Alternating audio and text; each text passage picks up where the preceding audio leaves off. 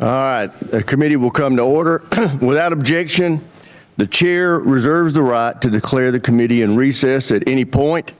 Before we begin, I want to remind those in the audience that this hearing is open to the public, but actions that disrupt or distract the proceedings will not be tolerated. The chair reserves the right to remove disruptive persons from the hearing.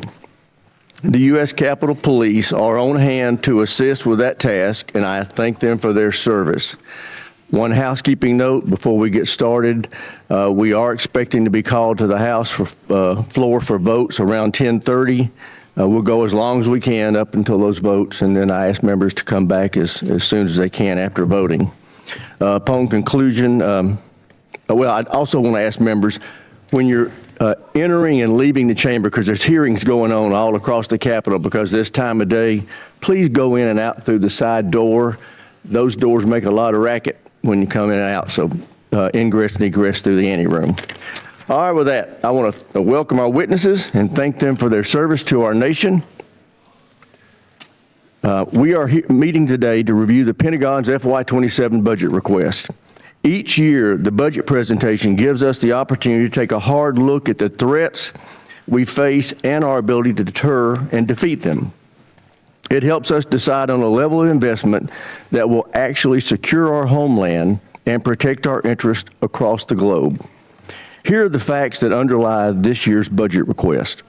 We are confronting an unprecedented global threat environment with multiple adversaries working together to undermine our security and that of our allies. They are building alliances and supporting each other with drones, munitions, missile technology, and energy supplies. And China is leading the charge against us. As you can see from this graphic, 25 years ago, the PLA was just a defensive force with little ability to project power beyond their borders. Today, the PLA is a modernized military force capable of projecting power well into the Pacific. Their rapid military buildup has delivered thousands of new ships, subs, missiles, and space assets that severely challenge our ability to safeguard our national security interest in the Indo-Pacific. China continues to invest heavily in the PLA's military modernization, announcing another 7% increase in defense spending this year. As a result, they are spending more of their GDP on defense than we are. In fact, as you can see from this graphic, all of our adversaries are spending more of their GDP on defense than we are. Meanwhile, our defense spending as a percentage of GDP has been steadily falling since World War II. That yellow line that you see on the graph cutting across that bar represents 4 to 5% of GDP spending. History has shown that meeting or exceeding that level of investment ensures we can truly deter our adversaries. That's also the level of investment we're asking our allies to make. But for years, we've chosen not to make that same level of investment ourselves. Since World War II, defense spending has shrunk significantly as a percentage of federal outlays, as you can see from the red line on that chart. Nonetheless, non-defense spending, on the other hand, accounts for over 85%, and it's been increasing for that same period of time. This underinvestment in our defense has had very real consequences. Our defense industrial base, long the envy of the world, has atrophied significantly. We're no longer capable of manufacturing for our warfighters at scale or speed. Just look at shipbuilding. China builds 47% of the world's ships. The U.S. builds 0.1%. We build fewer ships than Croatia or the Netherlands. Our global munition stockpiles are low, and we lack the capacity to rapidly restock magazine depth. We have very little industrial capacity to mine, refine, or process critical minerals. As a result, many of our defense supply chains are reliant on the very adversaries we seek to deter. Beyond the impact to our industrial base, the inadequate investment in our defense has resulted in a vicious cycle that has pitted sustainment against modernization. For years, administration after administration comes to this committee with budgets asking us to decommission weapon systems that they admit we still need. or to cut funding for training, parts, and supplies, or to put off needed maintenance to the facilities where our service members live and work, or to reduce the number of military personnel. These budgets have asked us to make these sacrifices and accept the near-term risk so we could afford to reinvest in military modernization, which is something we desperately need to do. But we in Congress consistently rejected this mutually exclusive choice. Instead, we divided up the limited budget we were given and made a worse choice. We underfunded both sustainment and modernization. The result is we don't have enough munitions, ships, aircraft, or autonomous systems to ensure dominance against every adversary. And the ships and aircraft we do have suffer from unacceptably low mission-capable rates. Fortunately, that's about to change. This president has requested a historic $1.5 trillion budget for our national defense. For the first time in over 40 years, we've been presented a budget that accounts for the true cost of American deterrence. This budget fully funds both sustainment and modernization. It provides a 24% increase in operation and maintenance, including a 20% increase in core readiness programs like flight hours and combat exercises. It includes a 115% increase in funding to repair and improve facilities for our service members and their families. It increases military end strength by 44,000 and provides for a historic pay raise for our service members. It calls for an unprecedented 76% increase in procurement and 64% increase in research and development. This will enable us to truly catch up in our modernization efforts by quickly fielding new munitions, aircraft, ships, land, space, and autonomous systems to replenish and expand our arsenal. It directly confronts the challenges in our defense industrial base with over $100 billion in investments to revitalize manufacturing, expand domestic and allied critical minerals projects, and secure our supply chains. Finally, this level of investment gets defense back to 4.5%. That's where we need to be. We want to truly deter conflict. It also ensures that America leads by example as our allies heed the president's call to increase their defense spending and improve their military readiness. I would also note that it's critical that we do not reduce deterrence while we're asking our allies to ramp up their own capacity. And that's something we're going to be paying a lot of attention to in this committee. Before I close my remarks, I want to highlight the bravery, dedication, and professionalism of our warfighters throughout this conflict with Iran. Their tremendous work to achieve the very clear military objectives of this operation has given the president the opening he needs to negotiate a true and lasting peace that will ensure Iran never acquires a nuclear weapon. Mr. Secretary, General Caine, thank you for being here. I look forward to hearing how this budget request will ensure our military can preserve American deterrence for generations to come. And with that, I yield to my friend, the ranking member, for his opening statement. Well, thank you, Mr. Chairman. I appreciate those opening remarks. I want to start by agreeing with you on the last point. Our troops have performed incredibly well in the last 15 months. They have been asked to do more than anyone expected, and they have demonstrated the incredible capability of the United States military. I think we should all recognize that. Even if we question the strategy, some of the decisions behind it, our troops deserve nothing but our praise for the incredible job that they have done. It has not been perfect. Certainly mistakes have been made, but we have demonstrated to the world that we have a highly capable military. And I hear the chairman on the need for an increased budget. I think there's a whole lot of needs across the United States of America that would have the same attitude about health care, about education, about infrastructure. But the problem is we have a $40 trillion debt, and we insist on cutting taxes for absolutely everybody, so we reduce the amount of revenue that is available to that. We also have to have a national security strategy that lives within a sound fiscal picture. Most experts would say that the most profound threat to our national security right now is exactly that. Is our fiscal picture. How are we going to continue to be able to afford to fund the things we need to fund as we run the debt ever higher? The other thing worth worrying about is the Pentagon has not yet passed an audit. If we give them what is roughly a 50 to 60% increase, is that money going to be well spent? We have every reason to doubt that. Now, I will say, and I praise the chairman, this committee, and in a bipartisan, bicameral way, we have tackled the problem of acquisition reform. I think last year's bill put us on a good trajectory to get to the point where we can, in fact, innovate faster at scale. I also believe the Pentagon has been working on that. We've had many meetings with Deputy Secretary Feinberg, who is focused on that, but we got a long way to go. Can the Pentagon really absorb another $500–600 billion, depending on what the supplemental and the reconciliation package are? I don't think so. We need to pay as much attention to how we're spending the money as to how much we're spending, and we never seem to do that. But the larger problem is the strategy that has been put before us. I looked through the Secretary's remarks, and I've heard you give speeches before about this, about how realism is our strategy. And I find that absurd, and given what we are doing. You can say a lot of things about the strategy, but calling it realistic? We started a full-scale war in the Middle East against Iran to try to reshape the Middle East. Now, we can talk about that in a bunch of different ways, but it is the exact opposite of realism. And in fact, starting wars in the Middle East that get out of control and lead us to have far greater costs for the benefits is one of the cornerstones of the unrealistic strategy that this administration has criticized over and over and over again. And yet here we are in a full-scale Mideast war, and we've seen the costs of that.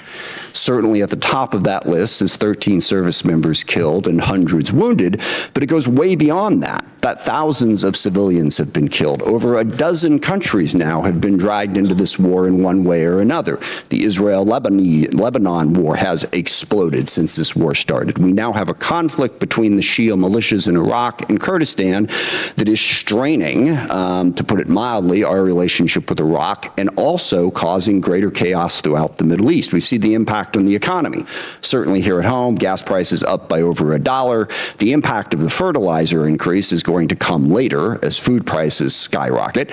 But what is happening to us is a small part of what's happening to the rest of the world. Certainly the Middle East's economy has been tossed up in the air, but dozens of countries are rationing gasoline as we speak and experiencing extreme economic pain because of this war.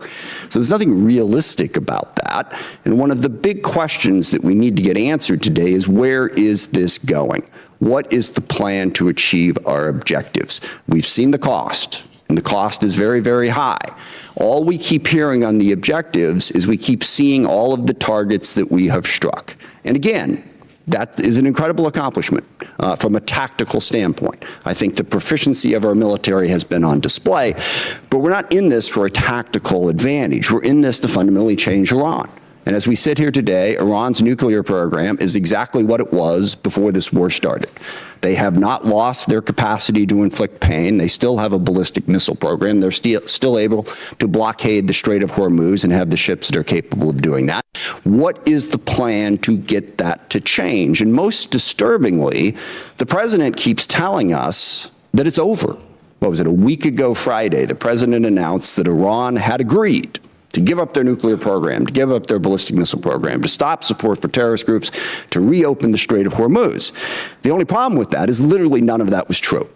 He was completely making it up. It wasn't. Iran hadn't even agreed to meet with us, as became embarrassingly clear as the day spun out and poor J.D. Vance had to keep going back and forth to the airport. We never even had a meeting. So wish fulfillment is not really a strategy. I mean, maybe the president thinks he's doing some sort of Jedi mind trick and he can tell Iran, you will give up your nuclear weapons, and they automatically will, but that's not working. So what we need to hear today is what is going to work. We have 50,000 troops in the region who are still at risk. How are those tactical victories going to translate into some sort of strategic success? And by the way, this is one of the things that realism recognizes. You can win a whole lot of little small battles and lose the war, which is why you don't stumble into the war in the first place. But at the same time, we're doing all of this on our own, as we increasingly push away all of our allies. Sometimes just because we want to do what we want to do, we don't want to have to consult them, sometimes just gratuitously insulting them. I mean, in the middle of this war where we were asking NATO to come join us, the president took time out to insult President Macron and his wife. Okay, how is that helping us to try and belittle everybody in the world? And I also, for the people who are criticizing NATO over this war, I will remind people that NATO is a defensive alliance. What that means is every country in it pledges to defend a country if attacked. And when we were attacked on 9/11, that's what NATO did. They put in Article 5, and for 20 years they fought beside us. NATO is not if any one of the countries decides to unilaterally and unwisely start a war precipitously that everyone else is supposed to join. That's not the way it works. So berating and belittling our allies after we did that and driving them ever further away from us, how is that realistic? Not only are we going to try to reshape the Middle East, but we're going to do it alone, while we're pushing everybody away from us. And then we have other tools in our arsenal. You see that those numbers on the budget, but the State Department's really important. Development is really important. These are ways to achieve our ends, and we have moved away from that. We got rid of the entire USAID, literally causing the starvation of children in countries where we had pledged to provide food, causing massive healthcare disruptions, people literally dying because we cut that off. In diplomacy, we have sidelined, again, the entire world.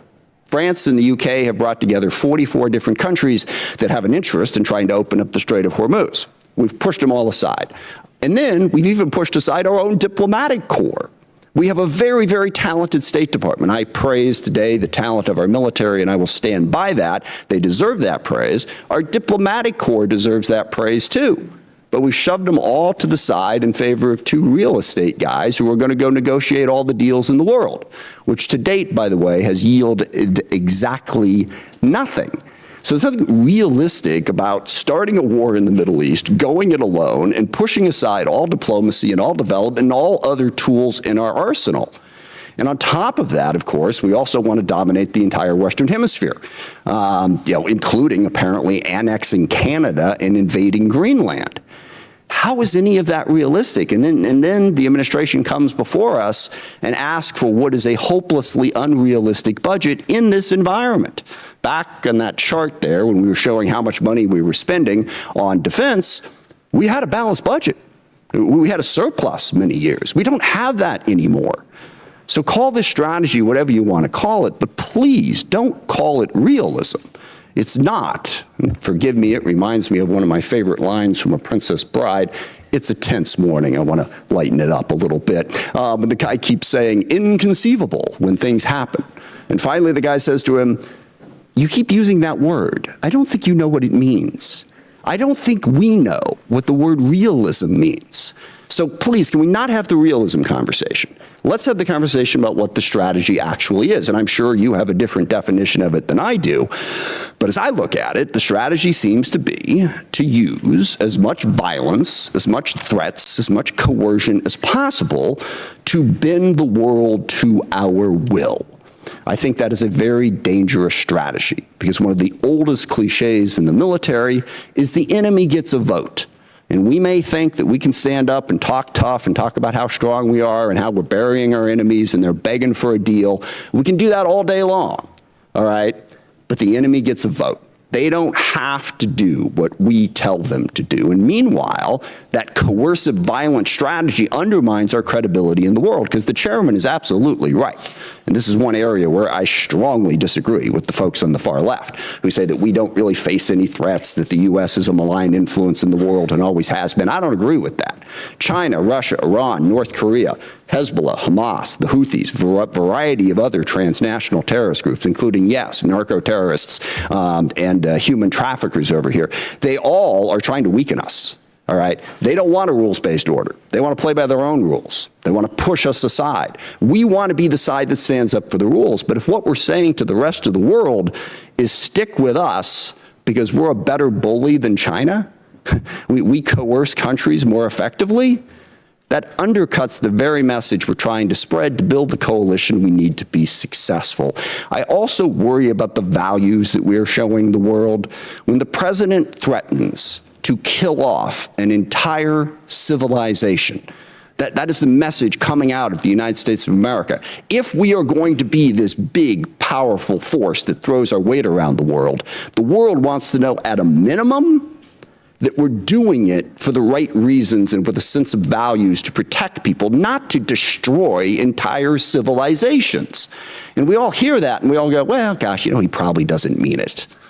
Well, that is so reassuring, okay, that he's just making it up. We're supposed to be the United States of America. I grew up on stories of the U.S. at the end of World War II being the country that the Germans wanted to surrender to, not the Russians, because they knew they could trust our values.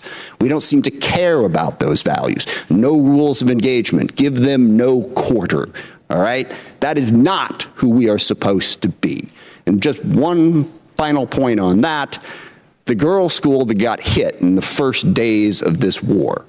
There is absolutely no question at this point what happened. We made a mistake, and that happens in war.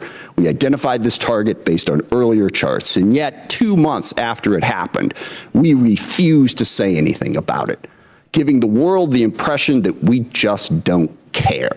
We do not care about the casualties and the chaos that is caused by our war, and we should care, even if we want to prosecute that war. Now, I agree with the chairman.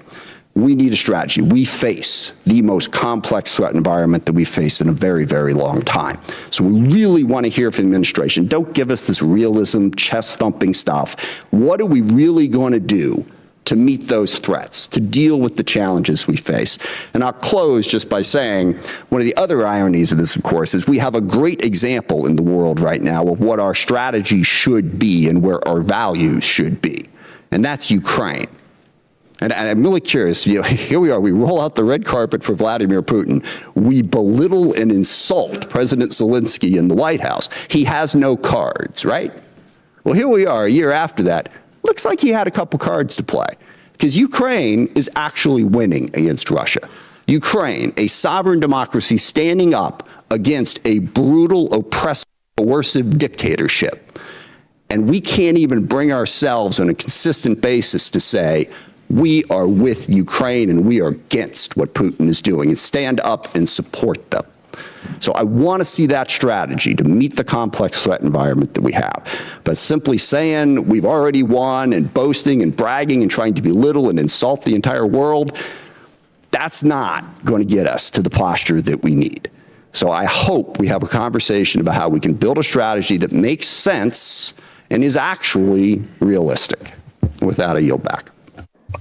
I thank the ranking member for his opening statement. Now I'd like to introduce our witnesses. And we have the Honorable Pete Hegseth, Secretary of War, General Dan Caine, Chairman of the Joint Chiefs of Staff, and they are being accompanied by Mr. Jay Hurst, Acting Chief Financial Officer and Comptroller for the Department.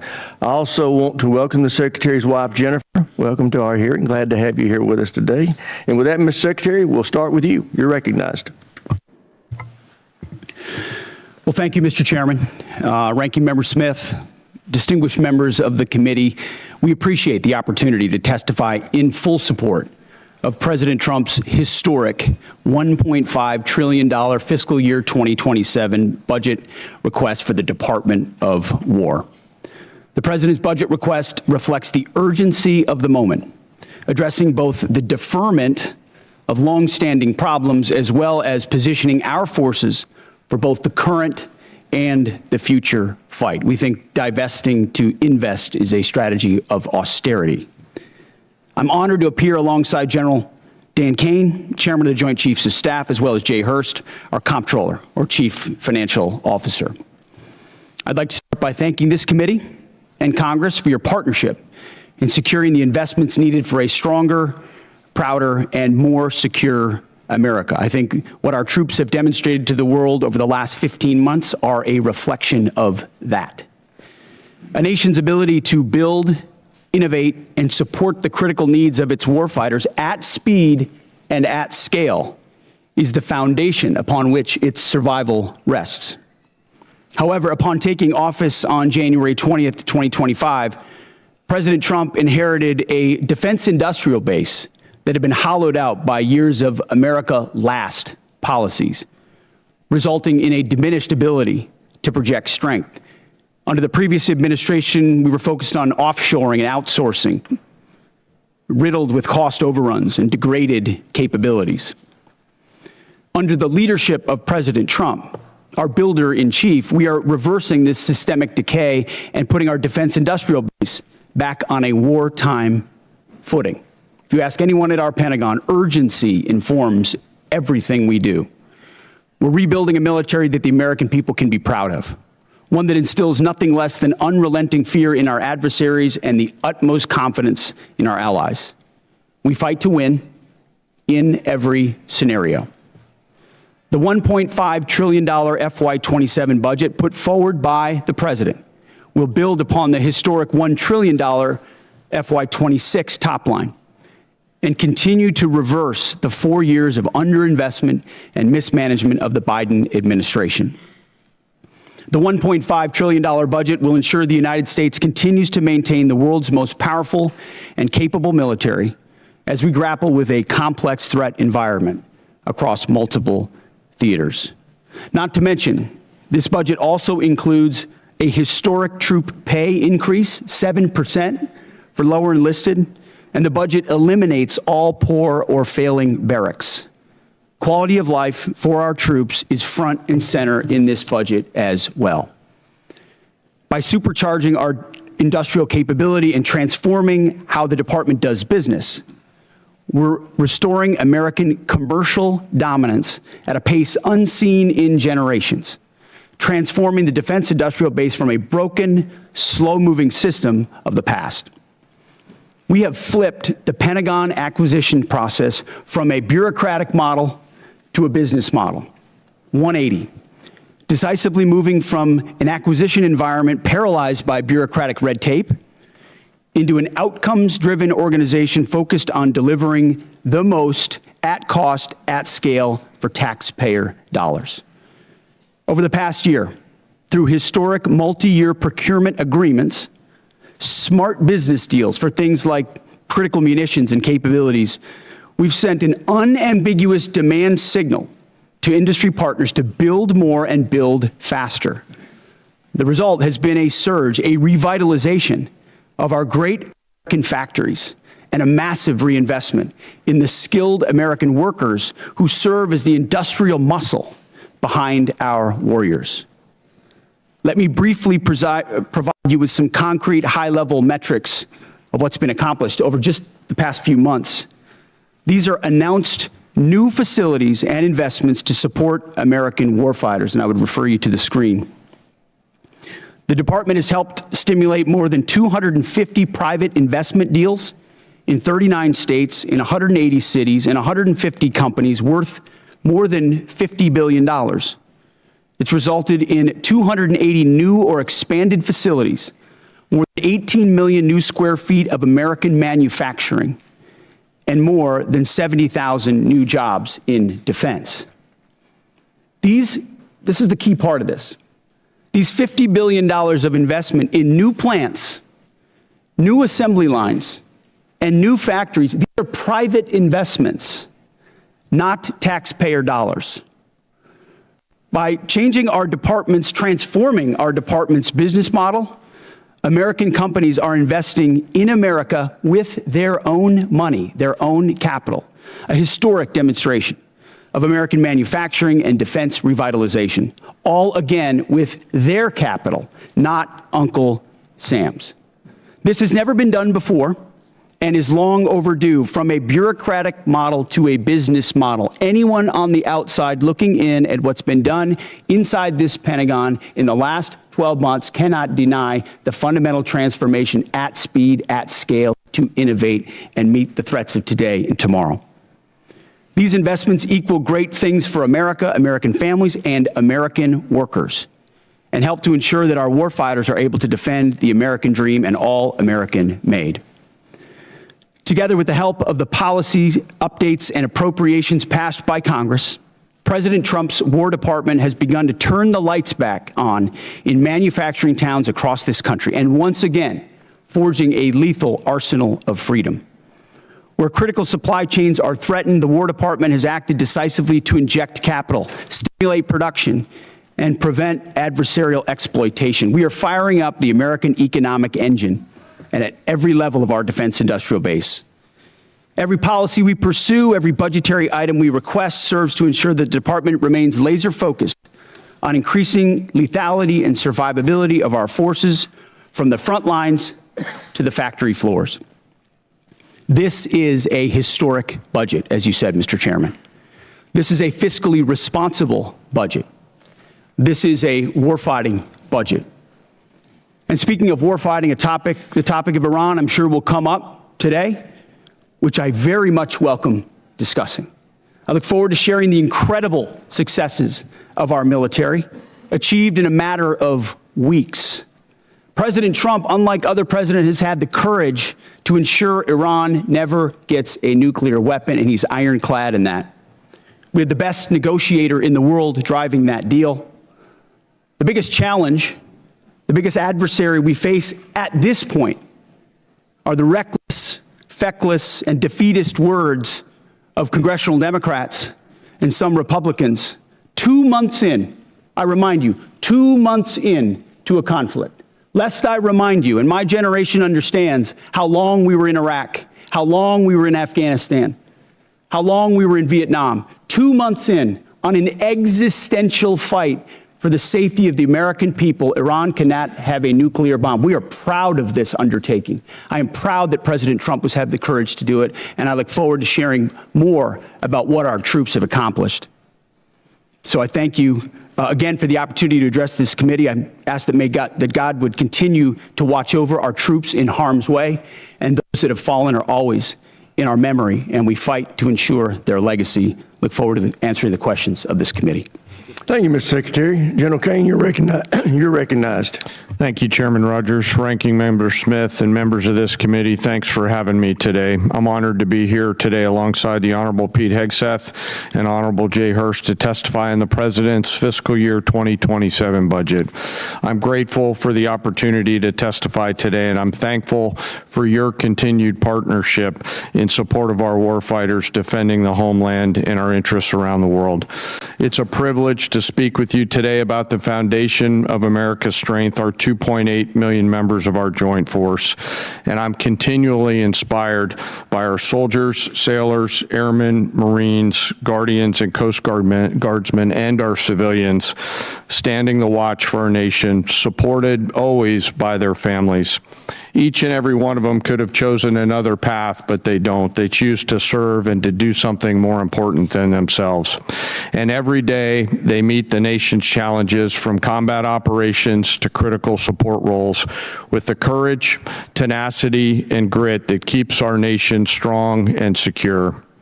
I would also like to express my deep gratitude for the 39 members of our joint force who've passed away during my time as the chairman, including 14 who've passed during Operation Epic Fury. As the Secretary said, we are deeply grateful for each of them and their families, and their names will never be forgotten. As the chairman, my duty is to ensure our civilian leadership has a comprehensive range of military options and the associated risks that to those leaders who make the nation's hardest decisions, and offer my military advice privately. I owe the President, the Secretary, and the Congress the truth at every turn. My blueprint for this role is General George C. Marshall. His commitment to civilian control of the military and nonpartisan military remains a constant standard and something I borrow from often. I strive daily to emulate his candor, delivering the facts to our leaders and telling them always what they need to hear, not always what they want to hear. And once a decision is made, executing it with absolute dedication, and that is the demand of our profession. I sit here today before you representing our incredible joint force, and I want to emphasize my commitment to this committee and the Congress that I will always follow General Marshall's steadfast example by providing clear and candid, nonpartisan military advice and working together with our civilian leaders to ensure that our military does the things that we must do, being prepared to deter and defend our nation, and if called upon, win our wars around the world. America's joint force is operational at its core, purpose-built for the realities of a complex and ever-changing world. We are organized, trained, and equipped to execute the most demanding missions across the globe with unrivaled precision. Over the past year, our warfighters have consistently demonstrated exactly what it means to be the most capable, adaptable, and most professional military force in the world. Our shared goals are to ensure the Joint Force maintains the strategic initiative and advantage, projecting American power and responding to global challenges on our nation's terms. During operations Rough Rider, Midnight Hammer, Southern Spear, Absolute Resolve, and Epic Fury, the Joint Force executed globally integrated operations and missions alongside our interagency and international partners. And once our civilian leaders made a decision, we make those missions our own, demonstrating the unmatched capability to seamlessly synchronize our capabilities across all domains, from the seabed to cislunar space and higher. We're able to accomplish these complicated missions and work because we draw from a deep, enduring reservoir of training, professionalism, and commitment. Our operational tempo is high, but we're designed to sustain and rebuild our strength continuously. We build readiness every day. We train professionals every day. We learn and sharpen our edges every day by being learning leaders. And I am incredibly proud to be a member of this Joint Force team, proud of the team and proud of the commanders. As the chairman and the ranking member both said, we live in complex and dynamic times where global risk is scaling. The complexity of today's modern battlefields demands our constant adaptation, innovation, and partnership with this Congress. As a joint force, we're up to the challenge. We're built for this environment. However, continued success is not guaranteed by past achievements. It must be secured through forward-looking partnerships with Congress. And to drive this pace and change and maintain our superiority, we need timely, predictable, and sustained investment. The resources we discussed today are critical to modernizing our force and ensuring that whatever threats emerge in the future, that your joint force is ready to meet those challenges to protect our interests and defend our nation. As the Secretary, the President's fiscal year 2027 budget supports the department's goals of recharging the defense industrial base and the national industrial base, ensuring our military is ready, securing our military advantage.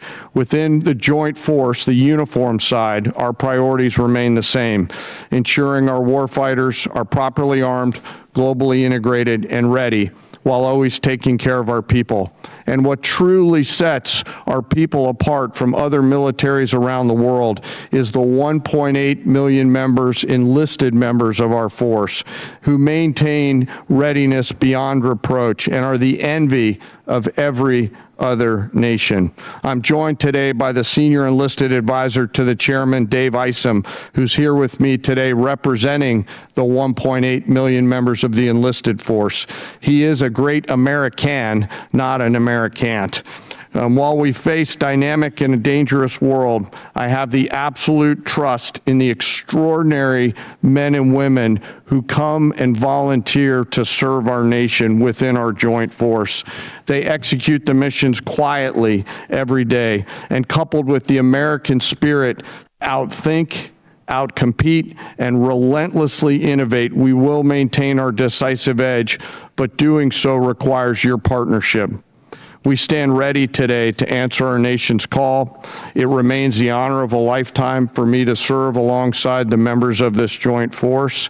And as we sit here today in this important hearing, I ask us all to remember our deployed teammates who are out there right now doing our nation's business. And may we again always remember our fallen, who've given us the gift of an incredible example, and their family members who continue to show us what courage and grit look like.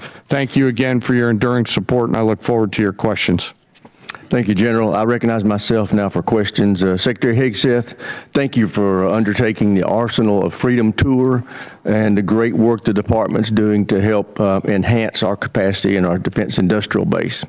Could you tell us how last year's reconciliation bill helped enable what you're have been able to do, and what you think this year's FY27 budget request will do on that front.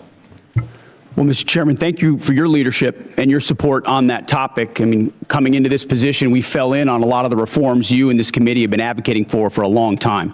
Looking for somebody that was willing to run with them. And our department have run with those. And that reconciliation bill last year was kind of the rocket fuel to initiate President Trump's priorities in this department. So we fell in on a department that was focused on a lot of the wrong things, going in the wrong direction. And with reconciliation, we're able to put, $22 billion in shipbuilding, $22 billion into Golden Dome, $25 billion into munitions, established drone dominance, which we're continuing to do this day in this next budget funds. So getting in front of that budget cycle, which had been notoriously unpredictable, coming out of the continuing resolution of FY25, to fund this and then a historic bill in FY26, laid the groundwork for this historic budget to ensure that we're not coming at a cold start here. We came into this administration. Reconciliation was a beautiful tool. We were able to use that through that one big beautiful bill to fund the priorities of this department. We spent on $4 billion on barracks, started immediately getting after the quality of life of barracks. Because of the austerity of the Biden administration, we traded off of maintenance, traded off of quality of life to try to fund other things operationally. This budget stops that cycle and both invests in sustainment and modernization, which is something that's critically important. So without that reconciliation bill, I think, Mr. Chairman, we'd be in a very different place. So thank you for that. Great. Well, as you are aware, the expansion of the defense industrial base is the principal focus of this year's NDAA. So in addition to enacting this budget request that's been submitted, we want to work with you to enhance the department's statutory authorities to improve the capacity of our DIB. What additional changes in law, such as the additional multi-year block buy authority, would you recommend that we pursue in this year's NDAA? A few aspects of the acquisition transformation that's been undertaken by Undersecretary Duffy in acquisitions and sustainment. So there are some aspects of that we'd like to codify even more. But you mentioned it, multi-year procurement is incredibly important and one of the most important parts of this bill. When this committee and this Congress funds those things, companies are already breaking ground on tens of billions of dollars of new plants. You name we've got 14 in our ammunition council that we're focusing on certain ammunitions. There are 14 that are critical. PAC-3s, SM-3s, SM-6s, THAADs, Patriots, Tomahawks, AMRAAMs, JASSMs, you name prisms, you name them. We were building them at too slow and too low a level.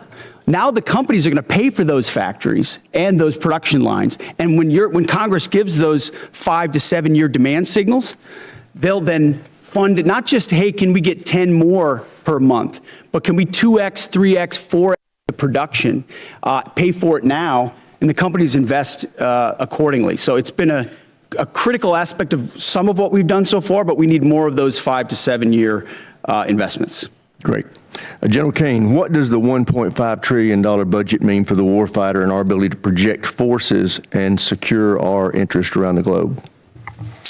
Chairman, in my view, this represents a historic down payment on future security. If the budget is approved and ultimately deployed, as we look at the character of warfare changing very, very fast, what's layered in to this budget by our civilian leaders will allow us to start getting ahead of where technology is evolving. And as I mentioned, the character of warfighting is changing pretty quickly. Mass, simultaneity, autonomy, undersea, space, cyber, information, all of those ways that are now manifesting themselves on the battlefields around the world require a higher end of capital investment, and that's why we're grateful for the opportunity to have this budget make its way to the joint force. So it's an important down payment on the future here, sir. Great. Thank you. Thank you, sir. With that, I yield to the ranking member for any questions he may have. Thank you. Mr. Hurst, drag you into the conversation here. We have not yet received from the Pentagon the costs of the war. So just for the record, we'd like to get that as soon as possible. Certainly the munitions expended, but also underreported is we've had a fair amount of equipment destroyed, including 2 C-130s with the rescue of our downed airmen. So do you have either A, a cost estimate coming to us anytime soon, or B, a specific supplemental request? Thank you for that question. So approximately at this day, we're spending about $25 billion on Operation Epic Fury. Most of that is munitions. There's part of that is obviously O&M and equipment replacement. We will formulate a supplemental through the White House that will come to Congress once we have a full assessment of the cost of the conflict. Sure. So you're saying the full cost at this point is $25 billion? Yeah, that's our estimate for the cost. Okay. Interesting, because I'm glad you answered that question, because we've been asking for a hell of a long time and no one's given us the number. So if you could get those details over to us, that would be great. Mr. Secretary, you mentioned the nuclear aspect of Iran and the war. And it is worth noting that every president prior to this one, including President Trump in his first term, also prevented Iran from getting a nuclear weapon without actually having to go to war in Iran. So we need to keep that in mind. But also, since the war started, Iran's nuclear arsenal has not been weakened in any way. And at the moment, in negotiations, what Iran is saying, basically pay us to open up the strait. That's their position, which is completely untenable. I agree. It's worth noting, of course, that the strait was open before the war started. Now we're negotiating to get back to status quo. And Iran's most recent offer is to say, we'll talk about nukes later. So what is the plan to actually turn all of this lethal kinetic action into an improvement in the nuclear situation? Because we haven't gotten there yet. Play it out for us. How does that happen? How does it actually lead to that result? Well, I would take issue with the premise of the question that nothing was done. Operation Midnight Hammer was a very effective. Well, I didn't say nothing was done. I said in this war. Ultimately, this war started. well, this under this administration, unlike other administrations, which cut bad deals and pallets of cash with no ability to oversee whether Iran is actually pursuing a nuclear program. Which is where if we we're want at. to litigate JCPOA or the Iran deal, our view, the president's view, is that was a very bad deal. Okay. That gave them a That's bunch the of money up past. front. What's the future? To fund, you talked about negotiated deals. Allowed them to fund their proxies and spread Hamas and Hezbollah all around the region, build up nuclear capabilities. Great. What are we going to do now? President Trump has been clear-eyed, from the killing of Qasem Soleimani to the pulling out of the Iran deal to Midnight Hammer and now to this effort to recognize that you have to stare down this kind of enemy who's hell-bent on getting a nuclear weapon and get them to a point where they're at the table giving it up in a way that So they never have it. So they haven't broken yet. Okay, we haven't gotten there yet for all of the. Well, their nuclear facilities have been obliterated. Underground, they're buried, and we're watching them 24/7. So we know where any nuclear material Reclaiming might be. my time for we're just a watching quick it. second here. We had to start this war, you just said, 60 days ago, because the nuclear weapon was an imminent threat. Now you're saying that it was completely obliterated? They had not given up their nuclear ambitions, and they had a conventional shield of thousands of So Operation Midnight Hammer accomplished nothing of substance. It You're left us missing- at you're exactly missing the the same point. place we were before. So much so their that we had to facilities start were a bombed war. and obliterated. Their ambitions continued, and they're building a conventional shield. All right, of let me missiles. try again. It's the North Korea strategy. You know this very well. The North Korea know. strategy was use conventional missiles to prevent anybody from challenging them, so they could slow walk their way to a weapon. President Trump saw Iran at its weakest moment, took an action to ensure, in a way that only the United States of America could do with our Israeli partners, And yet to they ensure their still haven't given up conventional the nuclear. shield was All right. brought One to other field, which question, we've done. if I could get to it. So on Ukraine, a year plus ago, your advice, the president's advice, was Ukraine had no cards to play. They should go cut the best possible deal they could. Clearly that was wrong. What did you miss? What did you miss about the conflict between Russia and Ukraine that you didn't see that Ukraine was going to be capable of doing what they've done in the last 14 months? What we didn't miss, and we're here in this committee, is that Joe Biden, with no accountability, gave hundreds of billions of dollars of our weapons to Ukraine, to an outcome that never would have happened if President Trump was president. So he pulled out our, you guys don't talk about that. Ultimately, President Trump believes there should be a peace deal between Russia and Ukraine. And that serves But you the best didn't interest expect of both Ukraine to parties. be where they're at right now. I'm asking you, just from a strategic standpoint, what I did think the you miss? Ukrainians have shown great courage, and I appreciate that Europe is now paying for any weapons that we provide. All right, I yield back. Thank you. All right, now I want to remind everybody, everybody wants to get their questions, so we are going to be sticking strictly to the 5-minute rule today. So with that, I recognize the gentleman from South Carolina, Mr. Wilson. Thank you, Chairman Mike Rogers, for your leadership working with President Donald Trump.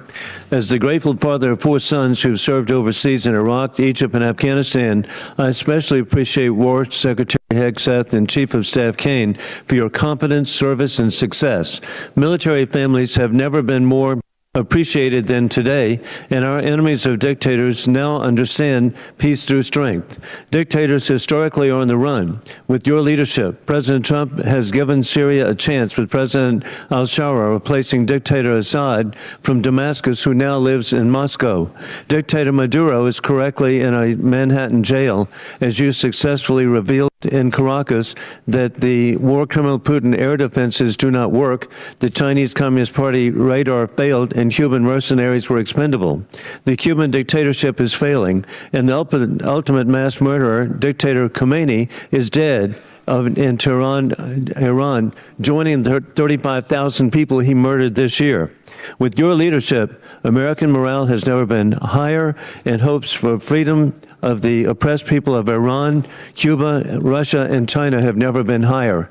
And it's just an exciting time to be here with you. And Mr. Secretary, we continue to see the growing nuclear threat of our adversaries as they expand their capabilities, with the largest military buildup in peacetime in world history by the Chinese Communist Party. How critical is it that we continue, as at the Savannah River site in South Carolina, to develop the plutonium pit processing so that we have modernization? Well, Congressman, I appreciate that question. On nuclear modernization, this budget funds $71 billion to modernize the triad in ways that we had neglected to do, and our nuclear triad underwrites everything. But I really appreciate your opening statement. I think something that obviously the media doesn't want to cover and doesn't want to talk about is the historic, record-breaking surge in recruiting in our ranks. 30-year record in recruiting of Americans wanting to join our joint force, wanting to put the uniform on. We're meeting recruiting goals halfway through the year. We couldn't meet our recruiting goals under the previous administration. Under Joe Biden, Americans didn't want to join the military. We couldn't get it. Now we have to turn people away and push them to the next fiscal year. That's why this budget grows our force by almost 50,000.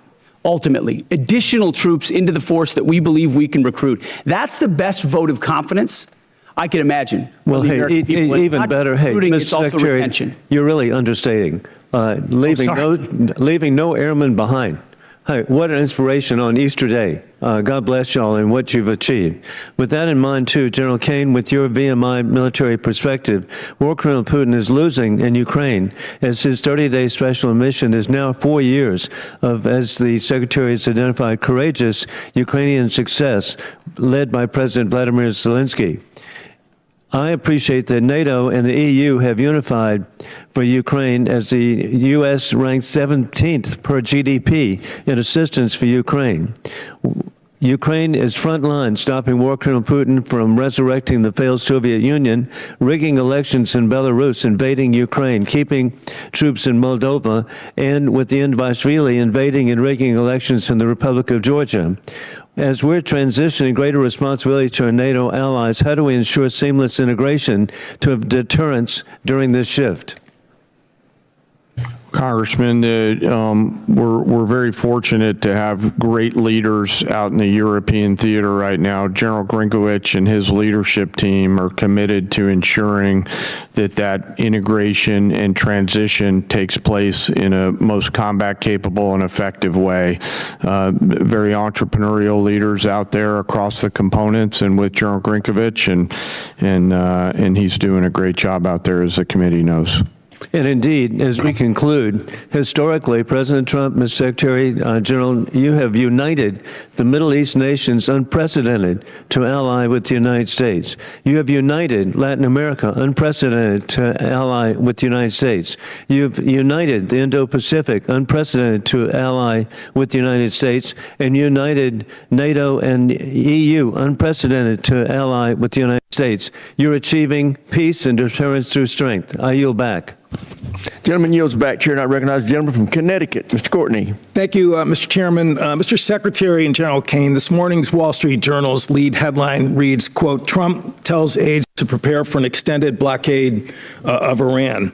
It goes on to describe, again, the thinking behind the strategy, but also talks about how prolonging the blockade is going to continue to drive up energy costs all over the world. Given the ever-changing messages from this administration on the war strategy and timeline, I really honestly don't expect you to confirm or deny the Journal's story. But one thing is clear. The number of transits across the Strait of Hormuz has dropped to the lowest level since the war began, and commodity markets have stopped listening to the happy talk, and crude oil prices this morning have risen to the highest level since the war in Ukraine started in 2022. AAA reported this morning that the average price of gas is $4.30 a gallon, up 30 cents in 1 week. Diesel's average is $5.45. My friend Mr. Garamendi says in California it's closer to $8 a gallon. And fertilizer prices have also hammered farmers at exactly the same time they're beginning planting all across the country. Aside from the damage this war has done to American consumers, farmers, and small businesses, I want to focus for a minute on the cost of the war and our military readiness, particularly to other combatant commands. Mr. Secretary, you put out a national defense strategy in January, which listed the threat assessment facing our country. China was number one, with the second largest, most powerful military in the world, of course. Russia's nuclear force clearly was number two in terms of the threat they pose to the homeland. North Korea, which has missiles that actually can reach U.S. territory, was ranked number three, and Iran was described as, quote, and accurately, after Midnight Hammer, that Iran's regime is weaker and more vulnerable than it has been in decades. Again, this was before February 28th, when the decision was made to go into the military strikes on Iran. So today, we have 3 carrier strike forces in Central Command. The Indo-PACOM, which is where Russia and China are operating their navies, 52% of the globe. We have 1 carrier strike group in Japan, George Washington. And the imbalance in terms of just, what our commitments and frankly, what our national defense strategy, is just blindingly obvious in terms of what this war is doing. Gerald Ford is on day 312 of its deployment. They've gone through fires, plumbing problems, and again, an extended deployment, which in my opinion, is hitting readiness as hard as anything I've seen in the time that I've been on this committee. So, General Caine, in terms of, again, the carrier strike groups that are over there, assuming that we get to some end game here, Ford is not going over to the Indo-Pacific to buttress the gap that exists there today. They've got to go back into pretty heavy repair and availability in terms of trying to recover from their deployment. So again, in terms of just, the decisions about where we're putting people and putting really the most powerful part of our Navy, can you explain, again, what that means in terms of the situation in Indo-PACOM, where China is watching? We saw Mr. Rogers' pretty powerful presentation in terms of the buildup that's happening in that part of the world. How does that align with the national defense strategy, which was just put out by this administration in January? Well, sir, first, I want to echo your comments on the Ford Strike Group. Fantastic work by incredible sailors, not just the Ford herself, but the other ships as well, on a historic cruise doing incredible work for the nation. But excuse me, how does that balance with the national defense strategy? Yes, sir, happy to answer the way I think about this. The national security strategy and national defense strategy are frameworks, but a president will employ national force and power based on the political and security situations that a president deems appropriate to use that military force. There's always trade-offs in all of these things. I'm confident that the president always carefully considers these readiness trade-offs, and I'm sure he has done so in this case based on the military options that we've presented with the associated risks and Well, advice. to make a trade going after a regime that's weaker and more vulnerable than it has been in decades, which is quote unquote from the Defense Strategies report, does not, in my opinion, in common sense. Gentleman's time's expired. As you can tell from looking at the dais, votes have been called, so we are now going to stand in recess to the end of this vote. I expect it to take 20 to 25 minutes, but we are now in recess.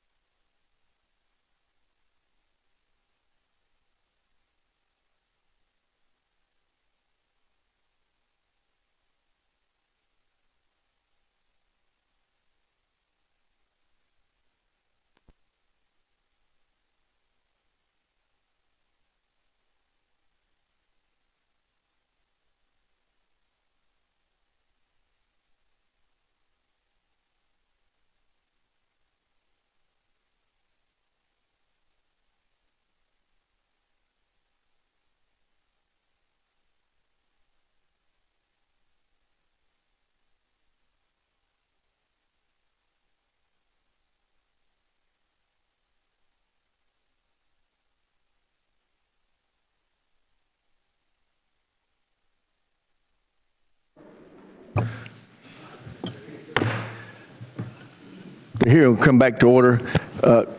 Secretary, can you hear my voice clearly? General, can you hear my microphone now? Okay. Yes, sir. Gentleman from Ohio, Mr. Turner is recognized. Thank you, Mr. Chairman. Secretary Hegseth, your written testimony on page 20 includes a statement concerning the importance of FISA and Section 702, which is incredibly timely because this body is going to be voting today on 702, which could be expiring this week. You state this vital tool keeps Americans safe, provides critical intelligence to our warfighters, and is subject to a rigorous system of oversight by all three branches of government to guarantee the protection of the constitutional rights of the American people. Thought I'd give you a moment to expound on that because this is going to be very important because there's several people who right now in this body are going to be considering their support for 702's reauthorization. Well, thank you for that opportunity, Congressman. Yes, this department strongly supports the reauthorization of FISA 702. And it is not hyperbole to say many of the most important missions we have executed could not have happened without the intelligence gathered through FISA 702. So we would urge members to support that so we can continue doing the good work of the American people.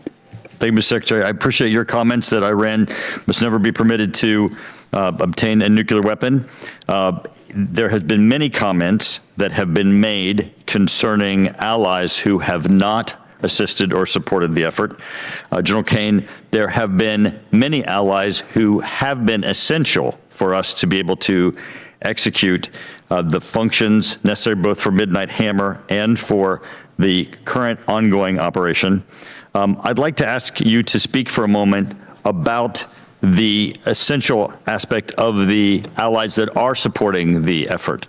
There are bases that are necessary, are forward operating facilities, both our allies in the Middle East, both our NATO allies, those in Europe, throughout.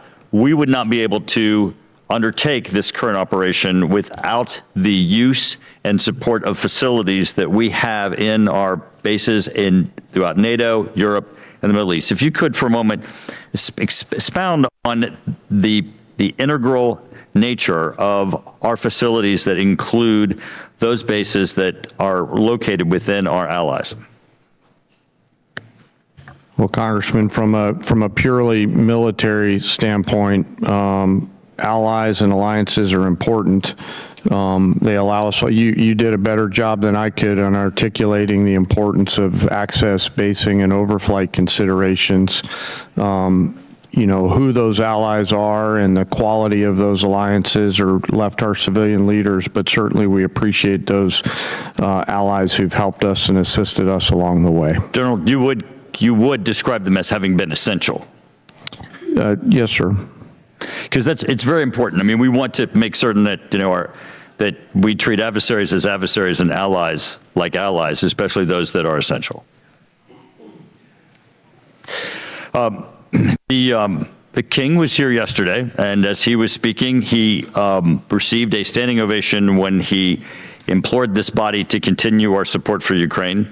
In the 2026 National Defense Strategy, it assesses Russia will remain a persistent, manageable threat. It specifically identifies Russia's continued threat to Ukraine, and we have, of course,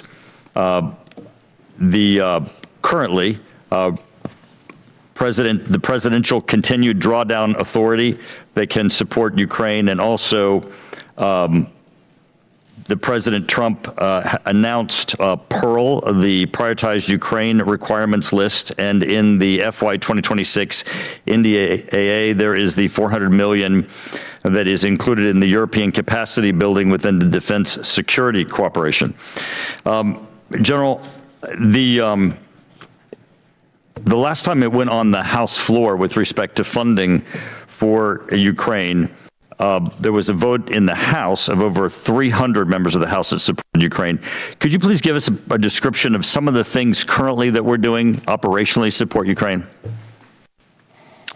Congressman, a few of those are probably left for classified session. We continue through our security assistance group, Ukraine, to assist with some information sharing matters. UCOM But continues you would to describe help. it as continuous and ongoing and essential for Ukraine with U.S. support. So much of the relationship. Gentleman's time's expired. Chair now recognizes the gentleman from California, Mr. Garamendi. Thank you, Mr. Chairman. Mr. Secretary and General Caine, let me begin by thanking the men and women of the United States military for their service and their bravery. I recognize that our service members have performed with extraordinary courage and tactical skill, and they've done incredible things that our country has asked them to. Their professionalism and selfless service are not in question and never have been. What is in question is the purposes and the strategic direction of this war. Mr. Hegseth, as Secretary of the Department of Defense, you are ultimately responsible for the conduct of the Iran war. Any unvarnished review of what is happening right now in the Middle East would reveal a geopolitical calamity, a strategic blunder resulting in worldwide economic crisis. The result of Trump's war of choice is a serious self-inflicted wound to America. It will take years and a new administration to recover from the grave damage to our standing in the world, as well as our economy and our military. We must remember that 13 Americans have been killed in action, hundreds wounded, and thousands of civilians killed, including more than 100 school children.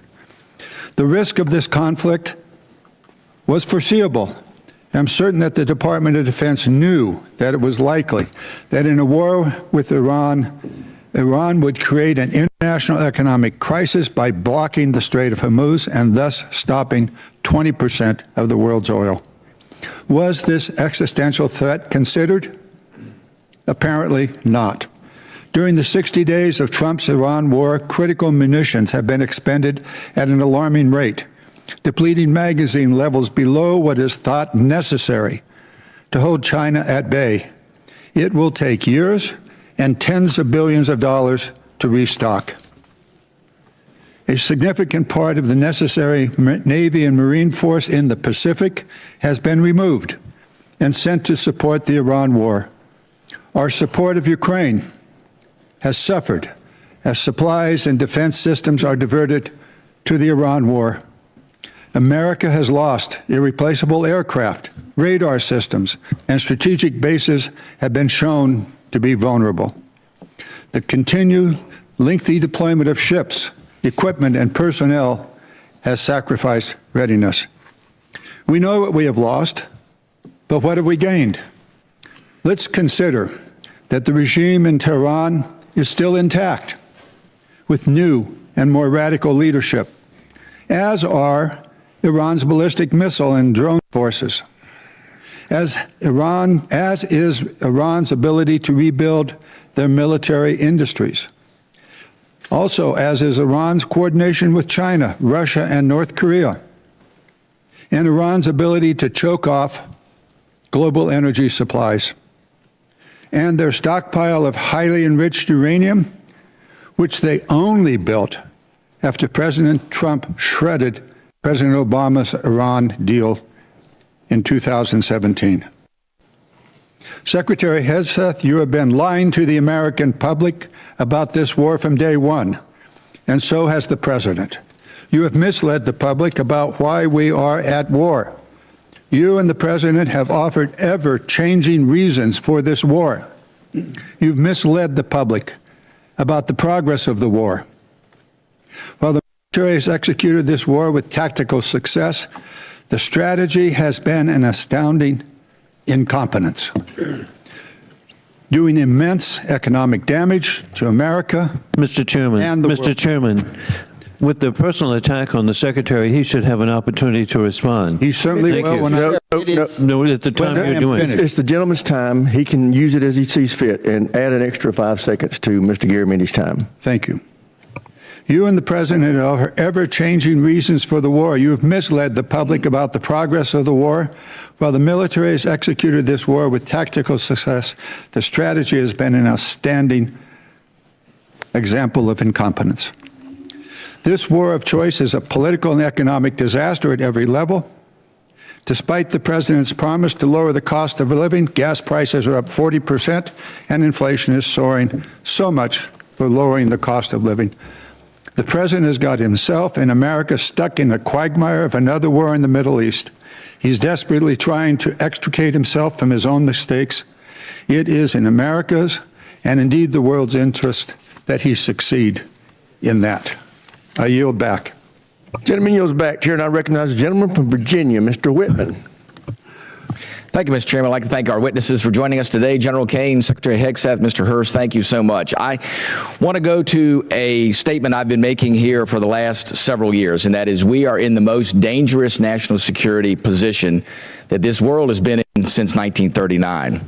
And we know that it's a critical effort that we undertake to make sure we can deter through the concept of peace through strength. Ms. Secretary, I'd like to start with you. We know that peace through strength has a number of tenets. I think the most important of those is presence. And we know that the United States has the Marine Corps Amphibious Ready Group, Marine Corps Expeditionary Unit, that provides us that presence. We know there are over 2,000 Marines and an aircraft combat unit that are on board those vessels, and they let us do a number of different things. That's the crisis response team that gets to go around the world. Today, as we speak, we have 3 ARGMUs that are deployed around the world. Unfortunately, that's an anomaly. It should be standard. Secretary Hegseth, the president and the combatant commanders need maximum flexibility to respond in multiple places at multiple times to combat and deter these threats. I just want to get your perspective on your goal to make sure we have a persistent 3.0 ARGMU presence, and to look at how are we going to make sure through our shipbuilding plans that we assure that we have the adequate number of amphibs that are being built. I think that number is probably right around 40.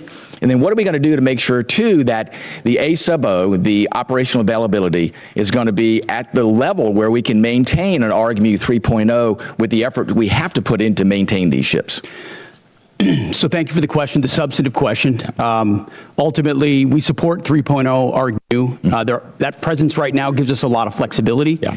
And this budget supports moving in that direction to ensure that this administration and future administrations have that kind of strategic flexibility with the incredible capabilities the ARGMU provides. We saw it in Southern Spear. We saw it on the Maduro raid. We see it right now. It's a persistent capability. So I think you'll find our shipbuilding investments to meet that as well. But if I may. Sure. Yeah. I didn't see a question in the statement from the congressman. I hope you appreciate how reckless it is. When I said reckless, feckless, and defeatist of congressional Democrats at the beginning, that came after watching you say the same thing on CNN this morning, a quagmire. My generation served in a quagmire in Iraq and Afghanistan, years and years of nebulous missions and utopian nation building that led us to nothing. What we have right now, the way you stain the troops when you tell them 2 months in, Congressman, you should know better. Shame on you. Calling this a quagmire 2 months in. The effort, what they've undertaken, what they've succeeded, the success on the battlefield that could create strategic opportunities, the courage of a president to confront a nuclear Iran, and you call it a quagmire, handing propaganda to our enemies. Shame on you for that statement. And statements like that are reckless to our troops. Don't say I support the troops on one hand, and then a 2-month mission is a quagmire. That's a false equivalation. Who are you cheering for here? Who are you pulling for? Our troops are doing incredible work. They've done incredible things for the entirety of this mission and achieved incredible battlefield successes. And you sit there and go on TV for your clickbait about quagmires. It undermines the mission. Your hatred for President Trump blinds you to the truth of the success of this mission and the historic stakes that the president is addressing, which the American people support. Iran's been at war with us for 47 years. You want to talk about a forever war? For 2 months, this president has stared them down. He's going to get a better deal than anyone ever has and ensure that Iran never has a nuclear weapon. I know the American people support that mission, despite your loose talk and words like quagmire. Thank you. Thank you, Mr. Secretary. General Caine, I want to quickly go to you. We know all about the need for exquisite platforms, but we know if we're going to close the gap with our pacing threats, we have to make sure we have those expendable and attritable platforms. And we know those nation capabilities are key, and we have to be able to spin them up quickly because that's the fastest way for us to, again, deter by peace through strength. Give us your perspective on how you see the urgency of getting that capacity not only in place, but getting that ability to go to scale and get those capabilities in the hands of our warfighters. Sir, I think it's critical. And when I look at what OSW above us is doing, and the Deputy Secretary as well as Secretary Duffy, and frankly, the National and Defense Industrial Bases all rallying around the need to scale, along with the new entrants that are out there who are coming and bringing products to the joint force. A key is capacity. Time's expired. Chair, now recognize the gentleman from New Jersey, Mr. Norcross. Thank you, Chairman. I'd like to thank the witnesses for being here today. Mr. Secretary, it's well known that our Defense Industrial Base and Maritime Industrial Base has declined greatly over time. It's the shipyards. It's many of the things that you already spoke about. In my community, we used to have 3 shipyards, 40,000 workers. We've lost that critical job skills there and 40,000 people who know how to do it. And quite frankly, most of it went overseas because it was cheaper. Well, cheaper doesn't buy the security we need for our industrial base. I championed a provision in the 24 NDAA entitled Enhanced Domestic Content Requirement for Major Acquisition Programs.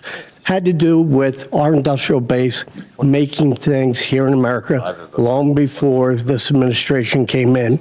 The goal was to strengthen our supply chains and have that critical oversight, push for greater investments, much of what you're doing now on these major defense acquisition programs.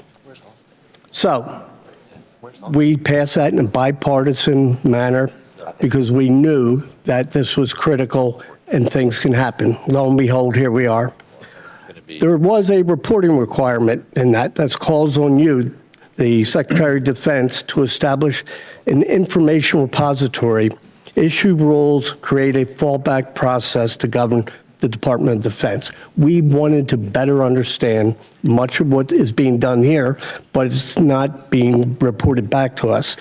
I sent to your office on January 8th, followed up on February 4th. We're years overdue on this report that will give us insight onto how we're addressing it. We hear what you're saying, but can you commit that we will get that report to us in the next 30 days? Unless Jay has additional details, I'll make sure we look into it. Whatever we can get to you as rapidly as possibly, we will. We'll also check with the new Navy leadership and make sure they're complying as rapidly as possible with every aspect that could apply to shipbuilding. That's been our focus on the Navy side. It's not just shipbuilding, major acquisition programs across the board. This is incredibly important, and they are ignoring this, and 30 days is being generous, certainly. Second issue is you talk about championing the American worker and how important this is. Yet, in a memo on April 9th, you terminate all the collective bargaining agreements across the DOD, taking away from hundreds of thousands of workers at DOD their collective bargaining rights that they voted for. There was nothing to indicate there were any issues with any of the bargaining agreements, yet you decided to take away from them. Over the last few years, we have increased the wages for those warfighters, incredibly important. This year, up to 7%. Yet on the other side of this, you talk about supercharging the defense industrial base. We are in this. How do you go and say, yes, we support the war fighters? They can't do their job unless we are building things that they can use. Yet no evidence to prove that these collective bargaining agreements were a problem anywhere across the Department of Defense under Democrat and Republican administrations. How do you kind of square that circle that you care about this, yet you take away their voice in the job? Well, certainly, sir, the great workers that whether they're contractors or DoD civilians that do the important work for us, the great ones are going to stay. And we've invested more in merit bonuses for civilians than any administration previous. So if you're doing great work, you're going to stay and you're going to have even more opportunities. But with our ear to the ground in those shipyards and other factory floors, there were issues with collective bargaining, which led to restrictions to the workforce and our ability to move faster. If I may, and in that case, we made the decision to provide additional flexibility. You didn't that we take can it move away faster. from the shipyard workers. You took away from Department of Defense employers where there hasn't been any issues. Let's be clear. Those are independent contractors, and they had their collective bargaining agreements. The ones that work for you. The ones that work for us should be at will like anybody else based on their performance. And if they're performing well, which I'm sure they are, as you've represented, they will have a job at the department. So where is the issue that you took away their collective bargaining rights? Why did you do it if it wasn't a problem? Well, I stated up front, it has been a problem. There are plenty of cases, whether it's contract or inside our own department, where collective bargaining had led to arrangements and agreements that minimize the efficiency and effectiveness of employees at the point of their impact. That's what we were focusing on, and that's why we made the change, which we very much stand behind. Well, I yield back. Gentleman yields back, Chair, and I recognize the gentlelady from New York, Ms. Stefanik. Thank you, Mr. Chairman. Secretary Hegseth, I appreciate the department and the administration's focus on expansion and innovation in the defense industrial base. That's particularly important for emerging technologies. For years on this committee, my office has led the effort to ban the procurement of Chinese communist drones, which pose a significant national security threat. And last year, after years of work, this committee finally passed my Countering CCP Drones Act, or Section 1709 of the NDAA, which was fully implemented in December. How does the FY27 budget scale domestic production and deployment of drone systems to ensure the U.S. has the decisive advantage against our U.S. enemies? Well, thank you for the question. First of all, thank you for your work on that. Critically important. When you look under the hood of the ways in which China is trying to use critical elements of our defense industrial base and supply chain against us, or capabilities in the future that could hamstring us with options for a future president, it's staggering. So drones is one that not only have we recognized, but thanks to your leadership and the leadership of others, we are supercharging in this budget. Conservatively $54 billion in drone and drone dominance and counter UAS. Jay just slid me a piece of paper. If you add it all up, it could be closer to $74 billion. We started a defense autonomous warfare group, to focus on this, but we're going to do even more. We will shortly announce a sub-unified command, autonomous warfare. Drones are so central to the future of warfare and where we get them from that we have to be able to both make the exquisite ones better than anybody else and also the attritable swarm and then the ability to defeat them ahead of our adversary, learning from battlefields like Ukraine and Epic Fury. So thank you for your leadership. It is front and center in this budget. I very much appreciate all that the department is doing under your leadership. One of the concerns I have is recent reporting indicates that while DJI, which is a communist Chinese drone company, is prohibited from receiving new FCC authorizations, there are still DJI products such as the DJI Avata 360 widely available in the U.S. through major retailers. These received FCC authorizations before my provision in the NDAA was fully implemented. So my question to you is, we need to close this loophole to protect our national security. Will you commit to working with this committee and my office to ensure that these products that pose a significant risk to our national security are no longer permitted, given the evident threat CCP drones pose to U.S. national security? Congressman, yes, the department will commit to working with your staff and looking at that loophole, which we are aware of. And I missed in my first response, of course, that $54 billion is American-made drone dominance. That is exactly where they need to be, and that's where our focus is. Great. Another emerging technology that's very important and has a strong tie to my district is quantum computing. China continues to invest heavily in quantum computing, sensing, and secure communications for military advantage. I represent Rome Air Force Research Lab, which is a hub of research when it comes to quantum. Secretary Hegseth, how does the budget proposal position the U.S. to maintain leadership in operationally relevant quantum technologies? The country that dominates in quantum will dominate the future in C2, in comms, in every way that we fight. And so this makes the maximal investment possible here at home to ensure that quantum compute, and working across the interagency, by the way, this is not just a DOW issue, this is an interagency issue, to ensure that we've got the ability to scale and outcompute adversaries who are racing for the same code. General Caine, throughout my time in Congress, I've pushed for the department to optimize its approach to quantum and develop a strategic roadmap. In your opinion, which quantum capability areas offer the most immediate benefit to the joint force and should be priority investments moving forward? Probably some of the work in crypto and quantum to make sure we can see, sense, understand, defeat, and protect our own stuff. So that's where I'm most interested in it right now, ma'am. Great, and I also want to use my remaining time. I just want to invite both of you to visit Fort Drum, home of the 10th Mountain Division, the most deployed division in the U.S. Army since 9/11. In the first Trump administration, I had the honor of hosting President Trump, where he signed the NDAA in my district, and it's been a privilege to represent them. So encourage you to visit that installation before the end of this year. Thank you very much, and I yield back. Gentlelady yields back. Chair now recognizes a gentleman from Massachusetts, Mr. Moulton. Thank you very much, Mr. Chairman. Mr. Secretary, you and I agree that Iran is a national security threat to us and our allies. Now, earlier you called us feckless for questioning your war. Do you think Congress was smart or feckless when it failed to ask tough questions of the Bush administration and gave them a blank check for Iraq? Well, if you're trying to compare this war to the Iraq I'm just asking war, if you think it was smart or the feckless. first one to call a stupid war, then it's a false comparison. Okay, well, probably a good idea to ask tough questions. So let me just ask you a few questions. Did you advise the president that we should attack Iran?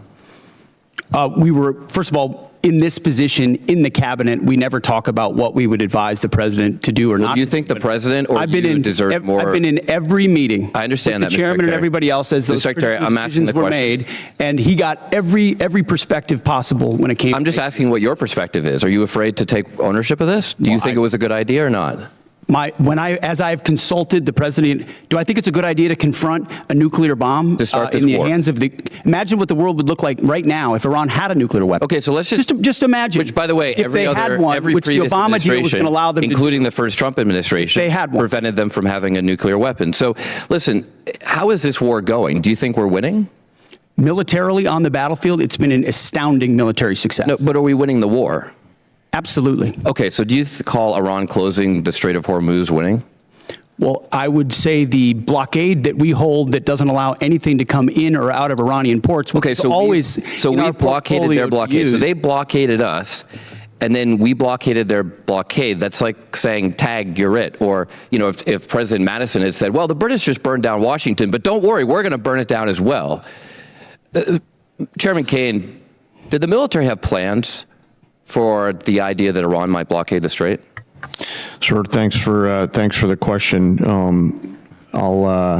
I'll answer it this way. You know, in this job, I have to maintain trust with a variety of constituents. to Okay, I'm include just the president. asking if the military Yes, had sir. plans. As always, my point in this is, as I explain the role, my point in this is we always offer a full range of military options that are carefully considered with the associated risks with those options and the considerations therein. So, and we Mr. always Secretary, do did that. you consider this risk?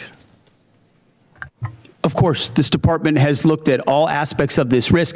And So then because why did you this send the department minesweepers, the only minesweepers we had in the Gulf, to Singapore weeks before the war started? we have lots of capabilities that you may or may not be aware of at the classified level. Okay, and to deal so, with, to deal with by the way, would the mines that were- Trump-class battleships have helped with this? You're talking about a Minesweeping. prospective future battleship, which we welcome in the fleet. Okay, so you're supportive of the battleships? Yes, sir. Okay. How much has Iran profited from your administration lifting the sanctions on Iran when you started this war? I can tell you Iran is financially devastated right now. Okay, well, in conjunction with the they've Treasury earned about and $14 billion. Operation Economic Fury. They're at a point where between the blockade and what we've done to them militarily, remember, they don't have a Navy. They can't contest the blockade. Okay. Between what we've done to them What kind of militarily a and Navy can financially, they buy they're at a for place $14 billion? they have very few options. How many Chinese missiles can they buy for $14 billion? Does that sound like winning? They're not. We're ensuring, and they're not buying Chinese missiles. Okay. You know, at the end of the day, this also has a cost to us. if let's say this war costs $100 billion, I mean, you've already said, give us more time. It's only been 2 months. It could go on for 20 years like Iraq and Afghanistan. Let's just say it costs $100 billion. What is that to the average American taxpayer? Do you have any idea? Well, unlike foolish previous administrations, it won't go on. No, I'm just asking. For years and decades. But let's just say Sitting in it's this $100 billion. position, it's hard to imagine how you know that? we've allowed those things to happen. You were a part of that the war. answer to that? So was I. And I never. I'm just asking if you know what your war costs the average American taxpayer. What is the cost of Iran having a nuclear weapon that they wield? I'm just asking if you know the cost of the average American taxpayer. I'm asking you what the cost would be of $600. that. So for the American taxpayers out there, my constituents, some of the constituents you wanted to represent in Minnesota, I'm just wondering if they have an extra $600 lying around to pay for your war. I think that's just a question that we ought to ask. Now, quickly, on March 13th in a press conference, you said we will give them no quarter, no mercy. In order for no quarter or no survivors is a war crime under the Geneva Conventions. You understand that's murder. Do you stand by that statement? The Department of War fights to win, and we ensure that our warfighters have the rules of engagement necessary to be as effective as humanly possible. Okay, so just to be clear, you called Democratic members of Congress to be tried for sedition for reminding our troops to follow the law. But when you tell them to commit a war crime, you stand by yourself. For insinuating that the laws that we're giving them are Gentleman's unlawful. time's expired. Chair now recognizes the gentleman from Tennessee, Dr. Desjardins. Thank you, Mr. Chairman. I thank our witnesses for being here today. And I'd like to thank you for your commitment to our advancement in space, Golden Dome, and nuclear modernization, all which are critical. And also, I understand we're going to start some reproduction of the MQ-9 Reaper drones, which you, Mr. Secretary, and Ms. Secretary share my great state of Tennessee, and we know the 118th Air Wing, the National Guard operates Field and conduct many of these missions, and they do so with great precision. So thank you for that. Secretary Hegseth, you commissioned as an infantry officer in the U.S. Army National Guard in 2003.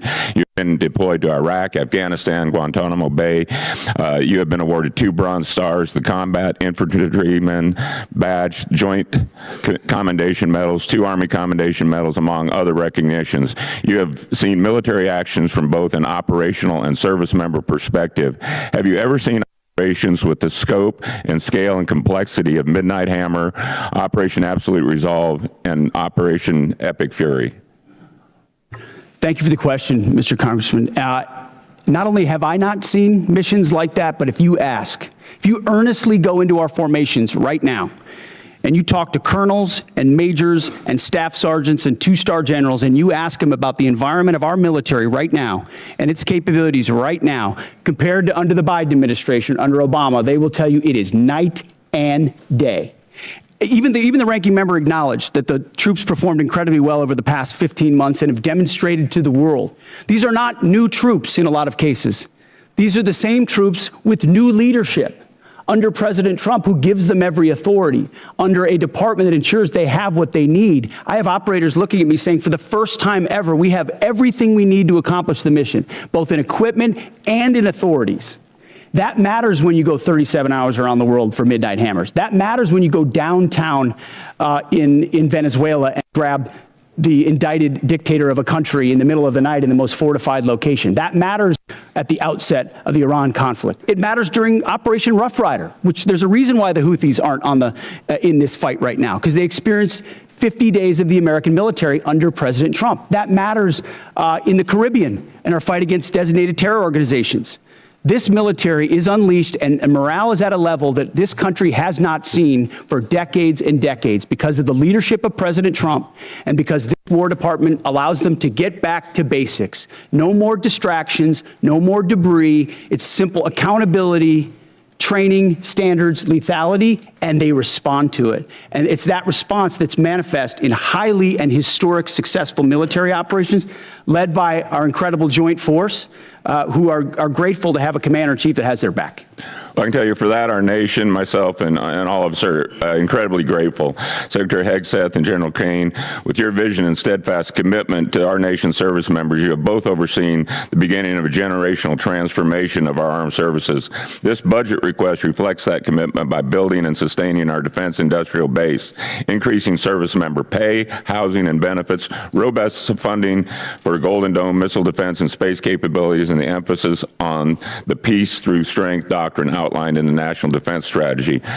Based on the Defense Department's recent track record of successful missions, can you share some examples of military action that illustrate exactly how your leadership and vision for the Department of War is translating the peace through strength doctrine into an operational reality, and what psychological impact that may have on our near-peer adversaries such as China and Russia? And I'd like to get both yours and General Caine's perspective. If you can take 30 seconds each. I'll keep it brief. Reestablishing deterrence was one of the core pillars of what we set out to do. After Afghanistan, after October 7th, after the war in Ukraine, after Lloyd Austin went AWOL for a week and no one seemed to care, the world took notice of that, and through the actions we've taken swiftly that I just laid out, the world has recognized that American power is back, and the willingness to utilize it shows that we can achieve peace through strength. And General Caine, in terms of our adversaries? Yes, sir. You know, when we look at the totality of actions that we've done over the last year, one thing leaps out at me that I think is clearly and unambiguously seen by our adversaries or those that may consider it, and that's our ability to integrate and synchronize a whole range of capabilities that we have in the joint force, information, cyber, deception, jamming, air power, sea power, land power, et cetera. And I think that ability, and I'm so proud of our joint force, those young... Gentleman's time's expired. Chair, and I recognize the gentleman from California, Mr. Carbajal. Thank you, Mr. Chair, and thank you, General Caine, Mr. Hegseth, and Hurst for being here today. I associate myself with the comments of Ranking Member Smith and Mr. Garamendi, so that I won't repeat a lot of what has been said. Mr. Hegseth, I recently realized that we have something in common. I'm also a fan of Pulp Fiction. And no, the movie is not an accurate portrayal of the Bible. You know what I'm talking about. This president and his administration have claimed to be the most transparent of all time. With that in mind, I'd love to get some straightforward answers today. Some estimates show that the Trump administration's war of choice in Iran is costing taxpayers around $1 billion every day. In addition to spending taxpayer money on a war they don't want, it is also driving up costs. The cost of gas, while the cost of living is skyrocketing under this administration's policies. To me, and I assume to the American people, it is unclear why we started this war, how it will end, and what anyone gained from it. Mr. Hegseth, about how much money has been spent on this war to date, and how much more do you anticipate spending? Well, as our comptroller laid out, the estimate is less than $25 billion at this point as far as an expenditure. And the question I would ask this committee is, what is it worth to ensure that Iran never gets a nuclear weapon, considering the radical ambitions of that regime? I mean, almost every member of this dais at some point has said, whether it was Thank you for your answer. I'll proceed to my next question. Nuclear weapon. Thank you for your answer. President Trump is the one that's willing to make sure it doesn't happen. Supposedly, we had taken care of the nuclear capability last time around. And now this war, we're at it again, because obviously we said we did, but we didn't. In a way that we know, the United States military can do. I want to reclaim my time. We know that the cost of oil and gas has gone up as a direct result of this war, and the American people are feeling that pain at the pump. In an attempt to alleviate the high price of gas caused directly by this president, he lifted sanctions on Russian oil. The way I see it, this is a massive gift to Putin and Russia's struggling economy. Mr. Hegseth, is there any concern that easing sanctions against Russia will allow Putin to continue funding Russia's illegal war against Ukraine? Well, we've seen Russia's and Putin's inability to make effective battlefield gains, just like their inability to defend the Maduro regime with the billions of dollars of systems the Russians sent to Venezuela in order to defend him, which were defeated in 15 minutes. So Russia's military capabilities are no match for ours. And you don't believe easing the sanctions is helping Russia? We have the best energy team in the planet it's just a yes or White no. House, and we're going to ensure that this is not deja vu. It's a simple yes or no. I understand the energy dominance that this administration has unleashed. All right, well, I'll proceed to my next question. Strategy. Last week, it was announced that the Department of Defense is no longer requiring service members to get their annual flu shot. Now, this is an easy one for you. It's a softball. Don't screw it up. The rationale was to, and I quote, restore freedom to our joint force. This has been a requirement since 1950 because it is an effective at preventing the spread of flu among our troops. It's not some new woke requirement as you like to lean on for much of your rhetoric. This decision is actively making our military less safe and less prepared. Mr. Hegseth, at this time, are there plans to remove the mandatory requirement of other vaccinations like measles, mumps, and polio? We made very clear in our announcement that it applies to service members having a choice as it pertains to the flu vaccine. Don't you think that's a little reckless? No, I think allowing well-informed Americans who serve our country to make a choice is not reckless. And commanders will still have latitude, say, for a submarine or something else to make a decision for a unit about whether it could be mandatory in a particular circumstance. But overall, our troops have earned the right to be able to choose about something like that related to their health. Mr. Hegseth, I stand by what I said last time you were here. You were incompetent then, you're incompetent now, and you're the gift that keeps on giving when it comes to incompetence. With that, Mr. Chairman, I yield back. Gentleman yields back. Chair, now other than that, I'm doing great. Gentleman Thank from you. Mississippi, Mr. Kelly. Thank you, Mr. Chairman. Secretary, don't you think it was extremely reckless to mandate COVID vaccines for the healthiest and most unlikely to get COVID and kick them out of the service if they did not comply with a, although legal, crazy order from the previous administration? Don't you think it was reckless to require that those soldiers and Marines and sailors had to take that COVID vaccine? Congressman, thank you for the question. Not only do I think it was reckless, but we point out the nature of the emergency and lack of actual data on it. We think it may not have been legal. And as a result, we're working very hard to ensure that any service member who is pushed out is brought back in. If they were forcibly pushed out with back pay and rank and everything that comes with it, those soldiers and troops of conscience who had to make that choice, we think are the best troops in our force. Listen, I'm grateful that we have two great National Guardsmen sitting at that table today. As a longtime serving Guardsman who just retired, I'm so proud of y'all and what you mean for our total force. It's not a National Guard, it's not a reserve, it's not an Army, it's not a Navy. It is a total force, and thank y'all for recognizing that. I just want to go back to some of the Iran stuff. I don't know, maybe they're in a different world than I'm living in, but from where I live since 1979, Iran has been at war with the United States, although we refuse to acknowledge it, whether that's Hezbollah, whether that's the Houthis, whether that is Hamas, whether that is trying to build nuclear weapons, exporting terror everywhere. I know for a fact when I was in Iraq, both tours, that EFPs made by Iranians killed our troops. I know for a fact that many of the munitions, I know for a fact many of the militias in Iran that were Shia-based were there to attack Americans at the willing knowledge of the Iranian government. Do you agree they've been at war with us and are still at war with us and the world since 1979?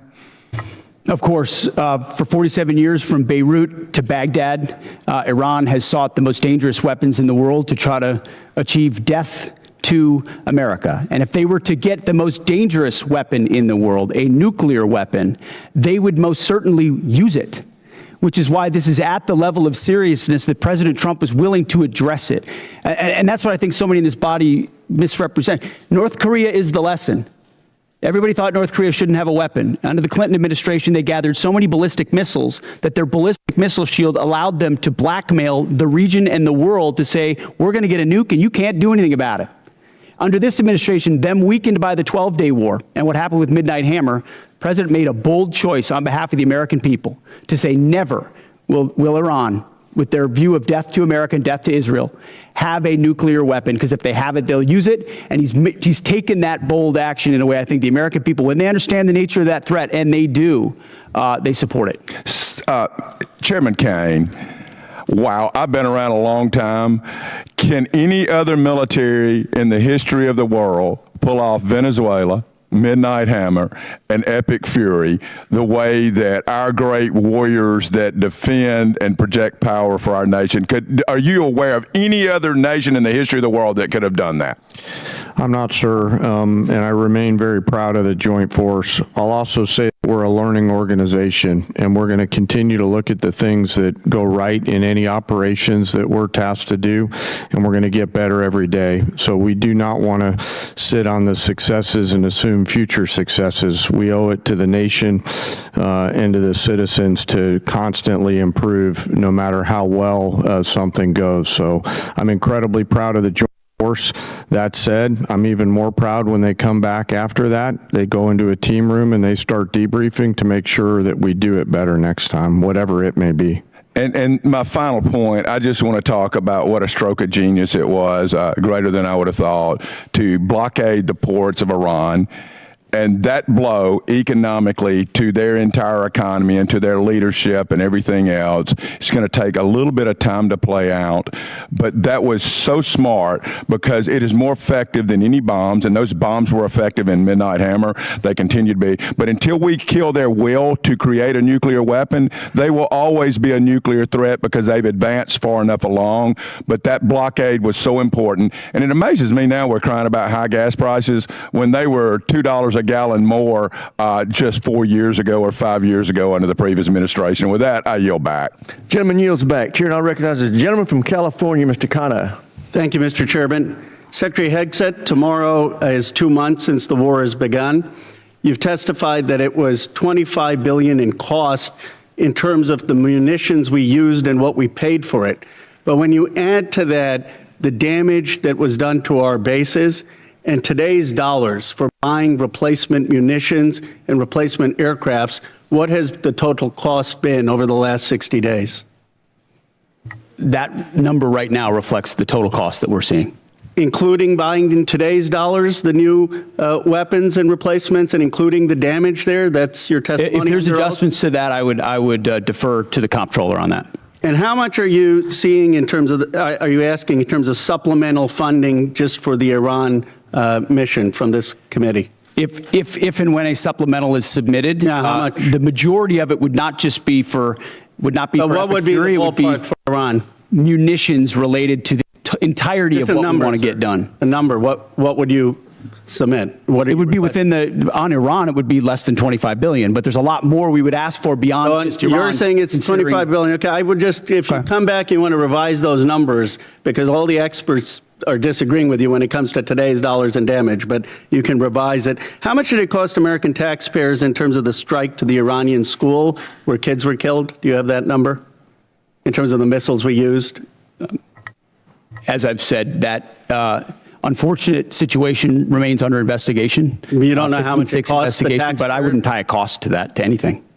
It's a reasonable question, no, sir? I mean, our taxpayer money was going there. Do you know how much it will cost Americans in terms of their increased cost in gas and food over the next year because of the Iran war? I would simply ask you what the cost is of an Iranian nuclear bomb. I'm going to give you that opportunity. I would simply ask you what you're playing gotcha questions about domestic things. I'm not. You're saying it's a gotcha question to ask what it's going to be in terms of the increased cost of gas. Why won't you answer what it costs to prevent Iran from getting a nuclear bomb? I give you that, sir, but let me. What would it cost? What would you pay to ensure Iran doesn't get a nuclear bomb?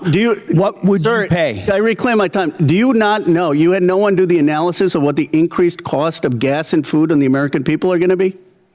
What is the cost of Iran holding that straight at issue with nuclear weapons? It's $631 billion, which means it's an increase of $5,000 a year for American households. Now, let me give you this point. You're saying that your operation is preventing a nuclear Iran. Will you acknowledge that there is an economic cost to the American people for doing what you believe is necessary to make Iran denuclear? Will you acknowledge the economic cost? We have an incredible economic team that's managing this better than Yeah, but what the previous but administration did to our economy, what the previous administration did with inflation, don't even know you know what's upsetting. I reclaim my time. With COVID, and you're going to lecture this administration about the economy? You know what is upsetting? Incredible. You didn't even do the analysis on how much it's costing the American people. It's one thing if you said, okay, it costs the American people $5,000, but we think it's worth it. That's what we've done in World War II and other wars. Here's what it costs. You got to pay for it. You don't even know what the average American is paying. You don't know what we paid in terms of the missiles that hit the Iranian school. You don't know what we're paying in terms of gas. You don't know what we're paying in terms of food. Your 25 billion number is totally off. It's the incompetence. It's the incompetence. Let me ask you this. Certainly, maybe here we'll find agreement. There was still 440 pounds of low-enriched uranium, correct, when President Obama, after the JCPOA? Is that accurate? The amounts and types are classified. Okay. Will you acknowledge that there were 970 pounds of uranium enriched after Trump tore up the JCPOA? The JCPOA was a terrible deal that allowed Iran a path to a nuclear bomb. You deal with vague platitudes. I'm asking you about numbers. Like, you don't know what gas costs. You don't know what food costs. You don't know what the operation costs. You know, I get sound bites, but how about numbers? Do you know how much the enriched uranium was after you ripped up the JCPOA? Trump did. I'll give you a number. I know that, as was stated by early on, the price of gas is twice as expensive in California, your home state, as anywhere else in the country because of the horrible policies your state pursued. You know what? It used to be that type of stuff worked, and then you started to lose the people that you campaigned you wanted to be for, because you said you wouldn't get us into bad wars. You said you would bring down the prices. You know what I'm sad for? I'm sad for all the people who voted for Trump. I'm sad for them because you betrayed them. You betrayed a lot of that MAGA base. And you know who knows that? J.D. Vance knows that. Gentleman's time's expired. Chair now recognizes the gentleman from Nebraska, Mr. Bacon. Thank you, Mr. Chairman. I thank all three of you for being here today. It's a real privilege to be a part of this committee. We're the most bipartisan committee out of 20 in Congress. We have a tradition of voting on NDAAs with large majorities year after year. And it's important not to be a Republican first in here or a Democrat first. We're Americans trying to ensure that our country is well defended. And in that spirit, I compliment the operations in Iran. I served 30 years in the Air Force. We were attacked repeatedly by proxy groups from Iran on every deployment I was on. They were the #1 threat where I was located. I've lost friends, like at Khobar Towers. Iran with a nuclear weapon would have been an existential threat to our country. And if they had a missile that could hit New York, they would have done it. They would have done it 2 months ago. So I support our operations there. I think it was good that we got Maduro out. You know, I would say it would be important to get the representative government that duly won their election there, and not good to replace one dictator with another dictator, but Maduro was bad for their country. And I support our 5% GDP spending. There's no way to modernize our nuclear force, 6th-generation fighters, take care of our men and women in uniform without being at 5% GDP. But also in the spirit, I share a bipartisan concern of the firings that we've seen at the Pentagon. 4 of the 6 service chiefs, for example, the Coast Guard, we had a huge bipartisan majority here that had confidence in the Army Chief of Staff and the Secretary of Navy. And I would just point out, it may be constitutionally right. You have the constitutional right to do these things, but it doesn't make it right or wise. Now, my first question is dealing with the housing allowance, something I've been working for the last 2 or 3 years. Our housing allowance is underpaying people in certain areas. And the department, and that hasn't started under this administration, it's been going on for a while, they take out 5% of the housing allowance. They send it to other needs. But that means we're underpaying our servicemen and women living off base by 5%. So we tried to fix it with a $2.9 billion line item to fix housing allowance. But that money was moved. So Mr. Secretary, could you tell us how we're going to fix this? Because we have a shortfall in housing allowance, and we tried to fix it out of here, and I'd like to get it fixed. Congressman, I agree with you. I think that is precisely the kind of quality of life issue that's been ignored time and time again. Oftentimes with good intentions of trying to do some trade off with something else. But I mentioned the 7% pay increase. That's just for junior enlisted. It's 6% from E6 to 03, and it's 5% from 04 all the way up. But closing that gap, TRICARE reimbursement's a big one we're going to look well. If we reimburse TRICARE lower than Medicare, then no one wants to take TRICARE, and now you don't have a real network for service members. So those places where we pinched pennies to try to eke out additional budget space have really hurt service members. So I'm committed to working with you on that to close that gap and ensure that folks can live where they are asked to serve because they can afford housing. I think this has already been addressed to a degree, but I just want to emphasize we did put $400 million in for Ukraine. I asked you to execute it. It's important for most of us in here. It has overwhelming support. Also, I'm the chair of the Baltic Security Caucus, and we've put money in for the Baltic Security Initiative. These people love America. They love freedom more than anywhere I've ever been, and they need us. They're on the front lines with Russia. I have a question for the chairman. So we did 29 years of the nuclear alert, airborne alert, the Looking Glass mission. In 1991, we turned that off because the Cold War turned to our favor. But I think we're back to where we were at. Russia's a threat. China's building a nuclear force to match ours. I think we need a Looking Glass 2 and restore that nuclear command and control survivability that gives us deterrence. Russia, China needs to know no matter what they do, we can launch those 400 ICBMs. What's your vision for the Looking Glass 2 or the follow-on? Well, sir, as you know, right now we're looking at all three legs of the nuclear triad to make sure that most critical backstop on our nation's most important day is reliable, redundant, and workable. And so we'll take a look at that. I know the team already deep in analysis on all from NC3 to the end state. But what I want you to know is the most important thing is the ability to execute if we had to, and we can. You know, for 29 years we had a plane airborne with a general on board, and it gave the Pentagon, the White House, STRATCOM the assurance that we had a backup.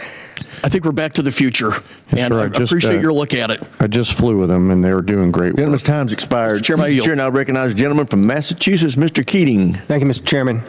I want to talk briefly about the current U.S. doctrine and conduct of the administration in a particular event and a series of events, actually. As everybody in the dais and the witness table is aware, the Department of Defense Law of War Manual specifies that any order to kill shipwrecked persons in an illegal order would constitute a war crime. It isn't suggested there's a specific example to show a clear-cut example of what this entails in our own manual. With that in mind, let's look back a few weeks ago when a fishing crew ended a long day of hard fishing, scoring a full stock of albacore and swordfish on board. Without any warning or expectation, this small Ecuadorian fishing vessel, operating about 200 nautical miles off the Galapagos Islands, was militarily engaged by U.S. forces. It was hit once, then it was hit again. Not a warning shot, not an interdiction, 2 drone strikes. Survivors described chaos and severe injuries. Our U.S. forces then handcuffed the crew at gunpoint, placed black hoods over their heads, seized and scrubbed their devices, and then held them for days. Ultimately, the crew was released, given there was no evidence to support any narco activity or any charges that may be against them. So to recap, we struck a vessel, we struck it again, set fire to it as it was sinking, and as public reports say, even drank their beer. We detained the survivors, and then we let them go. This should be eye-opening. Now let's go to another example, the double tap or 2-strike attack that took place on September 2nd in the Caribbean. A vessel was struck, disabled, and then struck again, killing all but 2 survivors that were left clinging to the wreckage. And this is the thing. We know this happened. We know how it happened, and the Defense Department still refuses to release the follow-up video of the killing of the shipwrecked survivors, even though they released the initial one to the public in major news networks worldwide. No difference in sources and methods in the 2 videos, but still not released to the public. Of course, the backlash was severe at the time and perhaps is being forgotten. An unpredictable but noble display of character from this administration. Fingers were pointed at one another as everyone scurried to cover, in a tacit acknowledgement that this was an issue potentially violating international law.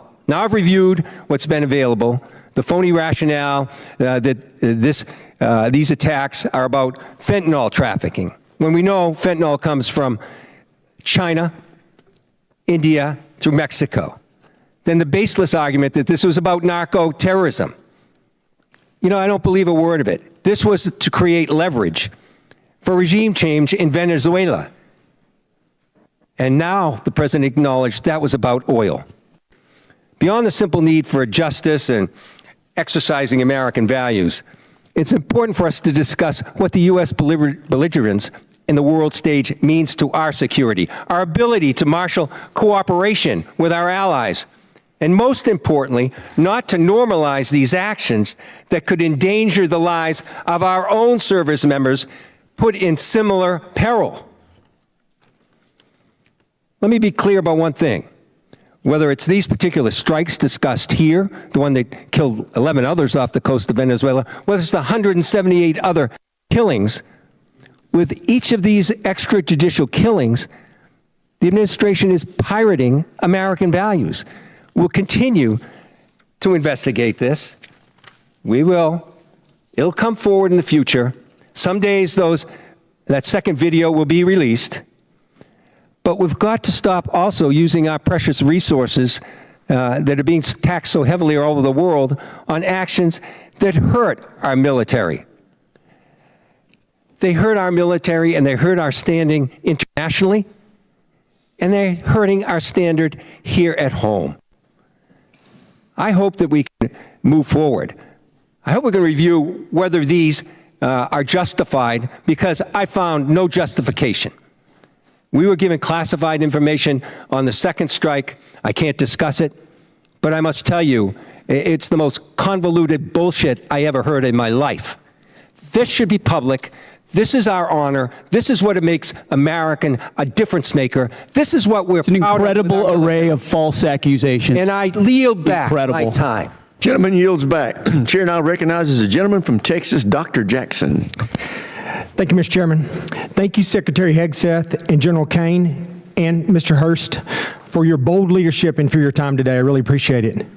I can't tell you how awesome this hearing is today. It's fantastic. From someone who sit up here for 4 years during the last administration, this is a great day. Despite some of the crazy and disrespectful comments from some in this room, the Department of War is back. Today is a win because we are discussing American power and dominance, national security, and making America great again. There may be differences in how we go about that, but at least we are not wasting all of our time talking about how to restructure the Department of War into a social experiment that appeases the far-left woke agenda that existed for the last 4 years. Thank God those 4 years of the disastrous Biden administration are done. On behalf of someone who served 25 years on active duty and almost everyone I know currently serving in uniform, thank you, Mr. Secretary, for saving the department. Okay, my question. The U.S. Special Operations Command budget has been relatively flat over the past decade, failing to keep pace with inflation and reducing the command's purchasing power by 14%. I was disappointed to see that SOCOM's FY27 budget request was only $223 million higher than last year's enacted level, dropping even further from an already less than 2% to now just above 1% of the department's overall budget. All of this comes despite being increasingly asked to do more. From 2023 to 2025, there was a 35% increase in combatant command demand for soft capabilities. And last year alone, SOCOM was unable to satisfy roughly 70 mission-specific requests due to resource and capacity restraints. Secretary Hegseth, I have appreciated the opportunity to meet with members of your team and leaders like ASW Solik Anderson and SOCOM Commander Admiral Bradley as we work to grow the SOCOM top line for future fiscal years. Can you discuss the critical role soft plays in underpinning deterrence, and do you agree with the urgent need to grow the SOCOM budget accordingly? Well, Congressman, thank you for your words, and I wholeheartedly agree. When you look at the burden that SOCOM shoulders on behalf of the Joint Force, it's incredible and it's significant. And so many of the things we have accomplished would not have been possible without the incredible leadership of Admiral Bradley, General Braga, and others inside that community and what they do. I recognize your desire for increased funding beyond what is in FY27. We have and will continue to look at that. That needs to happen. I think some of the other things inside the budget, drones, quality of life, there will be things that are applied to that community even more so, we believe, to ensure that they're taken care of properly. And then there's facility questions that are outstanding also, which we're examining. So we're committed, and we want to work with you. Where we've missed something, we need to get it right, because they are at the front lines. Thank you. That leads into my next question. I just want to ask this real quickly. This year's budget request of $54.6 billion for the DAWG, for the Defense Autonomous Warfare Group, is a vital step to unleash American drone dominance and rapidly integrate autonomous and unmanned systems across the joint force. And we've talked about that a little bit here. However, my concern is only $1 billion of this proposed funding is included in the base request, with the remaining $53.6 billion dependent on future reconciliation package. While I understand the flexibility this approach provides, I remain concerned about the potential gaps created if such a package fails to occur, or if funding for the DAWG is not included in future budget requests. And like you said, I'm hoping that SOCOM is a big part of this. But to avoid critical capability gaps, how is the department planning to fully fund DAWG at the $54.6 billion if reconciliation stalls, or if the department, or does the department intend to transition funds for autonomous requirements into the base budget for future years? And additionally, as you mentioned, how will the department ensure SOCOM receives and executes portions of this funding to meet future mission requirements? It's the right question, and we plan to work hand in glove with this committee, with OMB, with the White House, to ensure that that reconciliation package is properly tailored and timed so that it is passed, so that critical money gets there. So we're not looking to FY28 or FY29, because we need those capabilities right now, which is why I appreciate the chairman's opening question about reconciliation. It is a critical vehicle in this calendar year to ensure this department is fully funded to meet the threats of the future. Well, thank you. Once again, I think you guys are doing an incredible job. I appreciate your leadership, and thank you for your time today. I yield back, Mr. Chair. Gentleman yields back. Chair, I recognize the gentlelady from Pennsylvania, Ms. Houlihan. Thank you, Mr. Chair, and I appreciate you gentlemen for being here today and for the opportunity to have a face-to-face conversation with each of you. I have many questions, and unfortunately need to start with some that disturb me, Mr. Secretary, from your opening remarks. In your opening remarks, Mr. Secretary, you reserved more words and more time and more vitriol to condemn Democrats than you did for Xi and for Putin combined. It's pretty telling to me that you decided to use your words and your time for that. It turns out that Democrats, even Democrats in Congress, are patriots as well. We serve in our uniformed services, we admire and love our uniformed services, and we love our country just as much as Republicans do.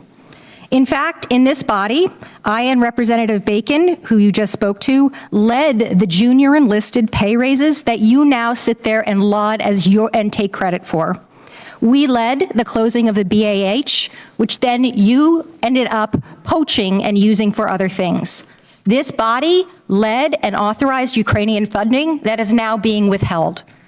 You also, in your opening remarks, strangely admonished us here for not being patient with the results of your 2-month war, a war of your suggestion to this president, a war of your choice, a war you executed without congressional consultation. And so it shouldn't be shocking, sir, Mr. Secretary, that we have questions. Indeed, it's constitutionally our right to do so.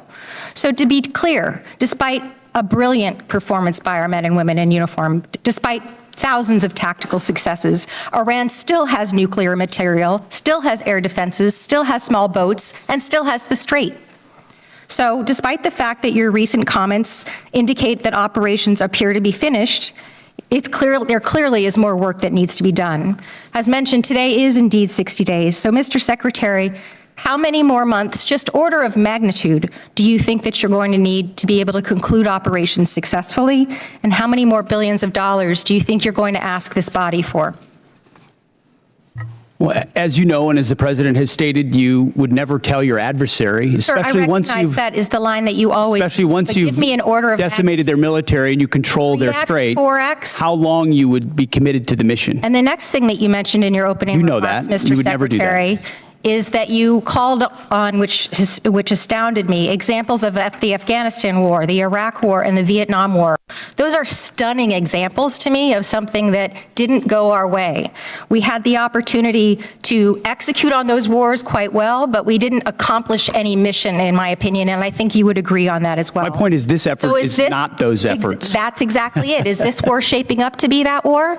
Because it has every We're shaping up to get the same kind of Democrats we got in those wars who were And once naysayers again, you from the go back to beginning, parties. undermining the progress of Just have a troops. conversation We're 2 about the country months and the nation in. and not about parties. The Democrat Party wanted to socially Again, engineer we're the having Department of War. conversations about We've had to undo that and get it to a point where it's country capable and of not projecting party. power. And Clearly, that's you're not exactly able what to we've have done. that conversation. And So I will President Trump move has on, sir, rebuilt and it. I'm going to reclaim my time. General George, let's talk about a guy who's a patriot, somebody who every single person here in this dais and down there in that audience and out there in this world has huge admiration for. Why did he get fired? Well, as with any moves we make with general officers, first of all, I thank them for their service. And ultimately, My impression is you thanked him by a text or a phone call. You didn't even do it to his face. out of respect for these officers, we never talk about the nature of their removal, but every one of them, including myself, knows that they serve at the Why pleasure did of you the fire president. him? Ultimately, out of respect to these officers, we don't reveal it. However, I will note, it's very difficult to change the culture of a department that was been destroyed by the wrong perspectives. So with the you same think General officers that were George there. destroyed a culture? There are many, we've gotten rid of many general officers in this administration because we need new leadership. You have no way of explaining why you fired one of the most decorated and remarkable men who's We ever needed served new the leadership. nation. That's And my so answer. your answer is a very immature way of responding to my request. My next question has to do with my remaining time about the fact that there apparently are orders that you've recently given to the Navy to detail officers to command billets in special operations where they, the people who you're detailing, have already received bad performance reviews. They've received negative fitness reports. Is there a truth to that statement, sir? I'm not aware of what you're referring to. Have you ever ordered the Navy to add officers who never screened for Special Operations Major Command to the promotion list for flag officer? I'm not aware of what you're referring to. All right, I'll take that for no. Thank you, I yield. Generally yields back. For everybody's situational awareness, it's my plan at 1 o'clock or approximately 1 o'clock to recess for about 10 minutes to give the witnesses a chance to stretch their legs and visit the restroom if necessary. But with that, we will now go to the gentleman from Florida, Mr. Jimenez. Thank you, Mr. Chairman. And Mr. Secretary, are you aware that Iran, either through our intelligence or they themselves, said they had about 500 kilograms of enriched uranium, up to about 60%?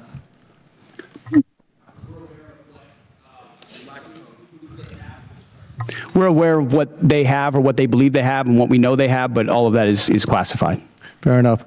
And if indeed they had 500 kilograms of enriched uranium, how long would it take it to weapons grade? Quickly enough that it's a serious national security problem for the United States of America. If I said days or a few weeks, would that be inaccurate? You might be somewhere in the ballpark. Okay, thank you. Actually, you can just get that from ChatGPT. It'll give it to you. Okay. So it's not that classified. All right.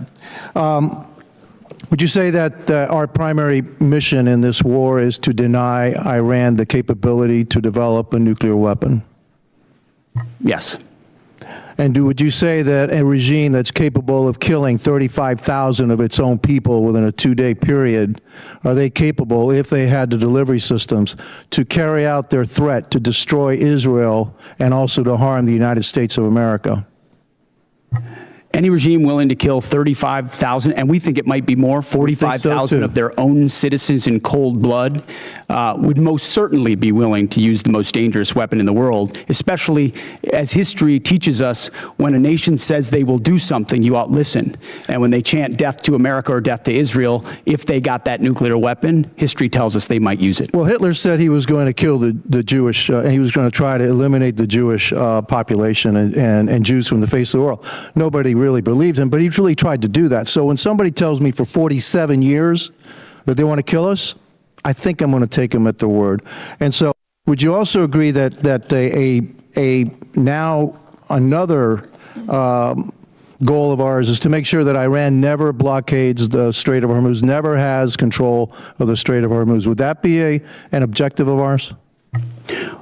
what they're doing right now is effectively piracy. It's terrorism. It's threatening international shipping. And our blockade is signaling to the world that we actually control that strait. And I would ask this committee, what would this effort look like if Iran had nuclear weapons? Imagine if not Iran had nuclear capabilities, what they would do to wield over any advantage they have, from proxies to funding international terrorism. Mr. Secretary, also, not only would they do that, but imagine if we had not become energy independent. Under the previous administration, they were hampering our ability to be energy independent under the guise of the Green New Deal, which is insanity, by the way. I'm going to go back a little bit in history. We were bombed, Pearl Harbor was bombed on December 7th, 1941. Do you know how long it took for the United States to have its first major victory in World War II? In the Pacific Theater? A number of years. No, it was actually 6 months. It was the Battle of Midway, all right? It was a turning point of World War II. Could you imagine if we had the same Democrats asking then Secretary of War, all right, gee, it's been 2 months, okay, and we haven't won this war yet. Back then, we didn't win a major battle for 6 months. Your job, the job of the military, what you've done in the first 2 months is extraordinary. And so, again, for a couple of final questions. Do you know how much money we spent on Ukraine? Helping Ukraine? Under the previous administration? No, right now, up to now. Upwards of $300 billion, $350 billion? You're probably right, about $300 billion. And yet I don't hear anything about, gee, how much money have we spent on Ukraine from the other side? The difference between them and me is this. I support the United States and their efforts to help Ukraine against a dictatorial, aggressive power like Russia, which is our second greatest adversary. But I also support our efforts to make sure that Iran never has a nuclear weapon. And so you'll always have my support, and I'm pretty consistent in that. I also support our efforts in what we did in Venezuela. We still have to go a little bit further because that remnants of that regime are still there. And we need to provide freedom for the people of Venezuela. And also, one thing, for me, I guess what I'm looking for in this war with Iran is to make sure that Iran never has a nuclear weapon, that we have established an inspection protocol to make sure they never get a nuclear weapon, and that we control the strait, and they never can control the strait. Gentleman's time's expired. Chair, I recognize the gentleman from Colorado, Mr. Crow. Thank you, Chairman. Mr. Secretary, I want to go in a little bit different direction. Timothy Parlatore served as your private attorney, correct? Correct. And Mr. Parlatore also served as private attorney for President Trump's campaign, correct? I'm not privy to every professional position that he's held. Well, I'll help you out. He did. And you appointed Mr. Parlatore as your senior advisor, correct? He does reserve duty on behalf of the Navy. His title is senior as an advisor. You gave him that title, correct? And I would count him as very much an advisor of mine. Yep, he travels with you, correct? Tim Parlatore has been a long-term friend. He's a great patriot. He travels with you. That's not what I asked. I reclaim my time. He travels with you, doesn't he? He travels with you, doesn't he? Correct? There's public Instagram that shows this. Just say yes. Yes, of course. Okay. He sits in meetings with you and advises you, doesn't he? He sits in some meetings on occasion. Yeah, well, he maintains a desk in an office in the Pentagon, does he not?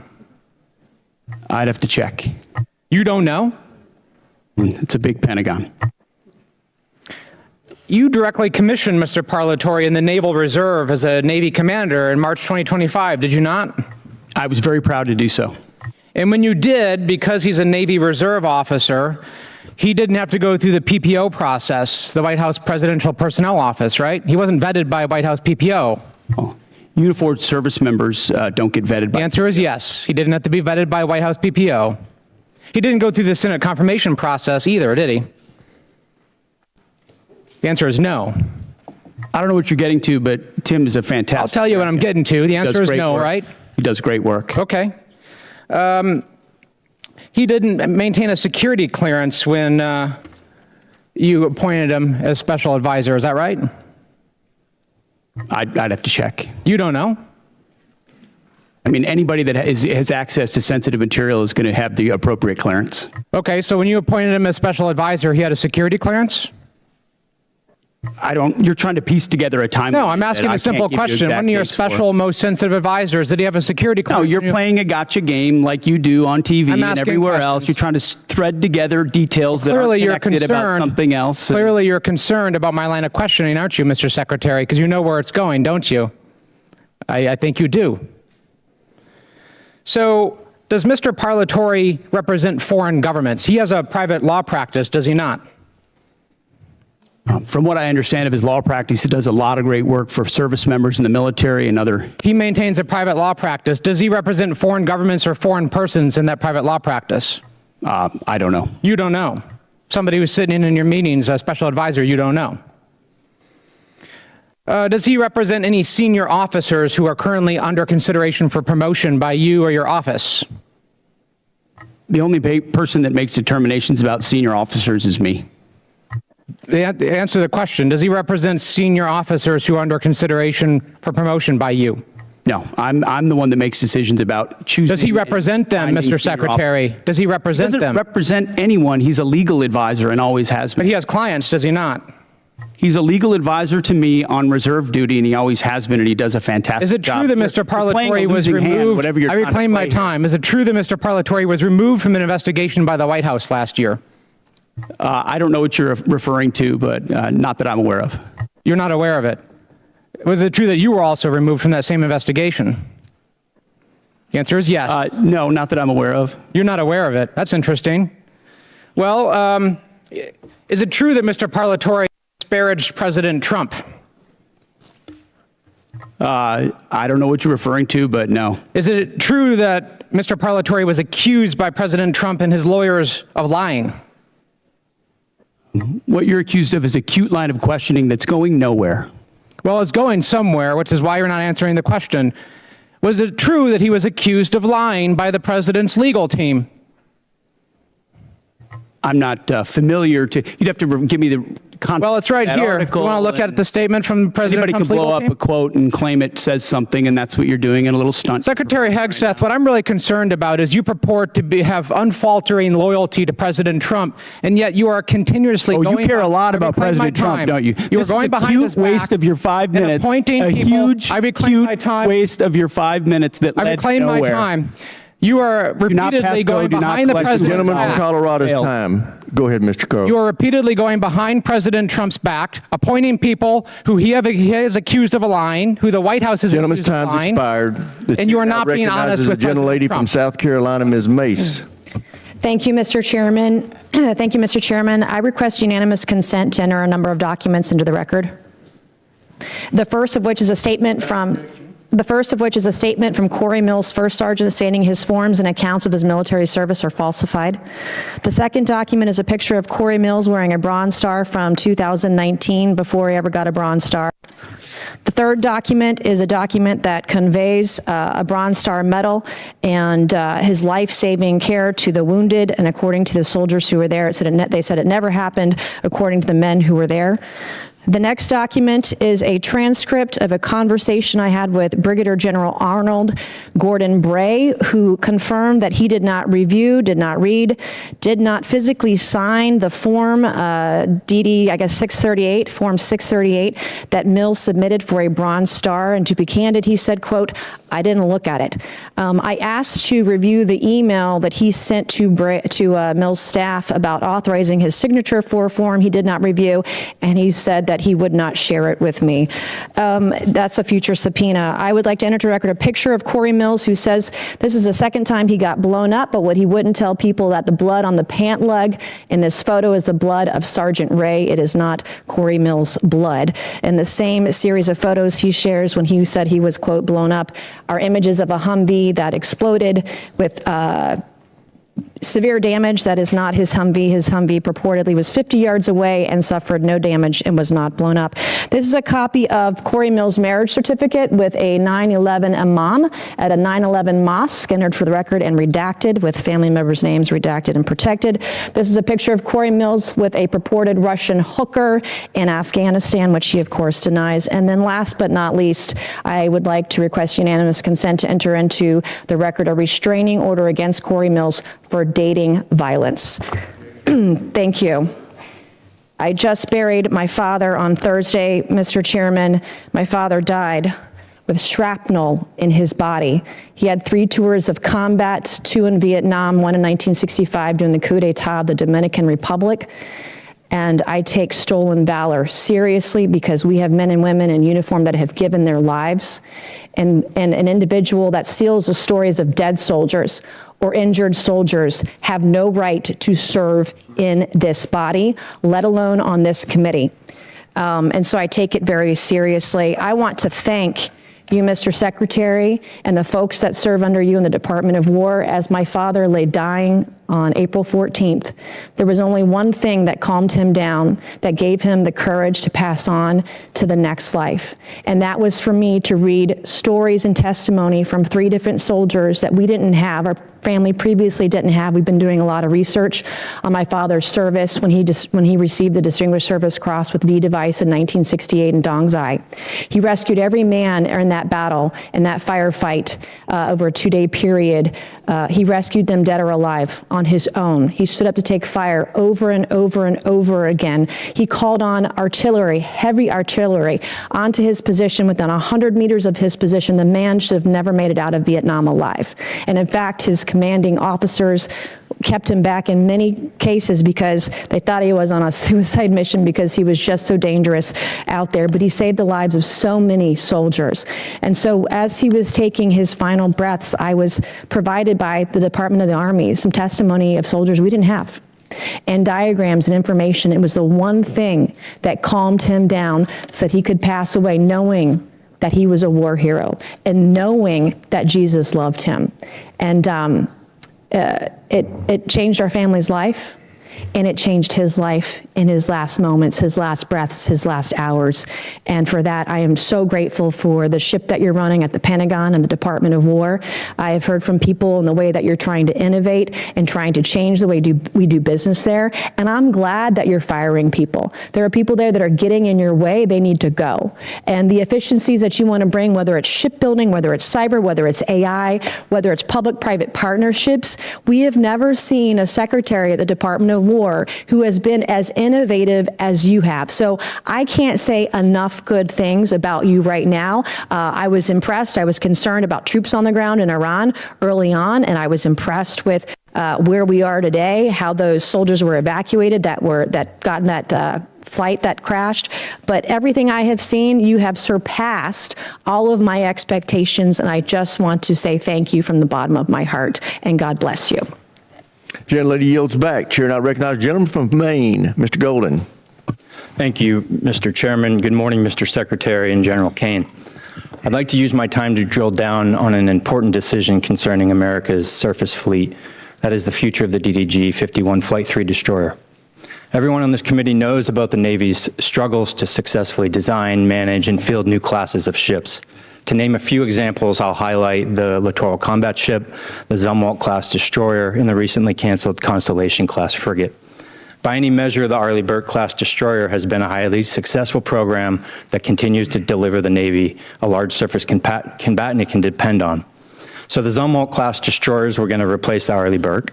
It's a ship with some interesting capabilities, but the Navy rushed to construction before the design was complete, and it lacked a workable weapon system that the Navy wanted to outfit it with. So the Navy scrapped the program at 3 ships and went back to the DDG. I'm in my 8th year on this committee, and the entire time I've been in conversation with the Navy publicly and privately about the latest Flight 3 destroyer and how critical a role it would play, and now is playing for the surface fleet. And yet, even before we delivered one to the fleet, the Navy was already planning the DDG-X. I'm skeptical about the transition to yet another new class of surface ship, given the troubles I've laid out already. From my perspective, we have a proven hull for an Arleigh Burke destroyer that is described by CNO after CNO again and again and again as the backbone of the Navy's surface fleet. But now I'm even more skeptical. The proposal cuts production of the destroyer down to just one ship, scraps the future destroyer, and proposes $17 billion to build just a single new battleship, a class of ship the Navy decommissioned in 1992. Mr. Secretary, when you visited Bath Iron Works, you discussed this budget proposal with shipbuilders. You said, quote, "We're maxing out on DDGs. It's a workhorse, and it's a damn good workhorse." You were right about the DDGs. They are a workhorse. They're cost efficient, deadly effective, and feared by our enemies. And I'm wondering why would we move on so quickly from a relatively new Flight 3 destroyer that's the gold standard for ballistic missile and drone defense capabilities. It's a ship that's proven itself time and again, recently in the Mediterranean, Persian Gulf, and the Taiwan Strait. I understand the Navy wants to field hypersonic missiles, but look no further than the 3 Zumwalt ships that the Navy has in the fleet that have been refitted with vertical launch tubes capable of delivering hypersonic missiles at a great payload at over 17,000 miles this year. Perhaps what's most troubling to me is that the battleship plan proposes moving at a pace that is, I think, extremely dangerous, or just high risk, low reward. To begin construction so quickly, breezing right through design. It's well documented that expediting design and preemptively moving to construction is the greatest recipe for failure. This represents an unacceptable cost to taxpayers if it fails and leaves America less secure and our Navy less prepared. I understand the proposed battleship was a bit of a dream child of the recently departed Secretary of the Navy.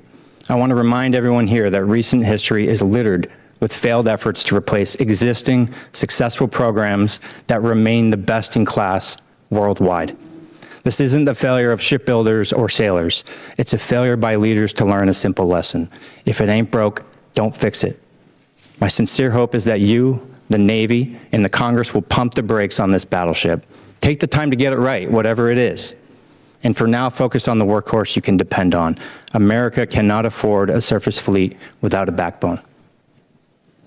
I very much appreciate that perspective, and the idea of divesting of an asset that's indispensable right now is not just a Navy problem. I mean, we've seen the same on MQ-9s and Apaches and A-10s and systems that warfighters continue to rely on, which is why divesting to invest, which was sold under the previous administration because of continuing resolutions and insufficient budgets, created a gap where now you're getting rid of the very things that you need right now, and you don't have available the things of the future that you said you would have because of the way this department did business. Always over cost, always delayed. So there's one destroyer, one Arleigh Burke class destroyer in this budget because, and I hate to even say it, I'm not going to say it in open hearing, how many years behind we are in the backlog of building the Arleigh Burke class destroyers. So the bulk of the money goes into shipbuilding to fix that, ensure we can get new places to build more faster. Then you can fund additional, either whether it's this class or the next class. But the We're almost over time. I'm going to reclaim and just say in my last seconds here, careful with the pace moving through design to construction so quickly as proposed by this budget. Thank you. Gentleman's time's expired. As announced earlier, we're going to now recess until 10 minutes past the hour of 1.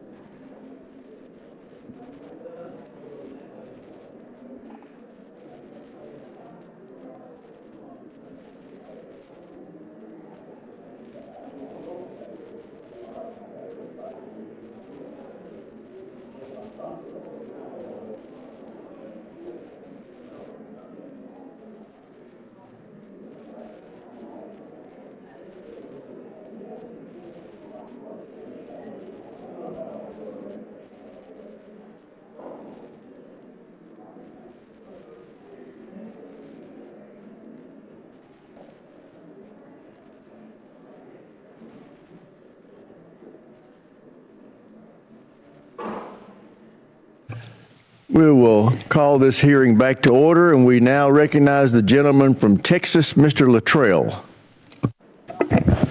Thank you, Mr. Chairman. Mr. Secretary General, thank you for your service and your continued service to this great country. Mr. Secretary, a few weeks ago, our Commander-in-Chief, the President, signed an executive order over research on psychedelic medications hovering over the veteran space as well as active members. Could you, and I know you're aware of this, and the health and well-being of the service members and the veterans is very near and dear to my heart. We lose over 6,000 veterans a day. A year.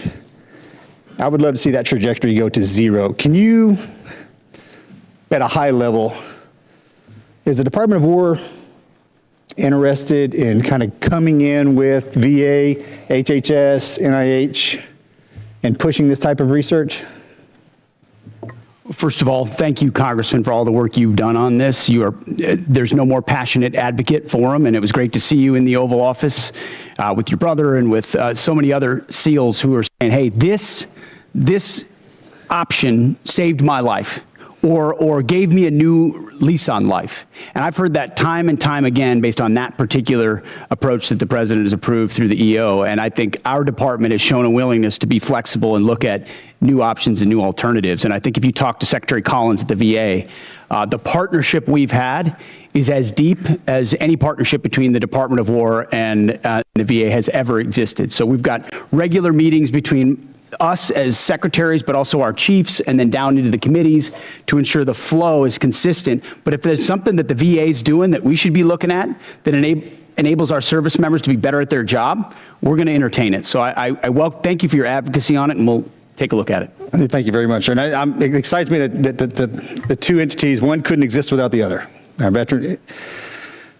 I've had the opportunity to not only travel the country, but travel the world and visit our troops, either OCONUS or CONUS.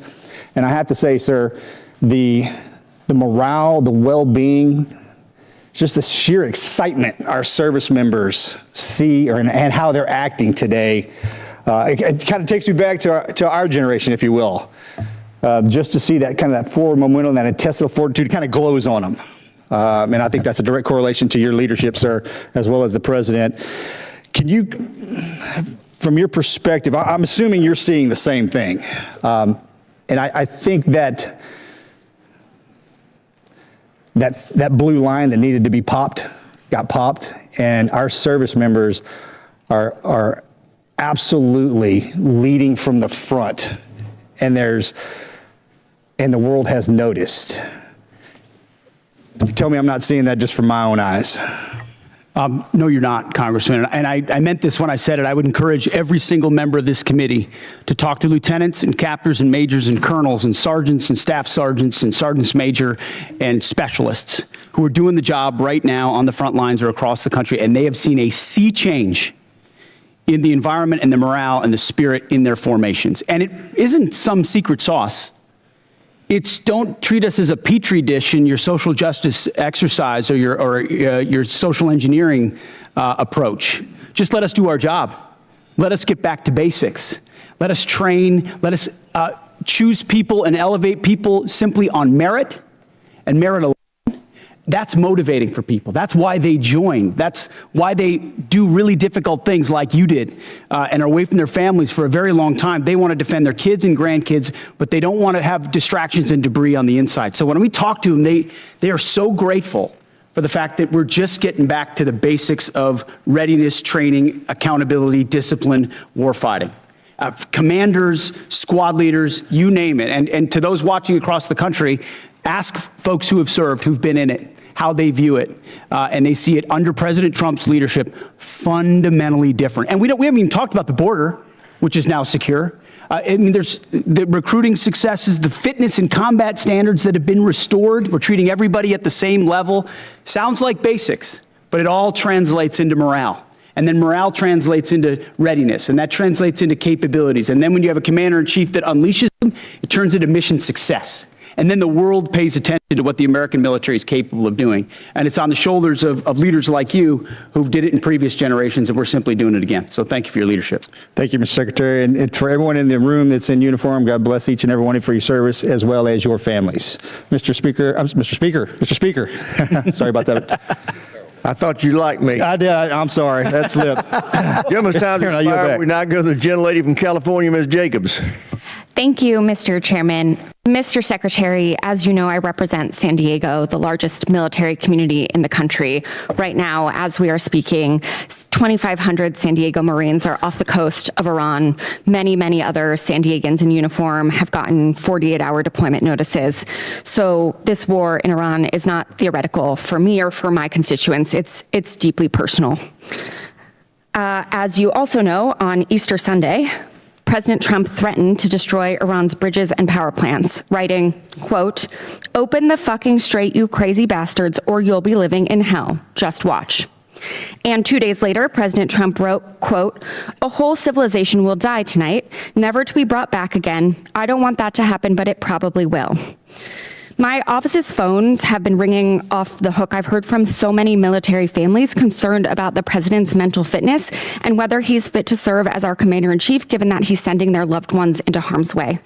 Our troops, who have shown incredible bravery and tactical proficiency, deserve to know that their leaders are focused and stable. So, Mr. Secretary, you are with the president a lot, and it pains me to even have to ask this about our president, but my constituents' lives are at stake. Do you believe that the president is mentally stable enough to be the commander-in-chief?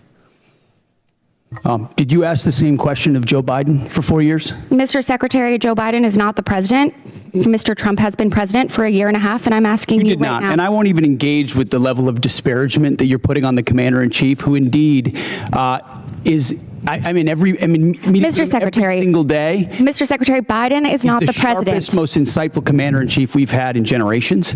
And you want to compare, you want to ask that question after you and your fellow Democrats defended Joe Biden, who could barely speak and didn't know what day of the week it was? As you know, he governed through an auto pen. You got a Secretary of Defense who went AWOL for a week. I can't be gone for 10 days, for 10 minutes. I will reclaim my time. Gentlelady's time. She reclaimed it. So, as Mr. Jimenez said, we should be taking leaders at their word. So is there a reason that we should not be taking our leader at his word? Iran should not underestimate the will of President Trump and the United States military to achieve our mission. Okay, well, I want you to know this is not a partisan thing. In fact, many Democrats have had, many Republicans have had these same questions. Marjorie Taylor Greene said he's out of control and he's gone insane.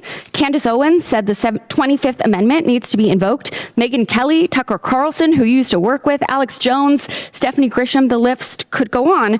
So how do I explain to my constituents that while they are in harm's way, their commander-in-chief is posting these unhinged posts? How did you explain to your constituents what happened on October 7th? Or what happened in Afghanistan? Or what happened with the debacle and the withdrawal in Afghanistan, where the troops were left? How did you explain that with Joe Biden's leadership? Mr. Secretary, how did you explain that to the Marines that didn't get medals? That we restored their medals because of that disastrous withdrawal in Afghanistan. Did you explain that to your constituents when Joe Biden was asleep at the wheel and he had an AWOL Secretary of Defense? How about this next post? How can I explain this next post to my constituents? I'm Jewish, so this doesn't really bother me, but my understanding is that this is quite offensive to many Christians. So how do you explain this post?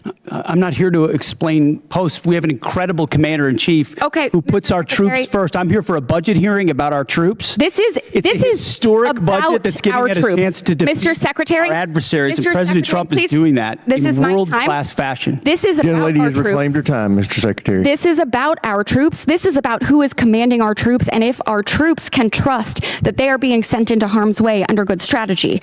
The mental stability of our commander-in-chief is deeply important to our troops. It's deeply important to this country. It wasn't important to you during Joe Biden. I'll remind you that when there were concerns, Democrats came together, and he was not our nominee for president. So I encourage you to have the same courage that Democrats had. Mr. Secretary, you keep saying that he is the best commander-in-chief we've ever had, the best negotiator. Talk to the troops. 13 American troops have died. More than 380 have been wounded. The Strait of Hormuz, which was wide open, is now closed. Less than 90% of traffic through the strait is still not going despite the ceasefire. The Iranian regime is still in power. It still has nuclear material. The war is costing Americans billions of dollars. And Mr. Secretary, if you think that this is what winning looks like, then maybe we should be questioning your mental stability. Maybe you are the one responsible for this failure, and the president should think about replacing you. Mr. Chairman, I yield back. Gentlelady yields back. I recognize the gentlelady from Virginia, Ms. Kiggins. Thank you, Mr. Chair, and thank you to our witnesses for being with us. I have the privilege of representing Virginia's 2nd Congressional District, so Hampton Roads, home to a lot of our East Coast Navy. And I had the privilege of attending the VFA 106 Change of Command on Friday, which is our fleet replacement squadron for the F-8, for the aging F-18s. But what an awesome event. And to talk to some of the Navy leadership that was there and to listen to them say firsthand just about the morale of the squadrons that are currently deployed on the USS Ford, specifically talking to leadership. A lot of our children serve. It's a family business for those of us in naval aviation. And they're like, don't believe the media. The morale's amazing. Those guys are doing tip of the spear mission work. I live with a retired F-18 pilot husband who also is begging to find a way to get back in the cockpit because he's jealous of what he sees. So just that type of mentality. Thank you for that. I know that they're doing a mission, and keeping them engaged is an important part of the fight. Along those same lines about naval aviation, I would love to hear, Mr. Secretary, your thoughts about the future of naval aviation. I know that this is a budget hearing, so last year's budget, we had $900 million that we were looking forward to using in the FAXX program, and then the fiscal year 27 request was reduced to $140 million, and of course, keeping tabs on the Air Force, $5 billion for their F-47 program. So we love aircraft carriers. We love that mobile air superiority piece. What are your plans for the future of naval aviation? I kick and scream every day of the week here in this committee about the F-35s and getting them at our East Coast Master Jet Base.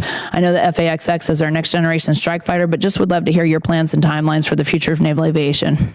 Well, I appreciate your comments, and then I would defer to the chairman too on it, on the remaining utility of the F-18s, which are still flying critical missions right now off our carriers and do a fantastic job. 30 plus years old, but yes. Yes, correct. Which is why the issue of the FAXX is important. It's not a matter of if, it's a matter of when. It's a matter of trade-offs in industry and design and capabilities, ensuring we're not slowing other things down at the behest of others. So I think in August, the August timeframe is, I'm sure you're familiar with that, is what we're looking at. It's a critical capability that we need to fund for the future of naval aviation. I would defer if anything you want to add. Sir, I think you covered it. We don't need access basing and overflight off of a CSG and a CVN, and so it gives the Secretary and the President a lot of options. So, and I just want to echo the thanks for the Joint Force, on behalf of the Joint Force, for all 3 CSGs that are out there getting after it right now. I share your husband's jealousy, but just want the force to know how much we appreciate him, especially the Ford.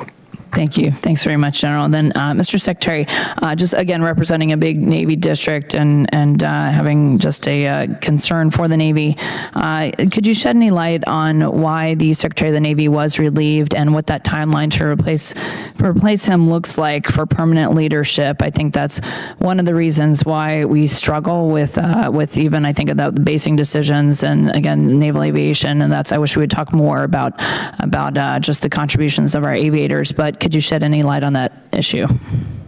Well, as the President stated, we thank the previous Secretary for his service. Appreciate a lot of the initiatives that he undertook. Ultimately, it was time for a new leadership and a new direction as far as running fast toward those objectives, and so we made a change. We think it's hard personnel is policy, and the sooner you identify, especially, we talked about general officers, as you're evaluating whether they're running with the mission they've been given, you got to make a change if they're not. The same with civilians, and in this case, we made that change. And any timeline to replace or have a new Secretary of the Navy? Well, right now we have an acting in Hung Kao who's did a fantastic job as the number 2, and he'll be acting for now. And I would imagine we'll know in due time.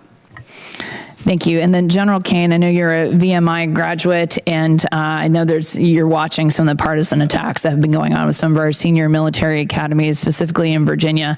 And I was wondering if you had any thoughts or have had any discussions about how we can remove some of our senior military academies from these partisan state politics.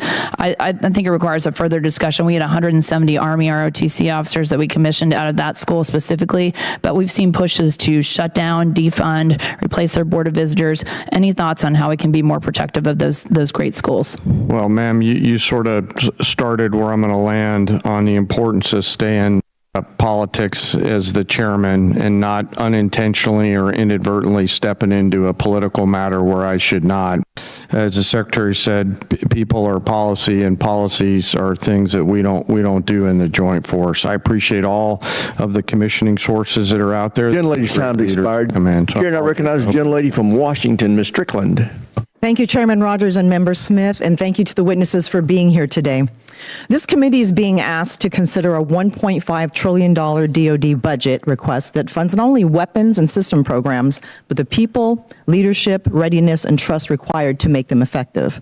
When senior leaders are removed abruptly or merit-based promotions are disrupted without clear explanation, Congress does have the responsibility to understand the rationale and operational consequences. So I'm going to focus on Secretary Hegseth. And to start, no one is disputing that senior officers serve at the pleasure of civilian leadership. The issue in front of this is whether the decision to remove General Randy George strengthened the Army or created an avoidable disruption during an active operational period. General George, who also served as commanding general at 1st Corps at JBLM, has been serving for 4 decades, including multiple command and operational leadership roles, culminating as Chief of Staff of the Army, responsible for readiness, force modernization, and the welfare of over 1 million soldiers and civilians. He was removed in the middle of an active conflict involving U.S. operations against Iran, when leadership continuity is most critical. Public reporting indicates that General George's removal may have followed disagreements over Army personnel matters, including concerns regarding withheld promotions. So my question, Secretary, is this: what specific national security risk, mission risk, or leadership concern did General George present that justified removing him in the middle of a conflict, or was he removed because he challenged some decisions being made? That's the nature of the removal, but I would ask an earnest question of you: where does General George fall in the operational chain of command? So I'm asking you, why did you fire him? No, but don't change you the talked subject, about you sir. talked about an Please operational answer my moment. question. Where does General Please George answer fall my question. No, it's a simple National question. risk, You're on the House Armed mission Services risk, Committee. Leadership concern. What did he present that justified removing him in the middle of a conflict? Do you know where General George serves in the operational chain of command? So I'm asking you my question one more time, sir. Don't try to flip it on me. Why was he removed? Was he a national security risk, mission risk, or leadership concern? We don't. Yes or no? We don't talk about the nature of removals, don't answer but the question. you It's also all good. won't answer where So he to is be in the clear, operational chain of you command because removed he the isn't Army's- in it. Mr. He Chair, I'm isn't gonna in the reclaim my time. operational chain. Young lady reclaimed your time. Yeah, we're going to. You want to tie it to the war, but you don't Sir? know where he is in the chain Secretary, of command. Show some respect, It's the okay? gentlelady from Washington's time.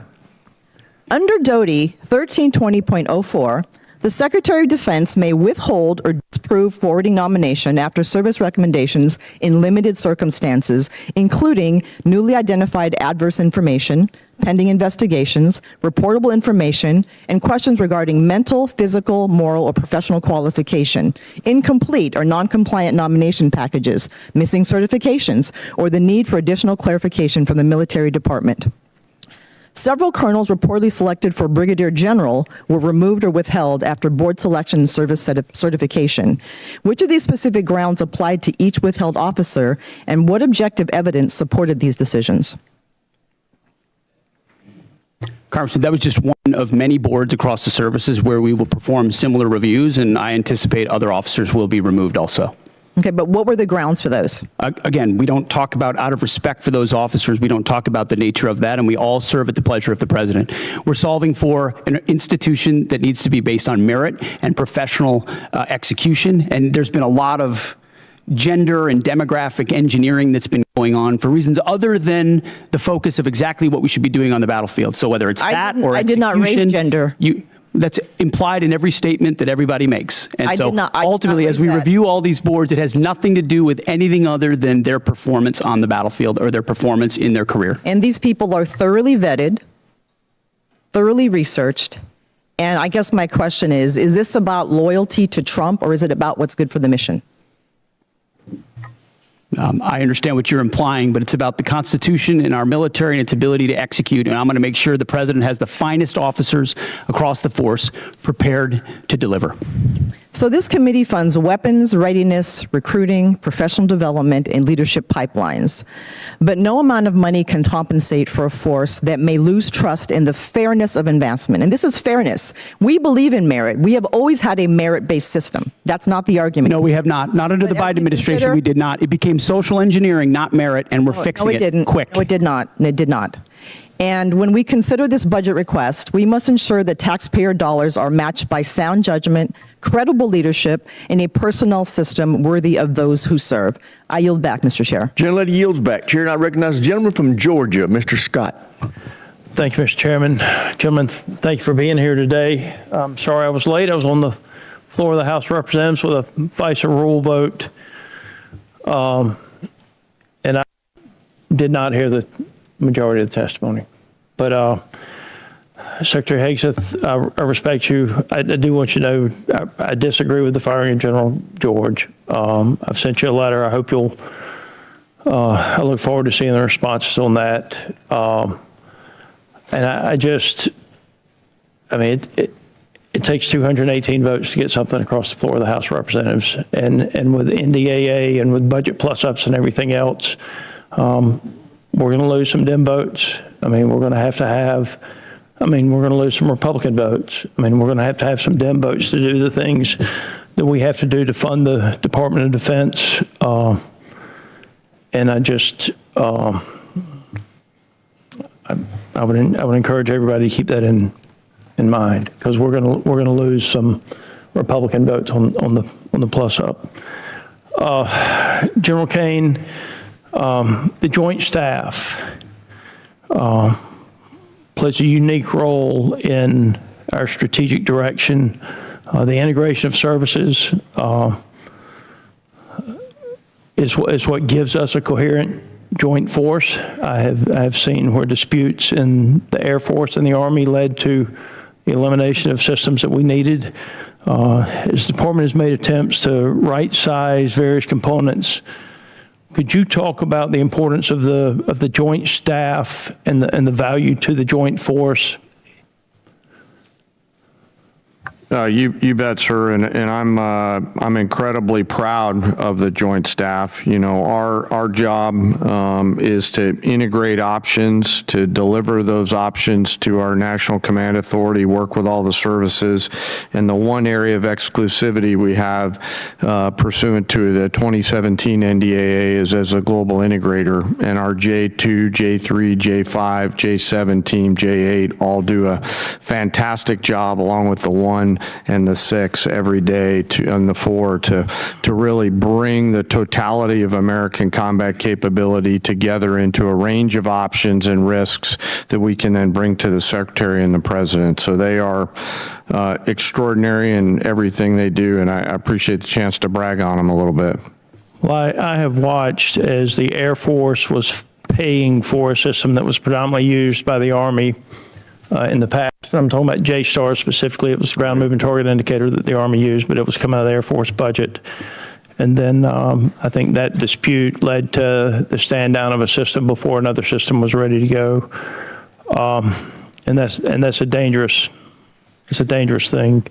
I spent a fair amount of time in Africa from this committee's work and from HPSC's work. We lost Airbase 101 and 201. All of you at that table know what happened there. I blame that on State Department and the way the State Department handled that. How do you intend to handle, one is, are we looking at Niger and the potential to get 101 and 201 back? And I do believe that an apology would go a long way with that country as someone who's met with the ministers over there. And interestingly enough, Minister Toomba wanted tractors. He wanted John Deere tractors is what he asked for. But where will we base out of if we can't get Niger back?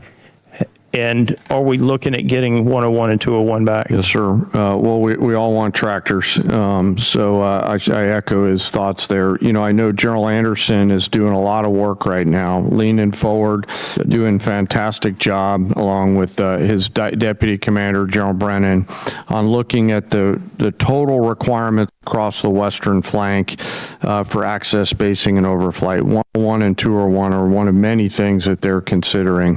I think the key is what are they going to be able to do with the resources that they have, and we're always in a resource-constrained environment, Congressman, to put sufficient pressure on the CT adversaries there in order to hold them at bay.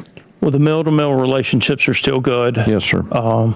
I've been out with some of the ODA teams over there as a civilian, as a member of Congress. Yes, sir. Yes. It does bother me that our footprint has gotten so much smaller over there, but I do know with drones and other things, it makes it much more difficult to have those outposts. But I appreciate all of you being here. Sorry that I have not been here. No, sir. Appreciate the other work. Gentleman yields back. Chair, I recognize the gentleman from New York, Mr. Ryan. Thank you, Mr. Chairman. Head wounds, heavy bleeding, and then just shrapnel all over. So folks are bleeding from their abdomen, bleeding from arms, bleeding from legs. Secretary Hegseth, do you know who said that? I'm not sure I do. It was one of our soldiers describing the devastating Iranian drone strike at Port Shuaibah, March 1st in Kuwait. As you know, 6 of our soldiers killed, over 30 wounded. Secretary, do you know the range of the Shahed 136 one-way attack drone, approximately? It depends on the variant, but it's got serious distance. Several hundred miles. Mm-hmm. Do you know how far Port Shuaibah is from Iran? There's a reason why we took extreme measures for force protection, because we understood the proximity challenges. Mr. Chair, I'm going to reclaim my time. It's well under 100 miles. Before the war started, there was clear intelligence that Shuaibah was high on Iran's target list. Internal analysis had said the site was indefensible from aerial attack and should not be used. Yet you sent our soldiers from the 103rd Sustainment Command there anyway. Is that true or false? True or false? Straightforward question. Are you going to give me a chance to answer or just play gotcha? Did you send them there or not? We took proactive measures from the beginning to ensure force protection and defensive posture were maximized across the theater. Let's talk about what defenses they had. Prior to the attack, officers on the ground knew our troops were vulnerable. In fact, they requested additional force protection. Did they receive it? Wherever humanly possible, force protection and counter UAS was always made available. They did not. In fact, when asked to describe the base's defense, one survivor who's come forward from the unit said, quote, I would put it in the none category. From a drone defense capability, none. So let's be clear, no counter-drone capabilities, no counter-rocket systems, no counter-mortar or counter-artillery, not even the basic overhead protection that you and I had 20 years ago in Iraq, and now 6 of our soldiers are dead. The next day, you downplayed the attack. You said it was a squirter that squeaked through fortified defenses. But since then, thankfully, brave survivors have come forward to set the record straight. One of our surviving soldiers told CBS, quote, painting a picture that one squeaked through is a falsehood. Another said the unit was, quote, unprepared to provide any defense for itself. It was not a fortified position. Another survivor said the building's protection was about as weak as one gets. Secretary Hegseth, that is obviously in direct contradiction to what you said from the Pentagon podium the next day. So are you saying that these soldiers, our soldiers who survived this horrific attack, are lying? What I'm saying is before the commencement of the conflict, we put in maximum defensive posture we could. That's a direct contradiction we moved to 70, what they said. in this directing, can I speak, or are you just going to monologue falsehoods all over the place? It's not a falsehood. We moved 7,500 troops off of the X based on the intel. Stop. Based on the intel. Stop. Reclaiming my time. Because you yell doesn't make you right. Just because you yell doesn't make you right. I'm reclaiming my time on behalf of these survivors. You just said what they said is a falsehood. There's a much larger picture. There's a much larger picture at play here that included integrated air defenses, bunkers, moving people off the X why, Mr. Secretary, to ensure that they were not part of the target. We moved those troops and all across the theater, thousands of troops off the X, off of their bases, because we knew what Iran was going to try to strike, and we knew there could be a tragic moment. There could be a tragic moment where something could get through. Of course, that's the consequence of conflict, and we remember those 6 every single day. I want to finish. But don't play games with. I'm not playing games. I want to finish with one more quote from a survivor of the attack, and I'll put this on the record. Telling the truth is important, and we're not going to learn from these mistakes if we pretend these mistakes didn't happen. Secretary Hegseth, those soldiers told the truth. Those soldiers are braver than you are. I commend them. They are asking for accountability. They deserve accountability, and I'm asking for the same, starting with you. And as I said a year ago, you need to resign immediately. I commend those soldiers. I yield back. Gentleman yields back. Chair now recognizes the gentleman from Texas, Mr. Fallon. Thank you, Mr. Chairman. Secretary Hegseth, I want to tell you something right now. You focused our military once again, and finally, and you shaped it into the meritocracy, and you've dramatically increased the United States' ability to project power and, when needed, lethality. And I mean, and as a result, our deterrents have never been more evident the world over. So thank you. General Caine, you mentioned in your opening remarks George Marshall. Unfortunately, some of your immediate predecessors were clearly one type of a general. They were Democratic generals. One of them, even in this committee, used politically charged rhetoric of the left. And I don't want Democratic generals. And for that matter, I don't want Republican generals either. I want American generals. You, sir, are an American general. You know exactly what we need. Generals at Joint Chief of Staff that knows, understands, respects, and embodies your role to serve this republic, the troops, and the mission. And that is precisely what you are doing. And I want to thank you, because you do remind me of George C. Marshall. He was a great American, and so are you. Secretary Hegseth, what do you know of any nation state that ever enriched uranium to 60% that then didn't make a nuclear weapon? Well, first of all, I want to second your comments about the chairman, and I agree. I appreciate how he does his job. Usually when a country pursues at that level, it's pursuing a nuclear weapon. 100% of the countries that have reached 60% enrichment have then produced a nuclear weapon? And is it true that Iran was in the process of building such a swarm of UAVs and ballistic missile shield conventionally, once they wanted to bake the cake because they had all the ingredients to make the nuclear weapon, it would have been damn near impossible for us or anyone else to prevent them? As I pointed to, the president was wise enough to understand that at its weakest moment, following the 12-day war and Midnight Hammer, now is the time to degrade their conventional capabilities, the umbrella they were building of missiles, long-range, short-range, cruise missiles, one-way attack drones that they were going to use to blackmail the countries around them to not do anything about their nuclear program when they broke out from 60%. We know that to be they knew that to be their intention, and something had to be done about it, and President Trump had the courage to do it. Well, President Trump, there's been a lot of quotes that people have been mentioning his words, and I wanted to mention some that I thought were interesting. Here's a quote: "I will take no options off the table to prevent Iran from obtaining a nuclear weapon, Barack Obama. Iran will never get a nuclear weapon, Joe Biden.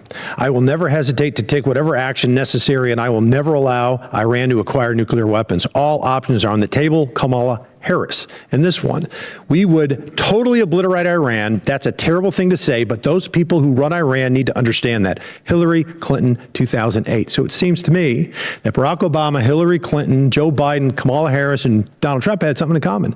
They weren't going to allow Iran to get a nuclear weapon, and some of them, 4 of them, were all words, and one of them took action. There's 93 million. We're involved in a land war in Asia. I get it. It's complicated.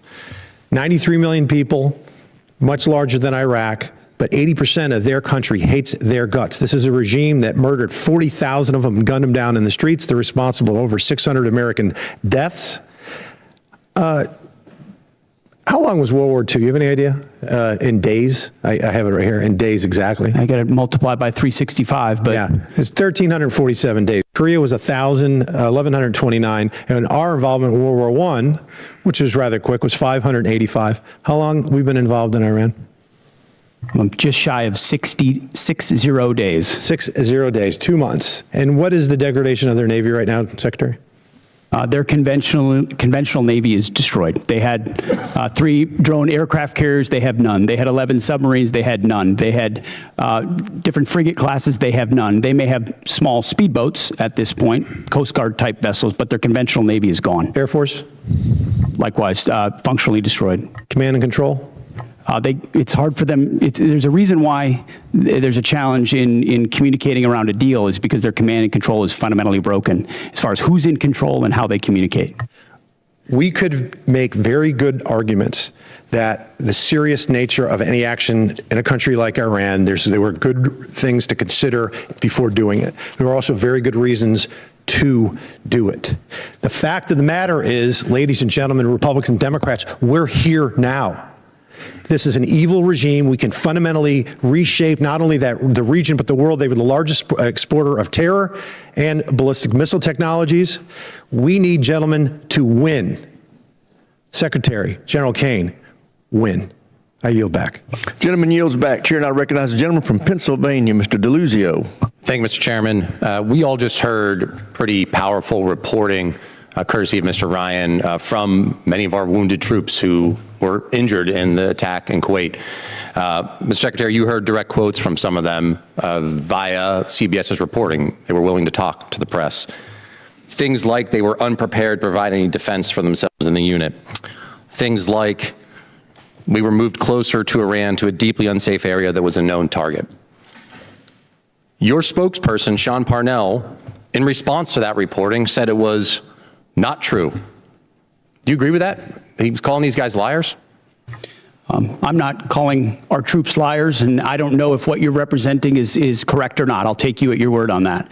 But all I know is that we took every effort possible at the commencement of this campaign to ensure the defense of our troops, to include moving them off of known bases to places that were not known, and we had Understood, Secretary. And then those were fortified with bunkers and other fortifications with theater air defenses. Was our concern that something could I'm going to pause you there. I'm going to give you a chance. Absolutely. Secretary, I'm going to give you a chance. You're disparaging me that I don't care. I'm asking you whether you think they're liars or not. You That's what I asked you are disparaging me that I don't care about the passing of our troops. Nope. I asked if you thought they're liars, Secretary. That's disparaging and smearing in every way. Nobody cares more about the fate of our troops. Nobody cares about the health of our troops. Nobody wants to bring them all hope more than I do. I understand, but he controls the time. He controls the time. You get to control your answer.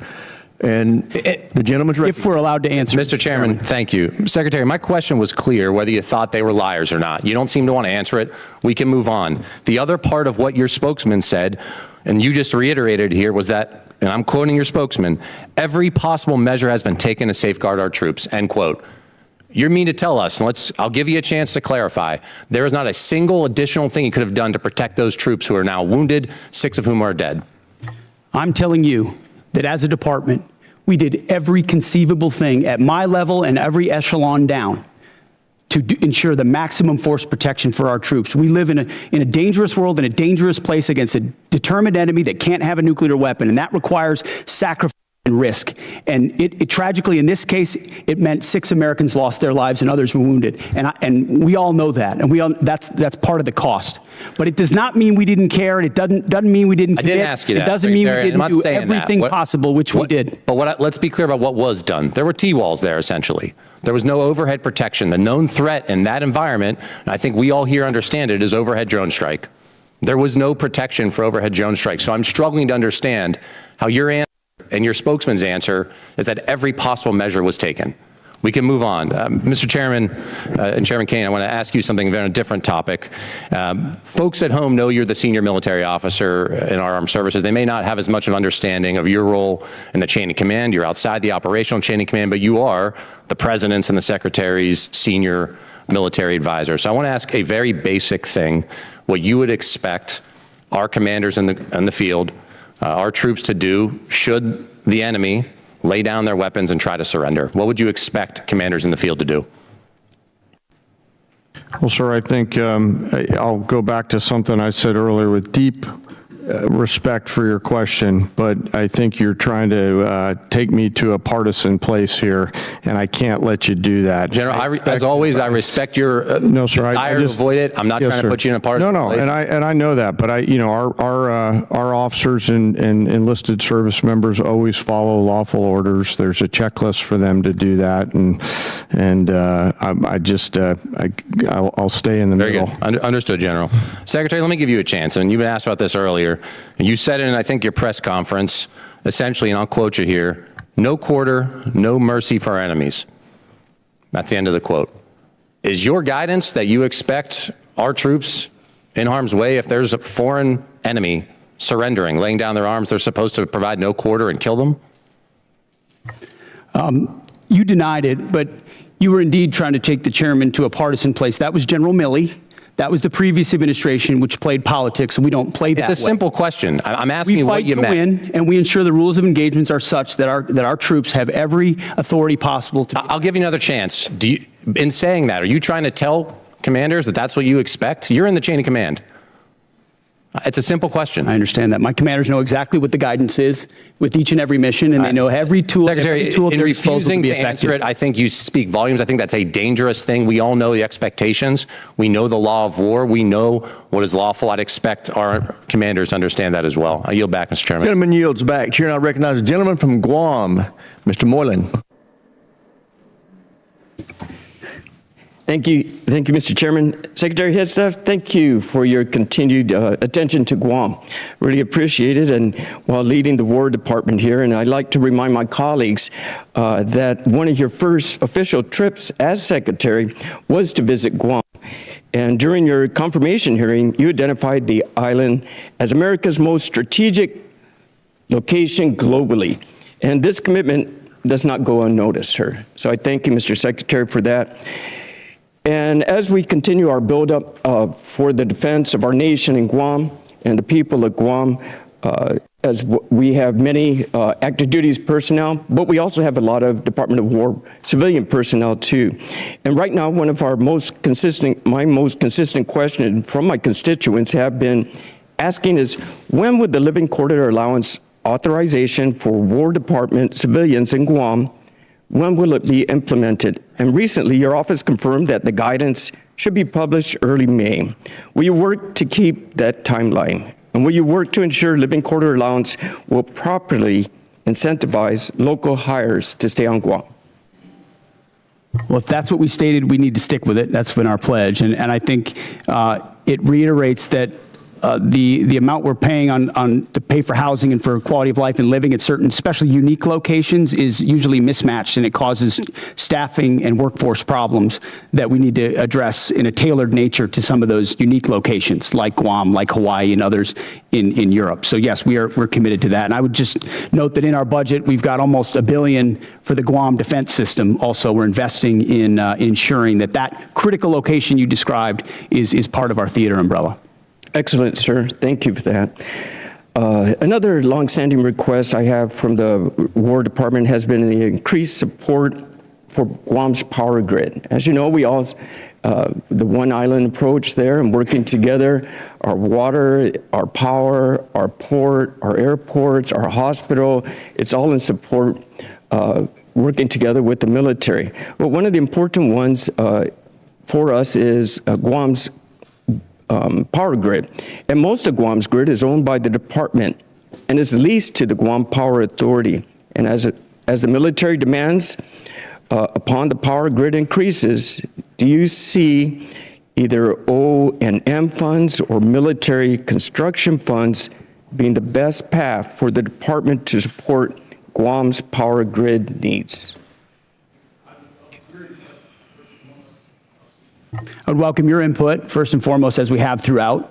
But as was noted, we've got $450 million for small modular reactors, which is a new approach we're taking, which we think makes our bases more resilient. If there's one place the American people count on being able to be prepared in that moment, it's our bases wherever they are, whether CONUS or OCONUS, and these reactors are a key part of getting at it. So that would be part of how I would answer your question. I appreciate that, Mr. Secretary. Also, the Guam Power Authority is the only one in charge of all the transmission lines. So we're that power source, and I know there was some consideration of the small nuclear reactors as well, but the Power Authority will be the one transmitting for the transmission lines for all the power on the island. So looking forward to working with your office. Thank you, Mr. Secretary.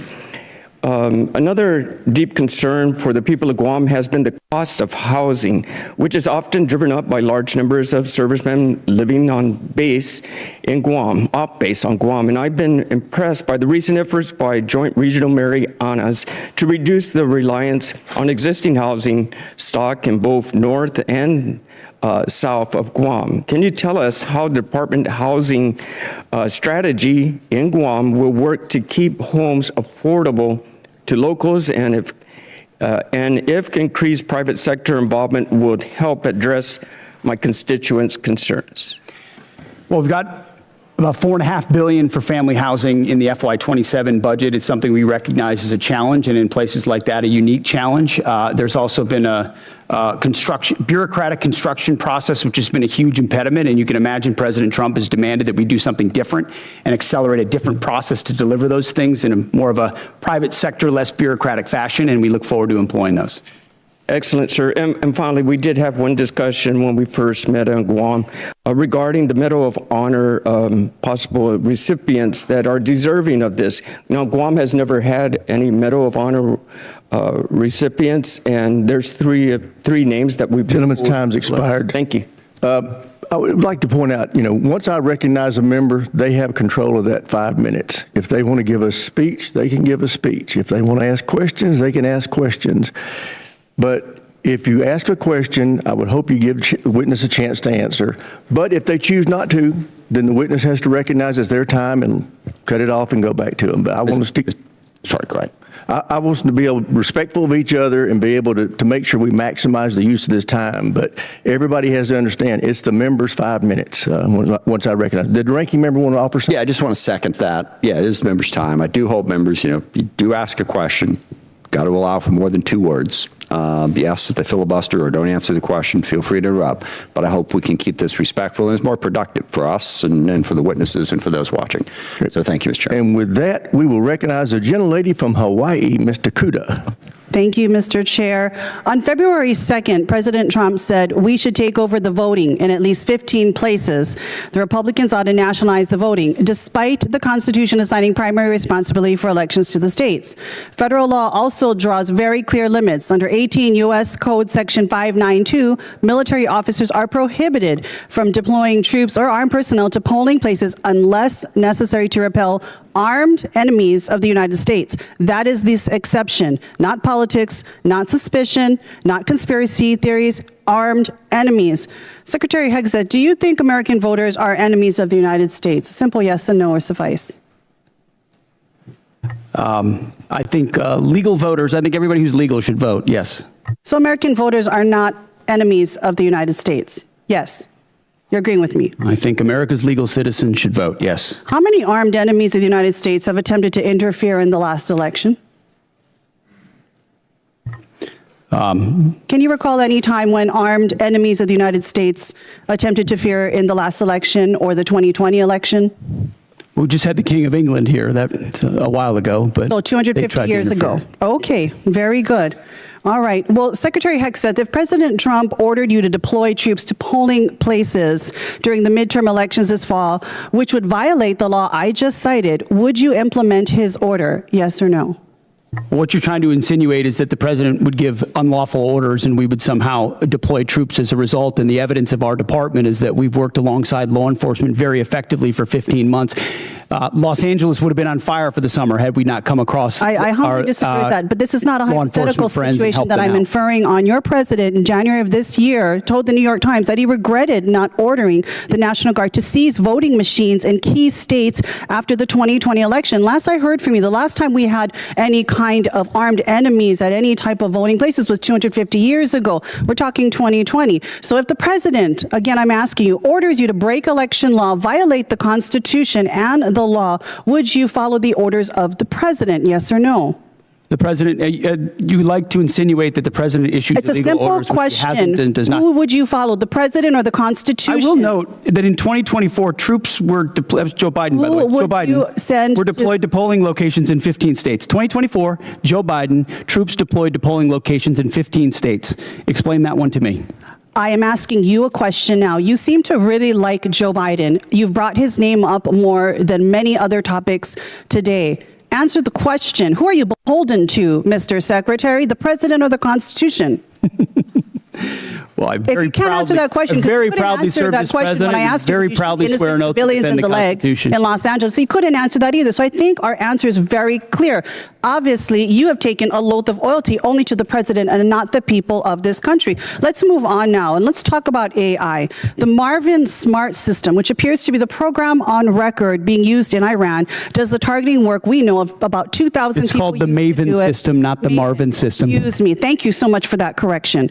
It does it in a fraction of the time. The intention was to compress the kill chain, and the result was an attack that killed almost 200 children. Would you agree that tragic actions like this prove that when we trade time and humans for safety, people die? The Maven system is a very effective tool, and inside that we have very prescriptive processes by which we ensure as much precision as humanly possible in very complex battlefield So you environments. think we took every absolute effort to make sure that innocent civilians did not die in this attack? I know that there is no country on planet Earth that takes more measures to ensure that civilian harm or civilian casualties are minimized than the United States of America and this War Department, and that is a fact. Okay, and yet, Mr. Secretary, you eliminated the department's civilian harm reduction staff. You eliminated for a country that takes great efforts, makes great efforts to make sure human casualties are reduced or eliminated. Don't you think that that goes actually counter to what you just said? Would these children not still be alive if you had not eliminated all of these staff working within CENTCOM? We didn't eliminate them. We made sure that those things that they normally accomplish are at the field level, which they are, and all of these processes are in place at every level. Would you not agree that something clearly has failed, whether it's our implementation of AI, whether it's understanding our human dependence on AI? Would you not agree something failed because almost 200 children died in Iran as a result of our bombing? You're insinuating something where an investigation is not complete. Gentlelady's time's expired. Chair now recognizes the gentleman from Georgia, Dr. McCormick. Thank you, Mr. Chair. Gentlemen, I'm happy to have you here today and really excited about the things you've been able to accomplish I'm going to summarize just sitting here for a few minutes, listening to everybody politicize what we've done. I'm just going to break it down as best as I can, and then I'm going to let you answer a couple questions. First of all, just since the short period of time that the Trump administration has taken over, we've handed over control of Ukraine's destiny to Europe, where it belongs, a conglomerate that has a $20 trillion economy versus a $2 trillion Russian economy, to actually take care of their own country in a very good way, their own continent. We've kept Iran, who has literally talked about raining down fire from heaven and talked about us being the great Satan, from becoming a nuclear power. We've reshaped the geopolitical space in the Persian Gulf. We've reestablished the Monroe Doctrine in the Western Hemisphere. We've basically executed two of the most amazing raids in history, almost flawlessly, that will be studied for a generation at least. We reduced senior administrative billets, thank you. We've defeated Iran with under $30 billion spent, with minimal civilian casualties compared to any other war. People forget that in World War II, in one night, we lost 100,000 civilians, totally innocent, in fire bombings. That's before we dropped the nuclear bombs. War is a horrible thing, but I think we've executed it as best as possible in a very hard and consequential environment. That's just to sum up a few things, not to mention the recruiting that went from dismal and really something that could have crippled our military to now a surplus just by a change in administration. That's pretty impressive for a short period of time. Thank you, and I commend you for your hardship, overcoming those hardships.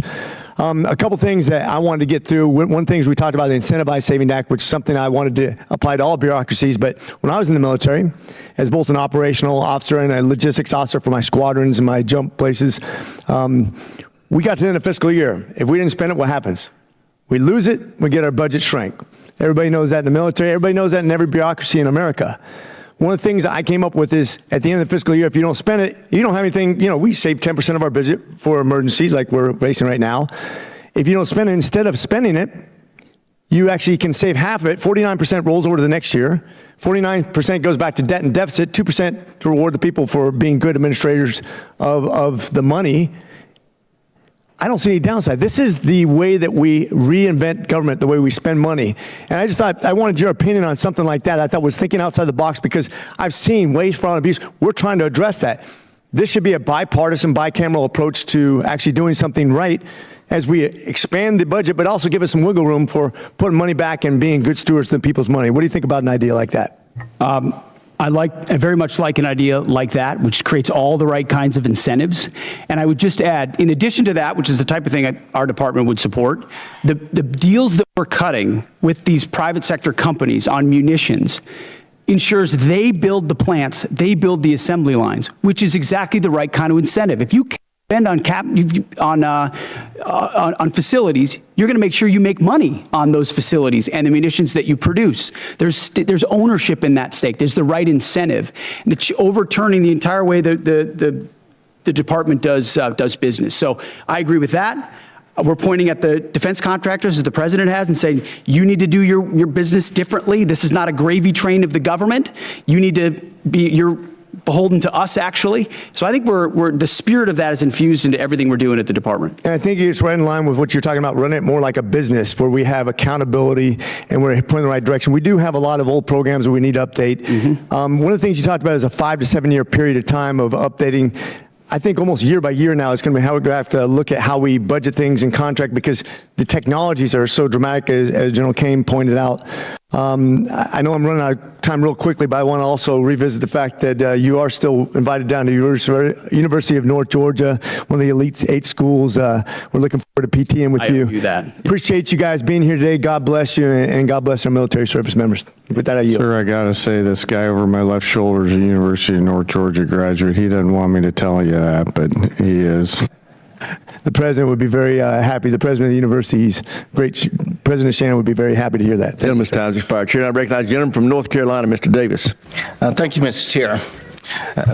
Also, thank you, Mr. Secretary, Chairman Caine, and Mr. Hurst. Shout out to Winterville. 13 U.S. service members killed, 13 families forever changed. 13 heroes who put the uniform on, paid the ultimate sacrifice. We owe remembrance, those families. Just want you to know we see you, we stand with you, we'll never forget.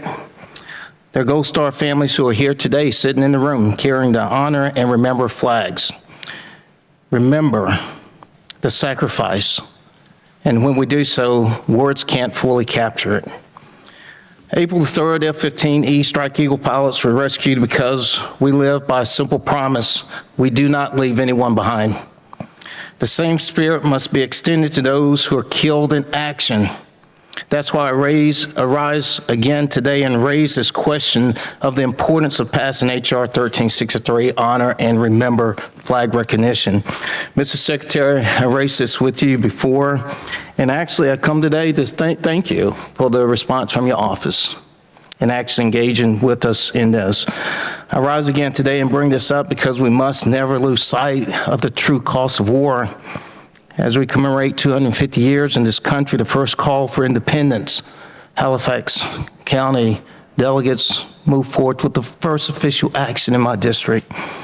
Our service members are the reason we are here today. They've delivered freedom, and I believe it would be amazing if we could deliver for their families, those who've sacrificed this flag, something to help them, ideally by Memorial Day, or at least commemorate their families. I would simply ask, you have any thoughts whatsoever how we continue to lift and honor those who have been killed serving our country? Well, thank you for what you do on that topic. I think first and foremost, we do it by doing right by the legacy of those that we lose, whether it's those 13 from this conflict or any other conflict. I've been at Dover every single time, as is the chairman, as is the president, the vice president, when they can, to greet that and respect and honor that.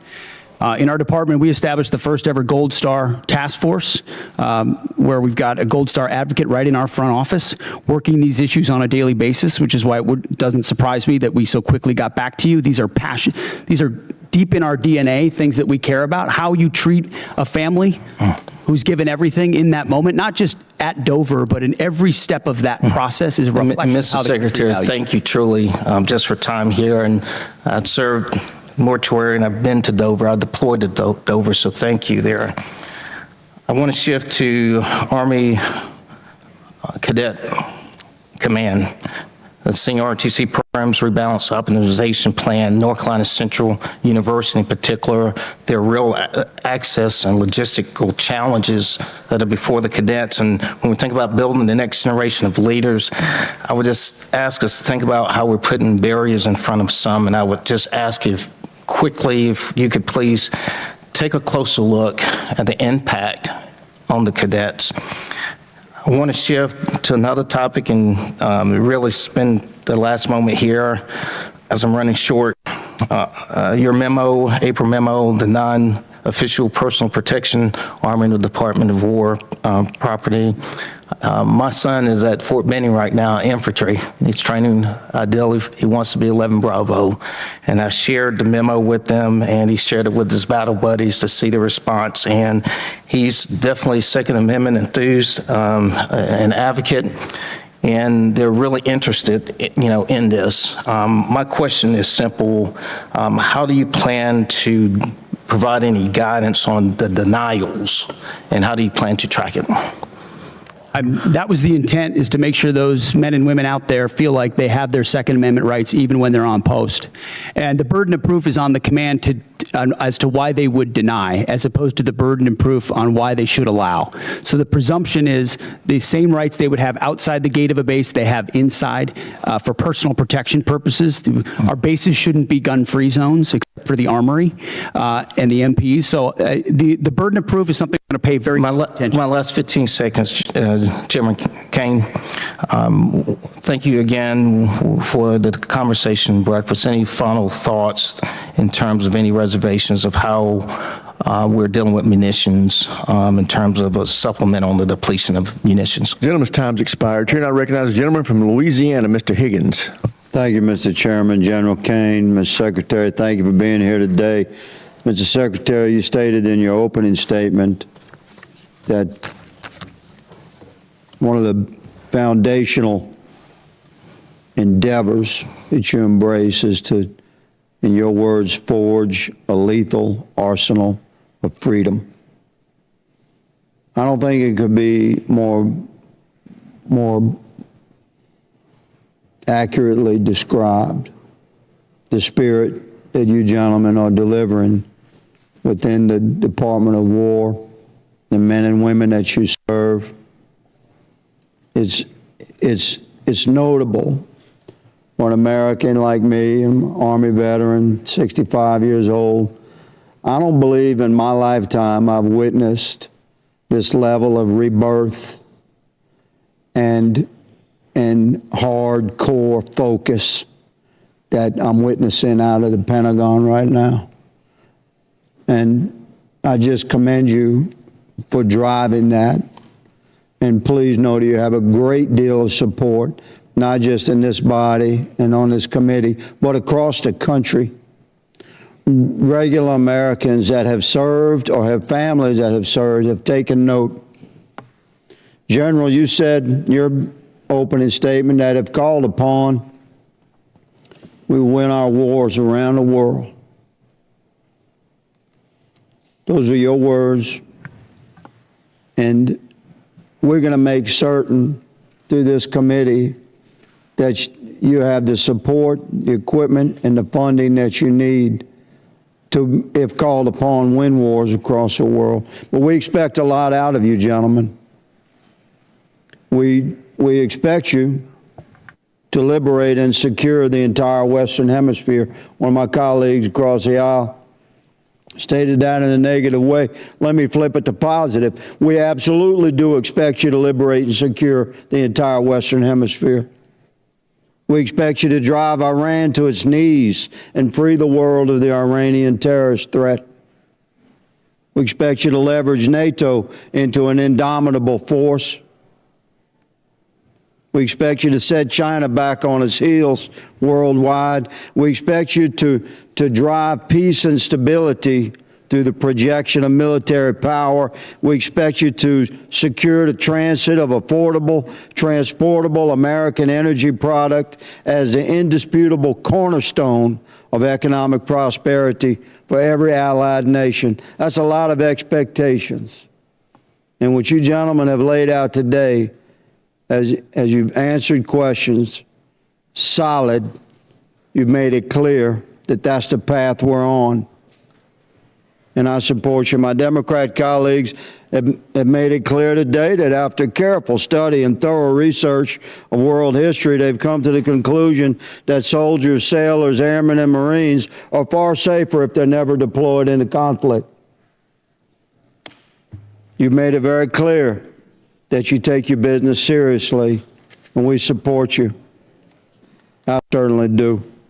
Mr. Secretary, in consultation with your staff, reflective of your goals and your mission and your stated intentions, in consultation with your staff and personnel and readiness, I propose legislation to codify your guidance that combat fitness standards must be rigorous with no separate scoring scales, adjusted standards or accommodations, but there to be only a single uncompromising standard, not to exclude any American from any opportunity, but to ensure we have the best, most capable Americans in the most critical positions. Would you welcome this body making your guidance into law in the NDAA? I would welcome, Congressman. Thank you, Mr. Secretary, for clarifying that. A question about Iran, and I'll give you the final 30 seconds to answer. Was Iran moving precipitously towards nuclear weapons capability, Mr. Secretary? Even after the obliteration of Midnight Hammer, what was clear is that the intention of Iran remained in the pursuit of nuclear weapons. And after, as hard as they were hit by Israel, it created an opportunity to get rid of the conventional shield. That's why we talked about missile production and the Navy and the defense industrial base, to set them back from blackmailing the region and the world in pursuit of nuclear weapons, because we understood how much they could continue to pursue them. Roger that. Thank you, gentlemen. Mr. Chairman, I yield. Gentleman's time's expired here, and I recognize the gentleman from California, Mr. Cisneros.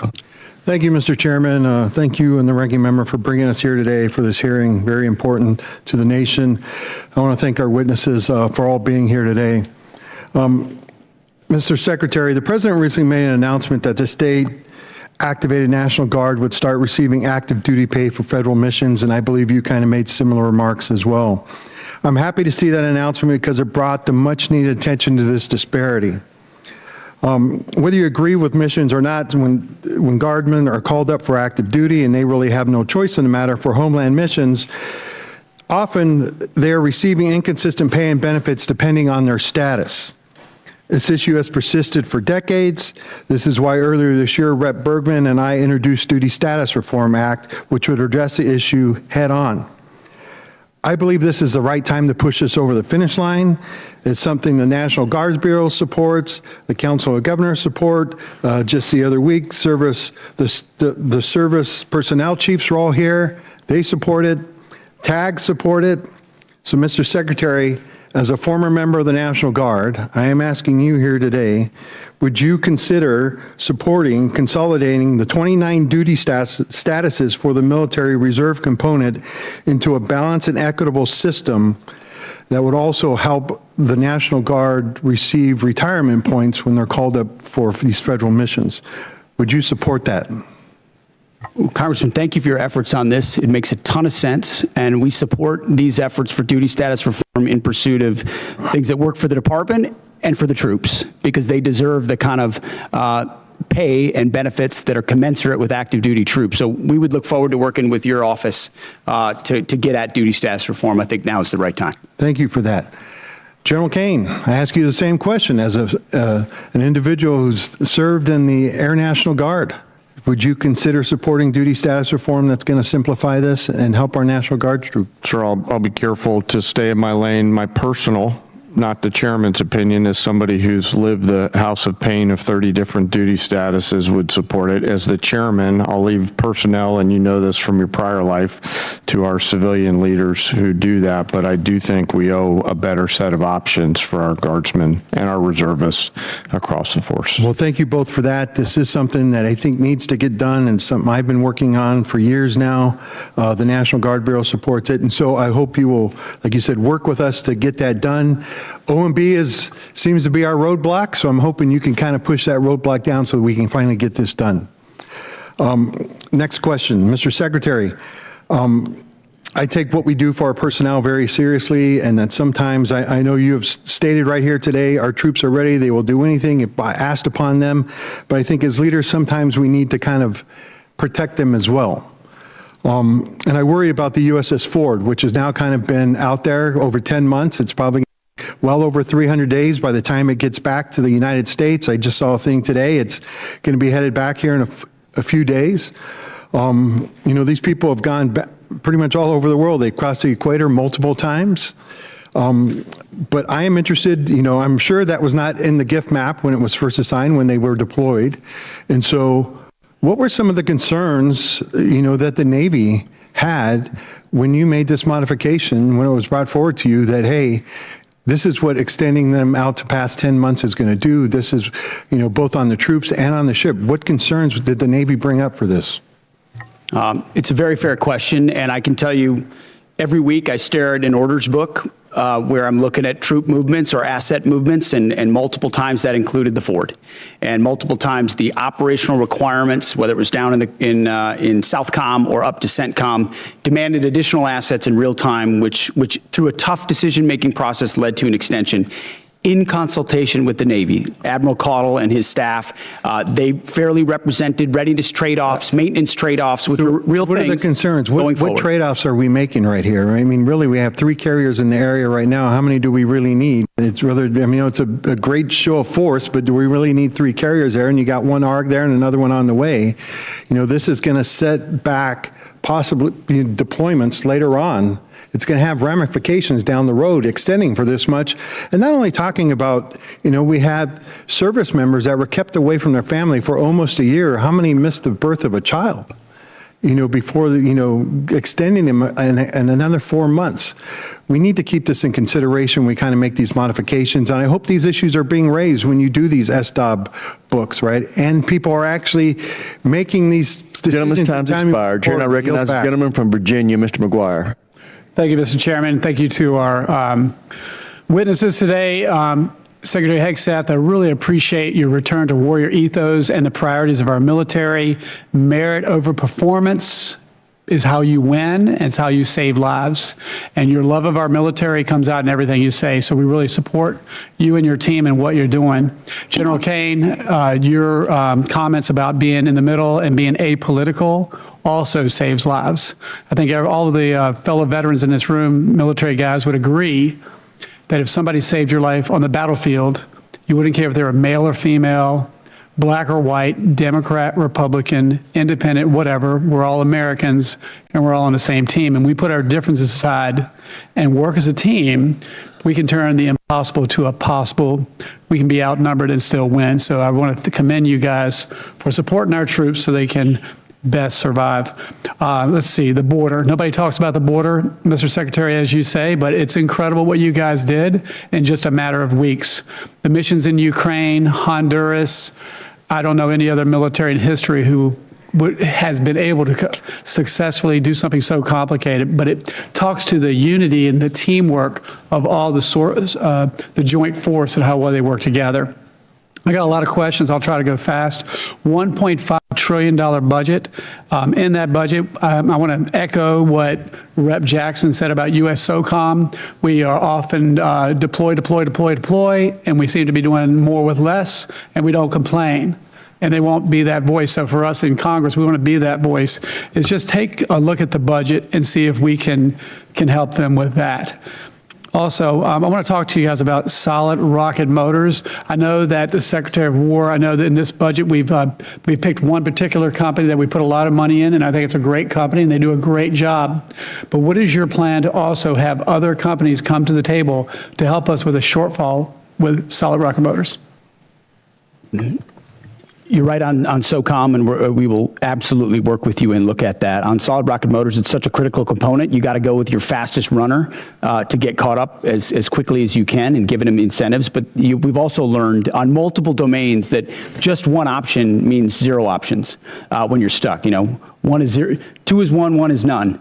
So we need multiple avenues on that approach, and we look forward to finding other companies that can do it as well. Thank you. General Caine, National Guard. I'm thinking about counter-drone with FIFA coming up, Super Bowls and all these things going on. Have you considered, and if you haven't, will you consider training National Guardsmen, send them to counter-drone schools so they can come back and train law enforcement so we can increase our ability to protect critical infrastructure?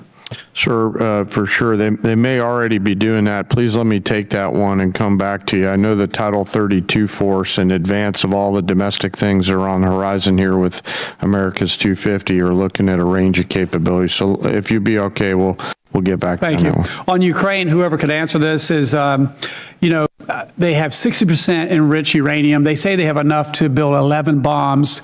And even at 60%, is that enough to make a dirty bomb? Is that a yes or no? Does anybody have an answer for that? I mean, I wouldn't want to state anything that might be classified, so I wouldn't talk about that in this setting. And by the way, in World War II, a congressman was in a closed briefing and learned that the reason the Japanese hadn't sunk any U.S. submarines is they didn't know our submarines could go below 250 feet. So he went out to the media and told them that, and we started losing submarines and losing American sailors. So a lesson for all of us in Congress, be careful how we, so thank you for considering that. I would say this, if they had a nuclear bomb, would that kill hundreds of people potentially, thousands of people potentially, or millions of people potentially? The history shows us what the lethal potential is of a nuclear weapon, and so you'd have to assume the higher end of that range, and given the radical nature of this regime and the likelihood of them to use it, it gives you a sense of the threat. Well, I think the threat is too great to wait, and I have to commend this President Trump for having the fortitude, and the Secretary of War and the joint force for making sure we stop this threat for the world. Also, I'm a big supporter of the AH-64 Apache. I understand in operations absolute resolve and everything else, it's been very effective in countering drones. I'm glad that in the NDAA, we're keeping that program going. And I just saw that you're going to keep the A-10 program going. And a good friend of mine said, long live the warthog. But if there's ways that we can bring some of the warthogs back are there any other capabilities that can replace the Warthog? I don't think so. Is there anything that can do what the Warthog does? Gentleman's time's expired. Chair, and I recognize the gentleman from Illinois, Mr. Sorensen. Thank you, Mr. Chairman. To General Caine, on behalf of myself and my constituents, we thank you for your service and your leadership to our military men and women, to our service members and the veterans that I see in our committee today.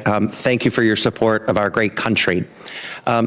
Mr. Hegseth, I hear from your officials in our briefings here on the Hill, and because I live in an Army town, I now hear from neighbors at the grocery store who are worried about our munitions stockpiles that are now down to critical levels, and they sure don't want another forever war. So, Mr. Secretary, first of all, talk to us about the need to renew munition stockpiles, and tell us what happens when munition stockpiles become depleted. Well, first of all, I would note that, as you know, we give weekly briefings on munitions to this committee, so it's not something that's withheld from any of the members here. We appreciate that. But it's also a topic that isn't something that should be publicly discussed as far as any shortfalls that may exist. But I would assure you that there are not shortfalls that exist in our ability to execute the missions around the world. And the reason we're investing in the defense industrial base with $1.5 trillion is to make sure the greatest companies in the world, which have been falling behind for decades, are running faster than ever before to give us 2x, 3x, 4x of the critical munitions, your Patriots, your THAADs, your SM-3s, every other standard missile and my neighbors work really hard to make sure that we can... It's jobs in America. It's what our warfighters need. We're focused on. So could you tell me why we're firing the people at Joint Munitions Command for no cause other than just telling them they're overhired or they're surplus employee? Joint Munitions Command? I would have to look into the particular circumstances of that, but there have been places where we haven't been moving fast enough with munitions, and when people don't move fast enough in the Department of War, we find someone else that will run fast. This is Joint Munitions Command. I mean, your department says that you're prioritizing munitions, yet you cut 58% of Joint Munitions Command at Rock Island. But let me move on. My district is also... Munitions are not built by commands. Munitions are built by businesses. They're the ones that are... And we're very good at building commands and bureaucracies and slapping 3- and 4-star generals in charge of things that don't move things any faster. So our job is to unleash the private sector to provide these things. How are we going to get it done if we don't have Joint Munitions Command? But let me move on. We also have Army Sustainment Command in my district. Could you tell me why we're firing folks at Army Sustainment Command when now is the time that we should be giving our soldiers every piece of sustainment that we can give them? Because as I've stated, the status quo at this department before the Trump administration was unacceptable and changes had to be made. Do you think it's acceptable to fire veterans from jobs where they've been, I talk to my neighbors at the Arsenal, and they've worked there 20, 30 years on top of their service to this country, and they're doing it exemplary. Great performers will always have a job at the Department of War, and when you reestablish merit, sometimes things happen, but we're grateful for all the vets that serve. And in fact, we've created a Patriot pipeline for service members to get into the defense industrial base manufacturing business, to consider that as a second career. So we're leaning into vets and service members as the workforce of the future in our department. And this isn't me. I mean, they tell me that, they feel you're taking a wrecking ball to the civilian workforce. But, I want to go and follow up on Congressman Norcross's questions about why you terminated collective bargaining earlier this month. This affects hundreds of thousands of hardworking DOD employees. So many of them are veterans who have honorably served our country. You testified that if you work hard, you do the work, you keep your job. But that's not what's happening. And you allege it is being done to maximize efficiency? Explain that. I thank you. Ask that question. I'd love to clarify. I fundamentally believe the Department of War should not be subject to collective bargaining, full stop. So people shouldn't be able to fight for good wages and being treated well? I think our department does a great job evaluating and providing pay and benefits for folks across the spectrum. I would love to invite you to the Rock Island Arsenal so you can look these patriots in the eyes and tell them that. How does creating chaos for long-term civilian workers actually maximize efficiency? Do you have any comment on that? There are plenty of examples of shipyards and other manufacturing plants Plenty of where there are examples, but you can't give us restraints that one. limit the hours, limit the ability of leaders to ensure we're meeting the goals we're supposed to, and I don't think we should live to those constrictions. Okay. Well, you know what? I want to use the rest of my time to the men and women of our armed forces. Please go forth with the integrity and the morality that you've carried before this administration took us down a path that has allies turning away and American citizens objecting. Do what's right, even if you're asked to do otherwise. Mr. Chairman, I yield back. Gentleman yields back. Chair, and I recognize the gentleman from Florida, Mr. Mills. Thank you so much, Mr. Chairman, Mr. Secretary, General Caine, and the Honorable. We'd love to just thank you for this opportunity, for coming here, and for continuing to push forward the warfighter ethos, for making sure that the realities, regardless of what's said in here, are the realities on the battlefield that we're getting day in and day out. I asked the chairman for unanimous consent to enter a couple of documents into record. Without objection. I'll be entering into record my DD-214 published in 2003 indicating my Bronze Star and other wartime medals and decorations. I'd also like to present the document provided by the Department of the Army in 2024 that also authorizes vets and verifies all medals and or awards, as well as a document by Paul Savitsky, former Special Forces member, that annotates the 2 explosions that I was involved in Baghdad. Without objection, so ordered.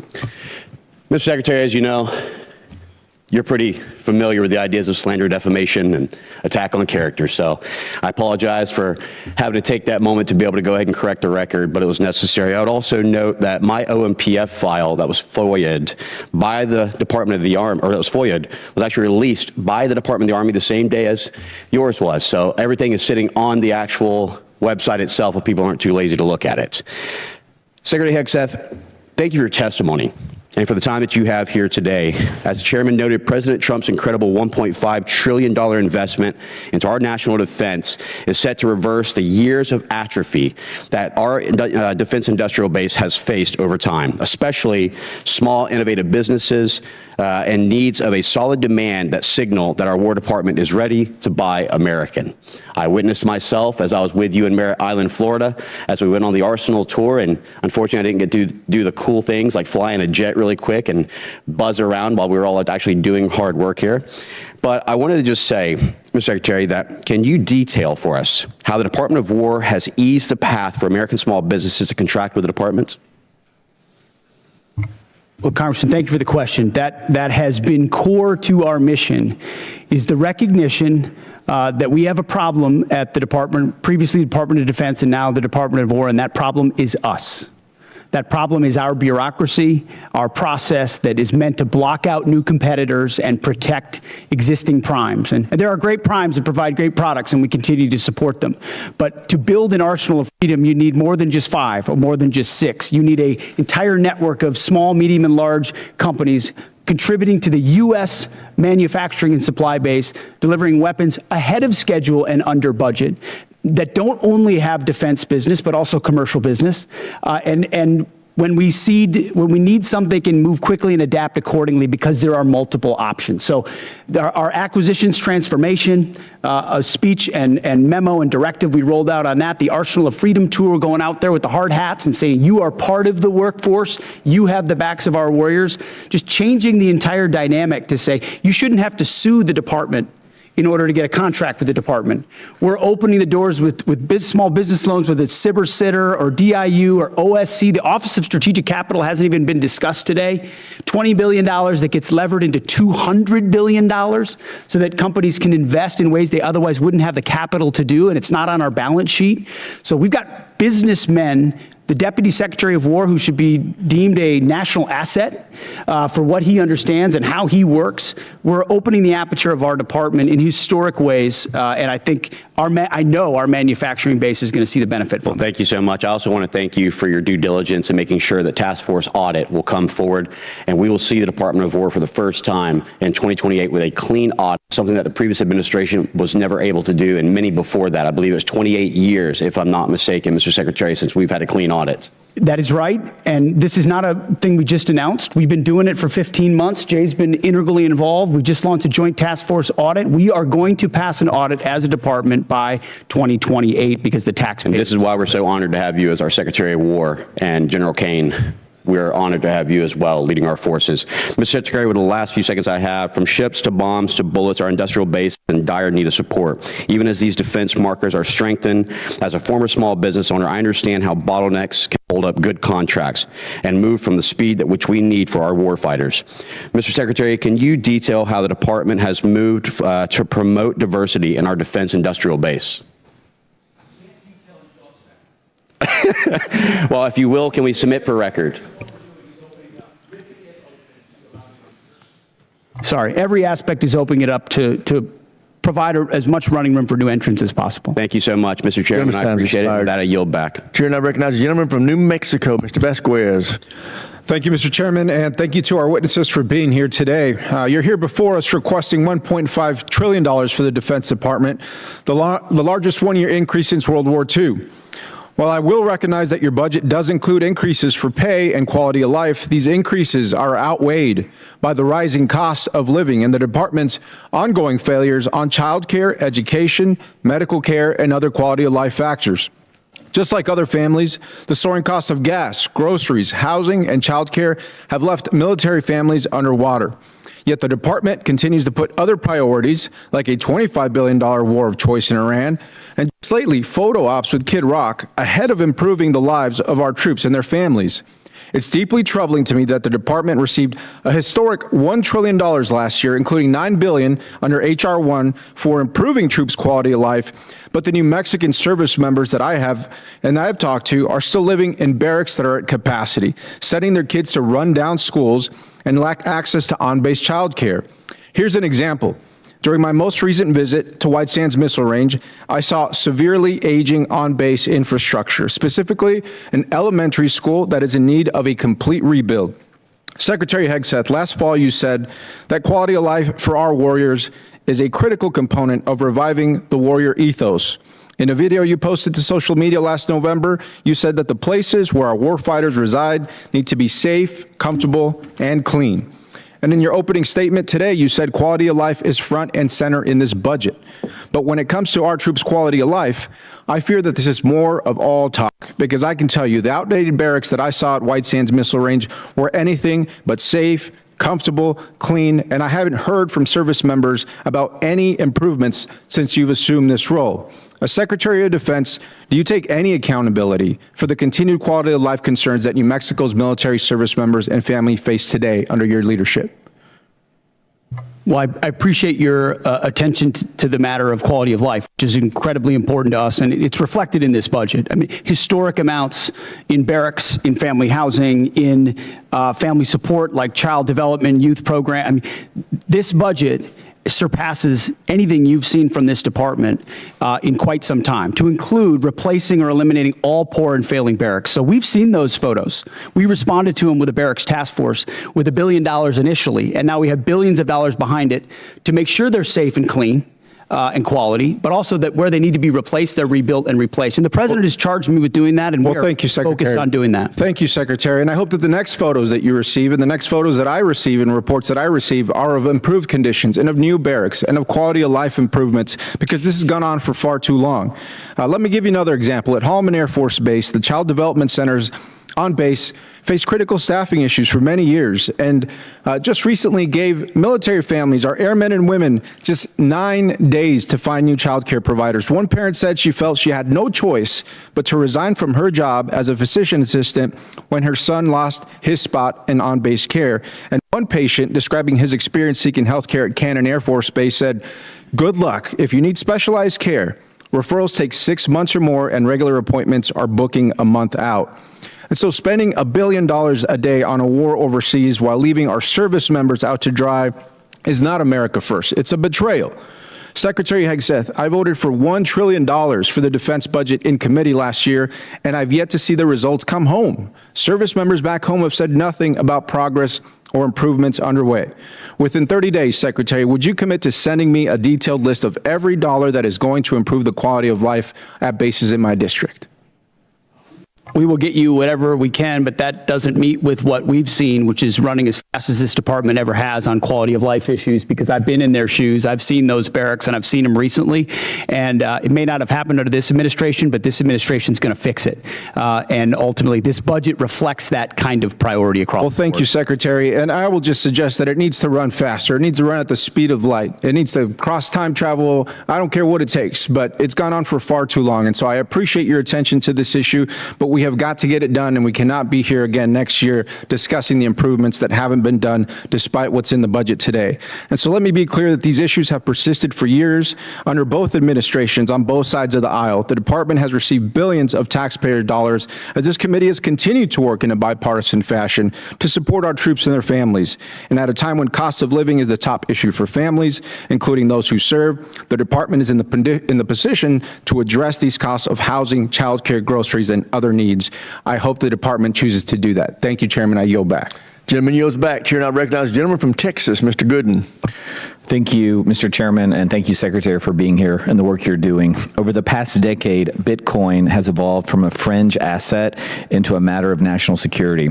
Iran has demanded Bitcoin as a toll for transit through the Strait of Hormuz. North Korean cyber actors have leveraged it in ransomware campaigns, and China is believed to be stockpiling substantial holdings as part of a strategic reserve. Just last week, Indo-PACOM Commander Admiral Paparo stated that Bitcoin has direct implications for power projection, and he noted that Indo-PACOM is operating a node on the Bitcoin network in furtherance of that mission. Secretary, do you share the opinion that Bitcoin is a tool to project power, and are there any department-wide initiatives to ensure the U.S. secures a strategic advantage in Bitcoin and combats China's digital authoritarianism?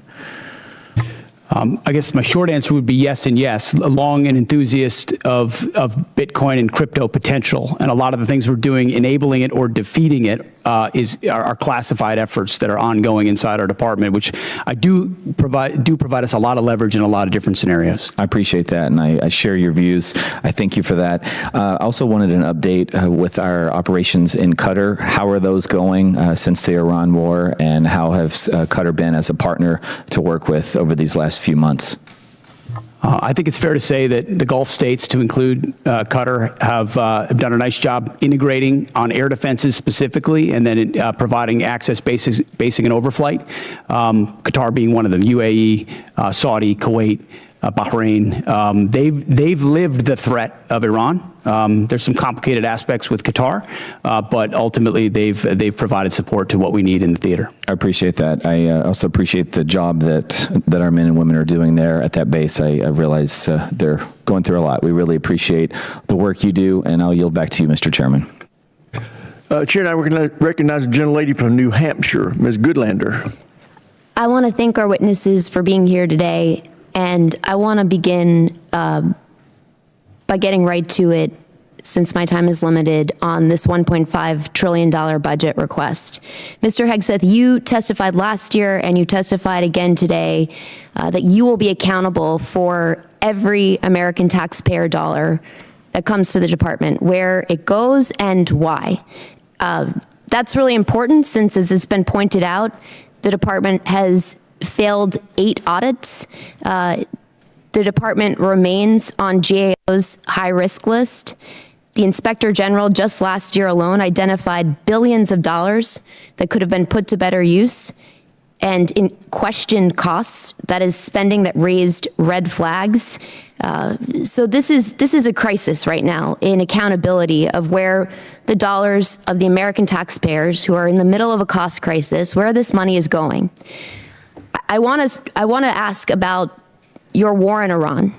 And Mr. Hurst, you testified earlier today that $25 billion has been spent to date. I just want to clarify that that is money, that taxpayer dollars that have been spent already in this war.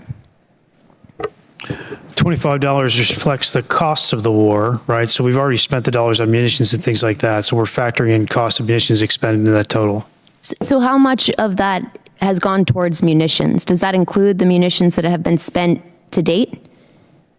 Yeah, that reflects the munitions that have been spent to date and other operational costs. Can you give us a breakdown of what those costs are? We'll work to get you guys a product that has a detailed breakdown of those costs. Yeah, my concern here is Mr. Hegseth, you've testified repeatedly that you're going to be accountable for each and every American taxpayer dollar that you spend, that you're going to be accountable for the rationale. Here we are 60 days in to your war of choice in Iran, and you can't give us an answer on a breakdown of the basic breakdown of American taxpayer dollars that have been spent in your war of choice? That's a question for Mr. Hurst. Right now, as you sit here now, you We're cannot. happy to give you a breakdown. We'll provide you a product after this hearing. Well, I would love for you to give us this breakdown now and explain to us, was this unbudgeted costs, or was this something the department planned for in advance, since you were appropriated $1 trillion last year? The department deals with contingency operations all the time within its normal budget. So this was not budgeted for. My point here is, you know, and General Caine, you've testified to this. We all understand, for you to do your jobs, you need Congress to pass budgets. For us to do our jobs, we need you to give us the details and to be accountable to American taxpayers.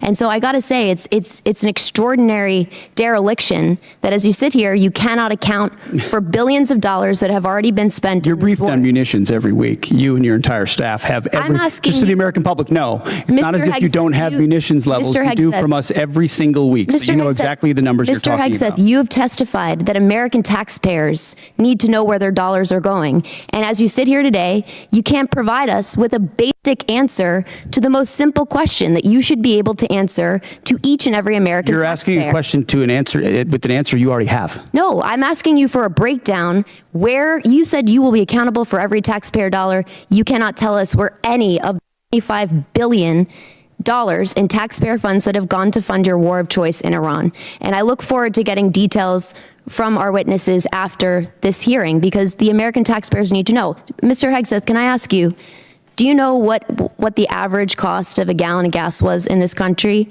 on February 28th? Well, it depends on where you live. If you live in California, it's $8. $2.83. Do you know what the average cost of a gallon of gas is today? Well, much higher in California. $4.23. I gotta say, Mr. Hegseth, you said you've got a crack economic team that's looking at the impacts of this war on the American taxpayer, and you can't answer this basic question. That should shock the conscience of every American. General Caine, I want to come back to something, a really important principle, and my time is limited.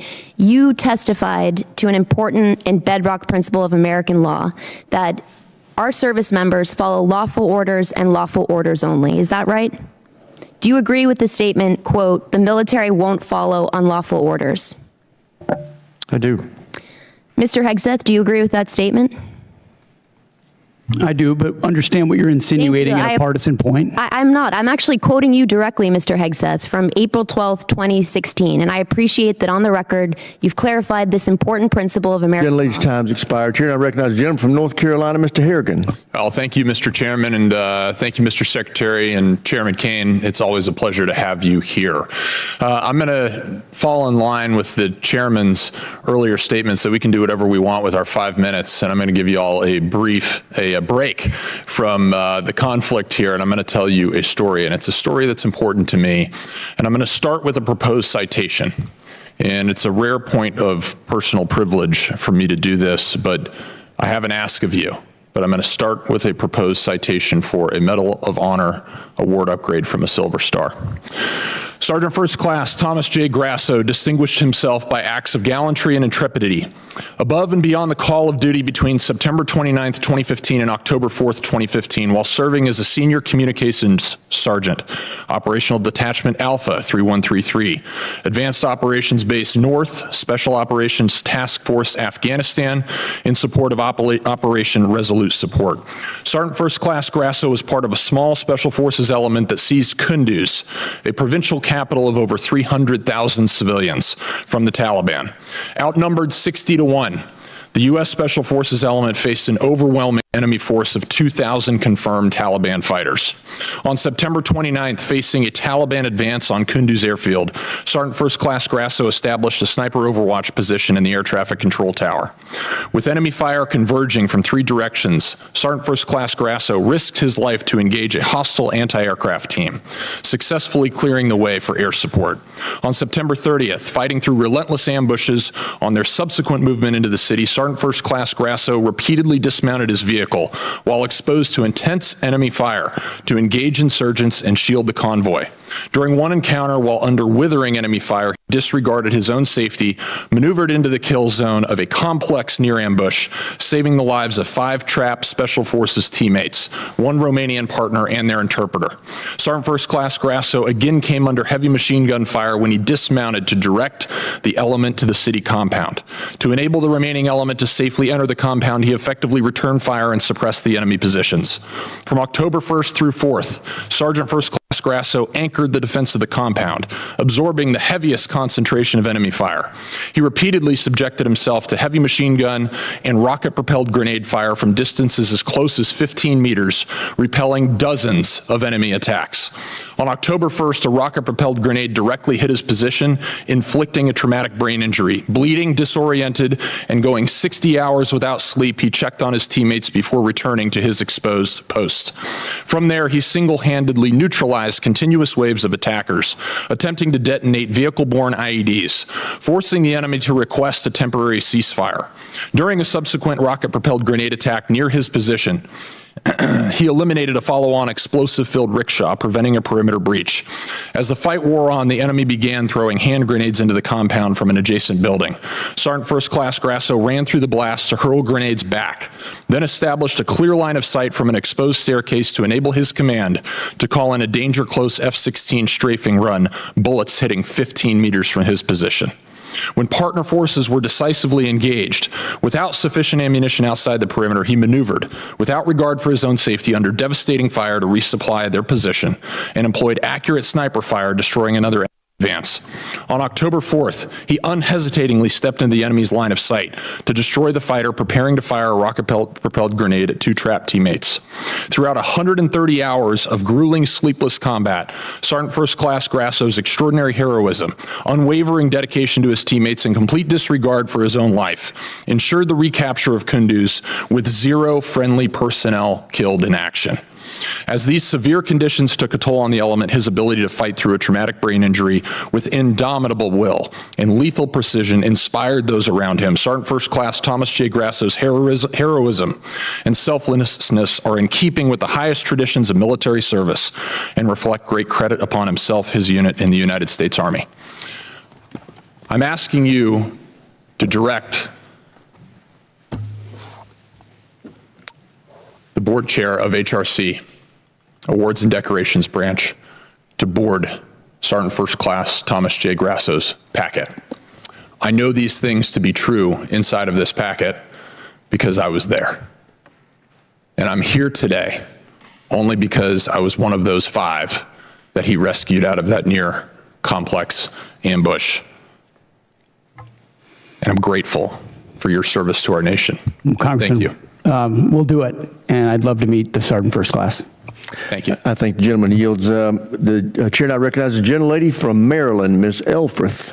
Thank you, Mr. Chair. I want to start by thanking Siak Isam and General Caine for inviting a number of us to the Pentagon last week to talk about the 1.8 million enlisted service members we have, the challenges and opportunities that we can work together. Every base that I go to internationally and every single major military base in Maryland over the last year, I insist on meeting with service members and hearing what we can all do better, Mr. Secretary. I want to assure you I insist on those meetings. There's a whole lot we could talk about today, war in Iran, and I too want to thank the families of the 14 service members we have lost in this war so far, both strikes in the Caribbean and the East Pacific, firing of a number of people we all respect on this dais on both sides 61 days into this war. But I want to start with those quality of life issues, Mr. Secretary. A number of members of this committee met with survivors of sexual assault at Fort Hood, enlisted members and family members. You sat here last year and you said, quote, "I applaud Congress for the efforts that have been ongoing to address sexual assaults, which we do need to drive down to 0. That funding has not been reduced." I appreciate that. But the budget we have before us is level funded from last year, which you would agree is a realized cut year over year. So I want to give you the opportunity to talk about how you're still going to drive those sexual assault numbers down to 0 via flat funding. I'm told we've added 5%, so it's actually not flat, but we remain committed to that. And I think you've seen throughout the force reductions, not enough. We want more. We want to go to zero, but we remain committed to that. We're going to hold you accountable for that. Thank you. I want to move on to Ukraine. I don't normally agree with Mitch McConnell, but as you know, the department is withholding approximately $400 million in appropriated security assistance to Ukraine. Despite some public belittling, Ukraine has stepped up perhaps more than any other ally for us in the Middle East. They're harnessing the superiority that they have generated from a hard-fought war with Russia. They are intercepting Iranian drones that threaten U.S. and partner forces in the Middle East. But Mr. Secretary, I'm very concerned about that $400 million.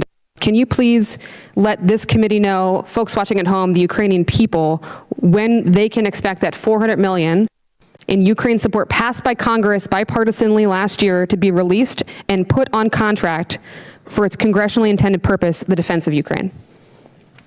So the department recognizes that $400 million was allocated for European capacity building, and as of yesterday, it has been released. As it released, an under contract released as of yesterday. How would you describe it, Jay? Not under contract, but released to be put under contract. Let me ask you a different way, Mr. Hurst. When will it actually be on the ground in Ukraine? That depends on what they buy with the money. And Okay. we're going to take the advice of the EUCOM commanders who employ those funds for best use. Okay, we're gonna keep on that because it's incredibly important, as we heard from everybody, including the King of England yesterday. I'm gonna stay on our allies here. It's clear that the president didn't account for the Strait of Hormuz being closed, global market, oil market disruption, gas prices skyrocketing. Mr. Secretary, gas in my district, Maryland, not California, $4.11. The president did not notify allies abroad or Congress before he went to war.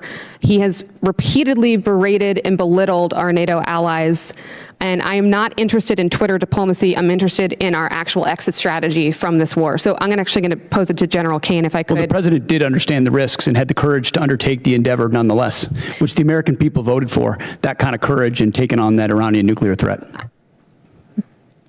General Caine, have you or what have you formally and specifically requested of our NATO allies and European partners for operations in the Strait? Can you tell me escort duties, air defense, peace enforcement, specific requests of our NATO allies? Both us and state have reached out through a variety of mechanisms to pulse our international partners, not just in Europe, but in the Pacific as well, to see what capabilities could be brought to bear down there, as this is largely, we don't move much trade through there. I'll defer to energy, commerce, and treasury to But we've been comment on. specific with our allies about what we need. We have. Okay.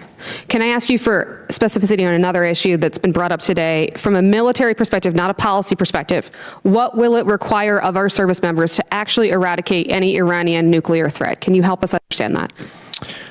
There's such a wide range, ma'am, of options in there, all of which are classified. It would be out of my swim lane, but we always deliver the full range of options, the associated risks, and the advice to go do the things that we would be asked to do. There's many.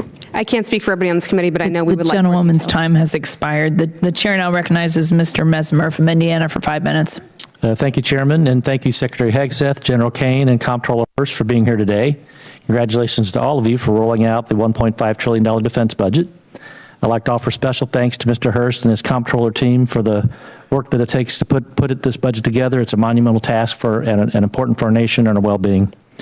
Secretary Hegseth, as you know, the theme of this year's NDAA is expanding the defense industrial base, and one of the key bottlenecks to that expansion is our workforce size. We are not producing enough skilled young workers, and too many regions with strong manufacturing potential remain underutilized. Would you support Congress working across committees on a national defense strategy a workforce strategy that promotes technical training, apprenticeships, and proven school-to-industry pipelines?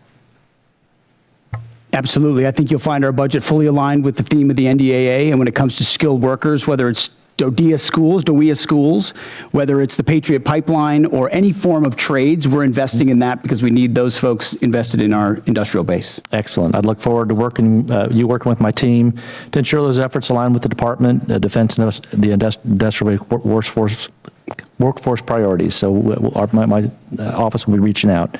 Also, Secretary Hegseth, we are in a shipbuilding crisis as the department implements President Trump's vision for a larger fleet.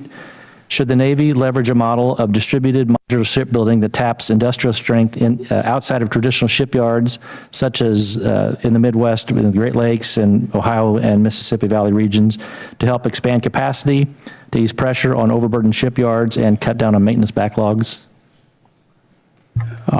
In short, yes, and including international options where we can work with partners who have specific capabilities that would speed up the timeline on shipyards that are behind in our own country. But you'll find $65 billion in this budget on shipbuilding, a lot of which builds on those types of capabilities. Excellent. Would you also agree that platforms like unmanned surface vessels, tenders, and other support ships seem well suited for production outside traditional shipyards? Absolutely. And in fact, some of those facilities were precisely the ones we visited on the Arsenal of Freedom tour, USVs, UUVs, where you don't need the same capabilities you would in a traditional shipyard, or you can invest in a new type of shipyard, specifically tailored to those more bespoke capabilities that can be scaled for the fight of the future, for sure. Perfect. Thank you. Secretary Hegseth and General Caine, many from the department have reiterated support for the nuclear sea-launched cruise missile, and I believe President Trump needs more support options in the form of expanded theater nuclear capability. From your perspective, what specific deterrence problem does SLCM solve that current capabilities do not, and what risk do we assume if that capability is not fielded? Take it first. SLCM provides, it's part of the multiple layers of nuclear deterrent that any president has to have at their disposal that creates dilemmas for enemies who are either nuclear capable or not, and ensures the kind of leverage required and defense required, deterrence required, that the nation that sort of underwrites everything we do. So more options on that the adversary can't account for is only good for us. One thing I'll add is, as we mentioned a little bit earlier, sir, we continue to modernize the full range of the triad. This is another tool in that regional normally, so it's something I support. Thank you. As we look beyond the current program, should the department be thinking about a future sea-launched nuclear system with greater survivability, maneuverability, and potential hypersonic capability? Yes, and I know we are. Okay. Thank you. Secretary Hegseth and General Caine, one of the major bottlenecks in expanding the defense industrial base is test range access. Companies are waiting too long for range time, and that slows fielding at speed modern conflict demands. What is the department doing to expand and modernize the testing architecture? $5.2 billion worth of investment, but I'll tell you, when we sit with industry, and I simply ask the question, what can we do for you? How do we empower you? Test ranges come up almost every single time, and the limits and the timeline limits they create. So we're trying to blow that open and create a lot more options for them. Okay. Thank you. Secretary Hegseth and General Caine, I'd like to extend an invitation for both of you to come and visit Naval Surface Warfare Center Crane and see what a great work is being done in Southwest Indiana to support the warfighter and ensure our military edge. And with that, I'll close and surrender the rest of my time.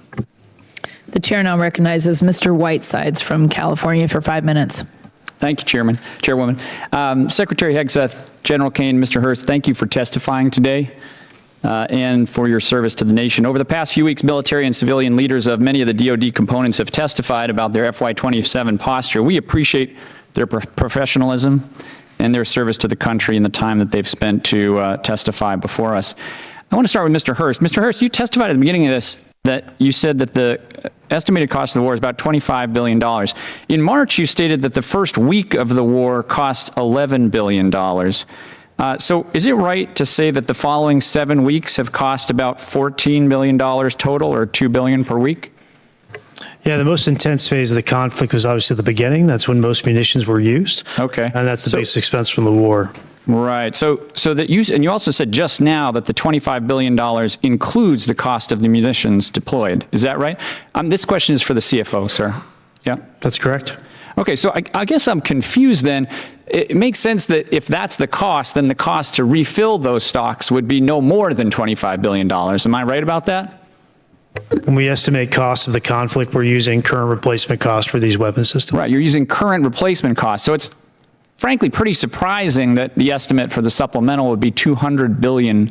You don't, if you'd like to explain that, you can, but. But that's not accurate. We don't have an estimate for the cost. Okay, that's what's publicly reported. So it's good to hear that it's going to be less. Mr. Hurst, do you have Signal on your phone? I'm sorry, why is this relevant? Do you have Signal on your phone? What does this have to do with the budget? I'm going to take that as a yes. Mr. Caine, sorry, General Caine, do you have Signal on your phone? I do, sir, yes. Okay, so I want to talk about Signal. Last year, the Secretary and other administration officials discussed sensitive and almost certainly classified information about a strike in Yemen using the unclassified Signal app. Mr. Hurst, what's the current policy for Signal on official DoD devices? I'm the comptroller. I don't do CIO work. So therefore, it is allowed, is that your statement, that it is now allowed to have Signal on your device? Mr. Whiteside, my statement is I run the budget for DoD. Yeah. Okay, well, he's got it on his phone, so therefore it must be permitted. Sir, I got to go back and look if it's on my official phone. I was talking about my personal phone. I'm not exactly sure. I'll go back and look, though. Okay. Last month, FBI Director Kash Patel made a public announcement that Russian hackers are targeting Signal app users in the government, specifically stated that they were targeting individuals of high intelligence value, including current and former U.S. government officials. I hope that it is not official policy that you can have Signal on your official phones, and I would love to get a response from the department on that. We have now asked this question about 5 separate times and have never gotten a straight answer. I want to close by talking about helicopters. Mr. Secretary, I want to ask about the Army Apache helicopter that flew over Kid Rock's property on March 28th. An investigation was launched by the 101st Combat Aviation Brigade Command Leadership, but before that review is completed on March 31st, you terminated it via social media post. Did you personally direct termination of that review? I did. Okay. Now, the president said they probably shouldn't have been doing it and that I'd take a look at it. So did you talk to the president before terminating that review? Well, I don't relay what I talk about with the Okay, I think president. unfortunately that means that you did talk to him, which in turn means that you've just confirmed that the president himself overruled the leadership of the 101st Airborne. Mr. Secretary, you yourself have affirmed not what I said. repeatedly the need for higher standards and higher accountability at every level of your agency. Commanders rely on established processes to uphold these standards. How does canceling a command-initiated review by the 101st Airborne leadership support a culture of accountability? Actually, I think I'll ask that of the chairman. Sir, back to my earlier comments about the importance in my role of staying in the middle. What you're alluding to is, in my assessment, with deep respect for your ask, is a partisan question, and I think it would be inappropriate for me to answer that. Sir, I actually don't think it is. I think it is actually a very fundamental principle of accountability in our department, and I think it was the wrong decision. I'm going to close by just saying one thing. Mr. Secretary, you started this hearing by politicizing it, and I want to make one point. Poll after poll shows that the American public does not support this war, and support is dropping every day. We are all representing our constituents, which is our constitutional duty. And to state that we are politicizing it is an affront to Congress and every member in this House, and I yield back. You are politicizing it, Congressman. The gentleman's time has expired. The chair now recognizes Mr. Schmidt from Kansas for 5 minutes. Thank you, Madam Chair, and I want to thank all 3 of our witnesses for being here today and answering our questions. Mr. Secretary, let me start with you. A little bit off topic for today, but relevant. We are now more than 2 months into the funding shutdown for the Department of Homeland Security because folks at this end of the avenue have not yet been able to get to yes. I hope we're going to get to yes here shortly. I think we made some progress here today while we've been in this gathering. It's been necessary, as I understand it, for the administration to scrape out the pennies under the couch cushions in order to keep DHS running and honestly running not at full speed. Has your department had any role in contributing to the ongoing operations of DHS while things have not been funded? Well, I wouldn't comment on the status of DHS. I'll just say the ways that we cooperate with them have continued. I mean, look at the southern border and the 11,000 troops we have there, Task Force Southern Border, ensuring that our border is locked down. We've worked with law enforcement from day one on DHS to do that, just like we have with local law enforcement across the country. So obviously we welcome DHS funding, but in the meantime, we're going to protect the country, protect the homeland, and that's what we're doing with them. Do what is necessary. Very good. General, let me ask you, if it is more appropriate for the Secretary, we'll defer, but we've obviously been following with interest all of the developments and the publicly reported developments in Operation Epic Fury. There was some publicly reported activity a while back that I had reason to think might involve some Kansas service personnel. We didn't know from the public reporting. We had simply been trying to find out whether our folks were involved or not. We finally did get an answer. It took about 4 weeks, and when we got it, it was, for the most part, everything we'd read in the press, with one exception. It's a bit unsatisfactory when we're just trying to do our job and figure out whether our folks are implicated and whether we need to be doing something to help them, their families, or their folks back home. I know you take seriously the importance of providing that information, but can you just offer some reassurance that you do take those inquiries seriously and that was perhaps not? We do, sir. I'm not exactly sure the situation you're talking about, but I'll get the teams together and figure out what broke down there and fix it. Appreciate it very, very much. Mr. Secretary, let me come back to you. In talking with Kansans who either have been deployed or are in support of folks who have been deployed, I am under the impression that there has been a particularly high, especially early in the operation prior to the ceasefire, particularly high amount of concussive activity, and that we might be well advised to be prepared when folks come home for concussive injuries, for combat-related PTSD, perhaps at levels we aren't expecting, at least those of us watching from the outside of the operation. Can you say anything either about that in particular or more generally about what types of health and post-combat related health issues we ought to be preparing for when folks come home from this operation in particular? Well, I know, Congressman, all of that is tracked very closely. As it pertains to this budget, there's $70 million for more research on that. But I would note that as it's tracked and identified, also 90% of those with injuries in this conflict have returned to duty. But that doesn't mean there couldn't still be a lingering effect, which is noted and will be continued to be tracked throughout. And can I follow on that? I appreciate that answer very much. With respect particularly to Guard personnel who have been deployed, and when they come back, they return to their civilian roles. They may be in communities far from a military post. They may be in communities that don't have dedicated healthcare services, that may be particularly focused on concussive damage or post-traumatic stress damage. Is there particular thought on things we ought to be doing to prepare to serve that population when those men and women come home? I think the biggest one is identifying it up front, doing that testing up front to identify what has occurred, and then the ability to track those service members. I know as a frontline leader that became part of my responsibility as well, tracking those who may be more susceptible to it, whether they have a formal network to address it or not. So definitely something we care about. TRICARE, ensuring they have increased access in places where there aren't military facilities, is an important part of it. Thank you, Mr. Secretary. We care as well. We want to be helpful in that front when our folks come home. Last question, particular to some folks in Kansas. When you were here last year, Mr. Secretary, I talked about cooperation between the Veterans Health Agency and DHA and some work we've been trying to do at Irwin Army Community Hospital at Fort Riley. This committee and the Congress and the President enacted into law a provision that causes some cooperation between the two to happen, and we are very excited to report they're looking very good out at Irwin. The reason I raise this with you today, some of the folks who made that happen were the commanding general at the 1st Infantry, General Roan, who's about to deploy to Europe, I believe in early June. His chief medical officer, who's about to leave for a different assignment. The gentleman's time has expired. Can we get those things signed before they leave? The chair now recognizes Mr. Tran from California for 5 minutes. Thank you so much, Chairwoman. Thank you, Secretary Hegseth, General Caine, Mr. Hurst, for being here today. After I was honorably discharged from the Army Reserve, the GI Bill helped me go to school and ultimately become a lawyer.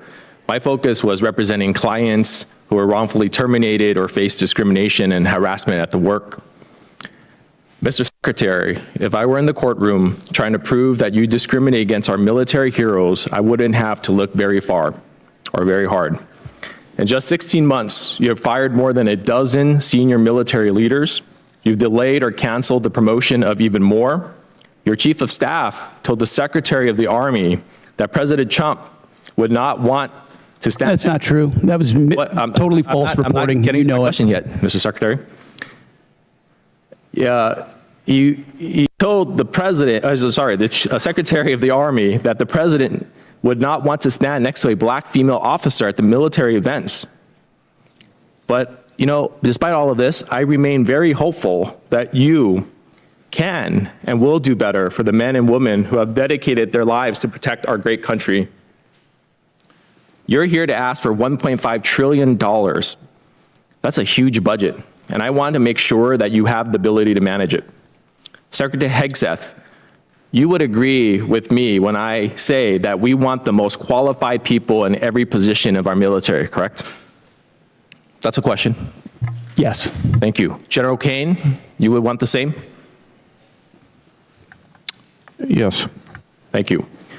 You know, I share the bipartisan concern about the firing of General George. And what I and the American people want to know from you is, did you ask the president for his permission before you fired General George, Secretary Hegseth? It is my responsibility to confer with the Commander-in-Chief on especially high-level personnel matters. And ultimately, I won't relay what was discussed, but he was aware of the action that would be taken. Okay, great. Thank you for that. And when you made the decision to fire General George, did you consult Secretary Driscoll? There had been multiple consultations over a year, yes. Do you and Secretary Driscoll have a good working relationship? Yes, I appreciate the work he's doing for the Army. And for the record, would you agree that Secretary Driscoll is doing a great job as the Secretary of the Army? I appreciate the work that the Secretary is doing and made the personnel change based on the Chief of the Army. In fact, he was so good that at his job that the president sent him to Ukraine to negotiate a peace deal. Do you know why the president chose to send him over you? I'm grateful that the president puts in players at key moments to advance policy priorities, and that's what occurred there, and I was very supportive of it at the time. Recently, Secretary Driscoll testified in front of the Appropriations Committee that he refused to strike the names of 2 female and 2 black officers from a promotion list due to their exemplary service, names which were ultimately removed. Did you order him to strike those names? I know we removed those names. I did. Okay. Why? Because we review every general officer. You mentioned 12 general officers had been reviewed. The number's much higher than that. I would also note that under Barack Obama, 197 general officers were removed. So this is not something specific to this administration. Every officer serves at the pleasure of the president. And when they need to be removed in order to ensure we have the right leadership in those services, I will make those calls regardless of what you might say from the dais. You know, about a year ago, the Army began their transformation initiative. I'm all for modernization, but this process seems to have been completely rushed in a way that compromises our readiness, including deactivating a medical evacuation Black Hawk unit at Joint Training Forces Base, Los Alamitos. I've heard recently from senior Army officials who support slowing down the Army Transformation Initiative, specifically as it relates to aviation. Secretary Hegseth, can you commit to slowing down ATI as it relates to aviation? There are multiple places inside ATI that we are reviewing to ensure that we do not create capability gaps inside today's Army based on the fights we have today and the fights of the future. And this budget reflects ensuring that we don't have any operational gaps in the Army or any of the services. Mr. Secretary, during your opening, you brought up this beautiful slide, and you talked about the Arsenal of Freedom. It's an Arsenal of Freedom slide, talking about private investment, you know, from the $1.5 billion. RTX was on there, Boeing, GE, L3 Harris, Lockheed. My question to you is, do you or your wife have any personal investment in those companies? No. Thank you. The gentleman's time has expired. The chair now recognizes Mr. Crank from Colorado for 5 minutes. Thank you, Madam Chair. Mr. Secretary, the Department's FY27 military construction request includes plans for a new $250 million Space Force operations facility at Schriever Space Force Base. When constructed, this facility will support essential national security missions like Golden Dome, the National Reconnaissance Office, intelligence, surveillance, and reconnaissance missions, and other Space Command requirements. With a projected workforce that includes over 2,600 high-paying civilian jobs, how will the department compete with the private sector to recruit and hire the highly skilled talent needed for those positions? And how will the department work with El Paso County, which is my county, and the city of Colorado Springs, who strongly supported this administration, by the way, to meet the growing needs of the Space Force? Well, first and foremost, and I mean this, I would welcome your input. That's usually what I say when I'm on the road and in the field with commanders is, okay, you ask me, we meet with battalion and brigade commanders all the time. They ask me a really detailed question, and the first thing I say is, what do you think? And usually they know the problem set much better than us, and we take that feedback back to HQ and we action it. So I would welcome how we can ensure that that workforce is properly cared for and competitive, considering how important the Space Force is, which is doubled in this budget in size. That domain of warfare we have to get right. Yes.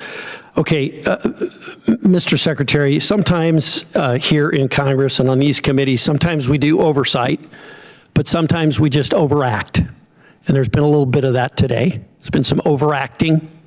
I would hope that when I look back on my congressional career, I've only been here a little while, I do know that when President Biden did some military operations, I supported him. I wasn't here, but I supported those operations because it's important to support the men and women of the military, and it's important to support our commander-in-chief when he makes the decision to deploy those troops. And I'd hope that when I look back on my career years from now, I will say the same thing, that I didn't choose what to support based on who the party was in the White House, but based on whether it was the best thing for our national security. And I hope that some of my colleagues who don't seem to hold that same standard would introspectively look at what they do. But I want to give you a minute. There's been a lot said about Iran and about the mission in Iran. And I think there's been a lot of misinformation here, and I want to give you the opportunity to correct the record. Well, I appreciate that. We are fortunate to have a president who understands the nature of the threat we face from a nuclear-armed Iran. Full stop. We know what they say they would do, we know that they were pursuing, and we know that at their weakest moment we had an opportunity to do something about it before they had a conventional shield of missiles and drones so large that they could never be contested. And then without inspections and from a bad deal, they could possibly race to a bomb. So the threat was right there in front of us. All it took was the courage to act, which no other president had done. And he gave us a clear set of objectives, which the chairman and I talked about from day one. In pursuit of ensuring that Iran never gets a nuclear weapon, you degrade their missile program, defeat their missile program, get at their conventional navy, and ensure they don't have a defense industrial base so they can rebuild those capabilities. That's what we briefed from the podium. That's what we talked about. That's what we were focused on. And in service of that, had overwhelming military victories in pursuit of it. I mean, we've never seen an air campaign like what we did alongside the Israeli Air Force, not to mention the rescue of those two pilots and the professionalism of that joint force that went downtown twice, once in the day and once in the night, to leave no man behind. That is a call the commander-in-chief makes, and he had the guts to make it. And as a result, we're in a ceasefire in the middle of negotiations in a very strong place with a blockade that will ensure that when this is done, when a deal is set, it's a deal on the president's terms to ensure Iran never gets a nuclear weapon. That's a fight worth having. And if the American people remember 47 years, Americans remember 47 years of what the Iranians have done to us, targeting and killing Americans. If they had a nuclear weapon, they would use it. This president has unleashed his military to do something about it. We've had historic successes, and if we need to go at it again to ensure that success, we are prepared to, but we're hopeful over time that a deal will be compelled and compelled quickly. So this talk about endless wars or forever wars, and the president points out rightfully what this town tolerated in Iraq and Afghanistan and Vietnam, that is not this. This is a discrete mission to pursue U.S. objectives, and we're doing it in a historic fashion. I support this president's operation right now in Iran. I supported President Obama when he said he opposed a nuclear Iran and would do what was necessary to not to do that. And I supported President Clinton when he did the same. It's time to act, and I'm glad that this president did. Thank you. The chair now recognizes Mr. Vindman from Virginia for 5 minutes. Thank you. Earlier, Secretary Hegseth, you talked about flexible realism. So let's see if we can figure out how much of it is realistic and how much of it is just flexible.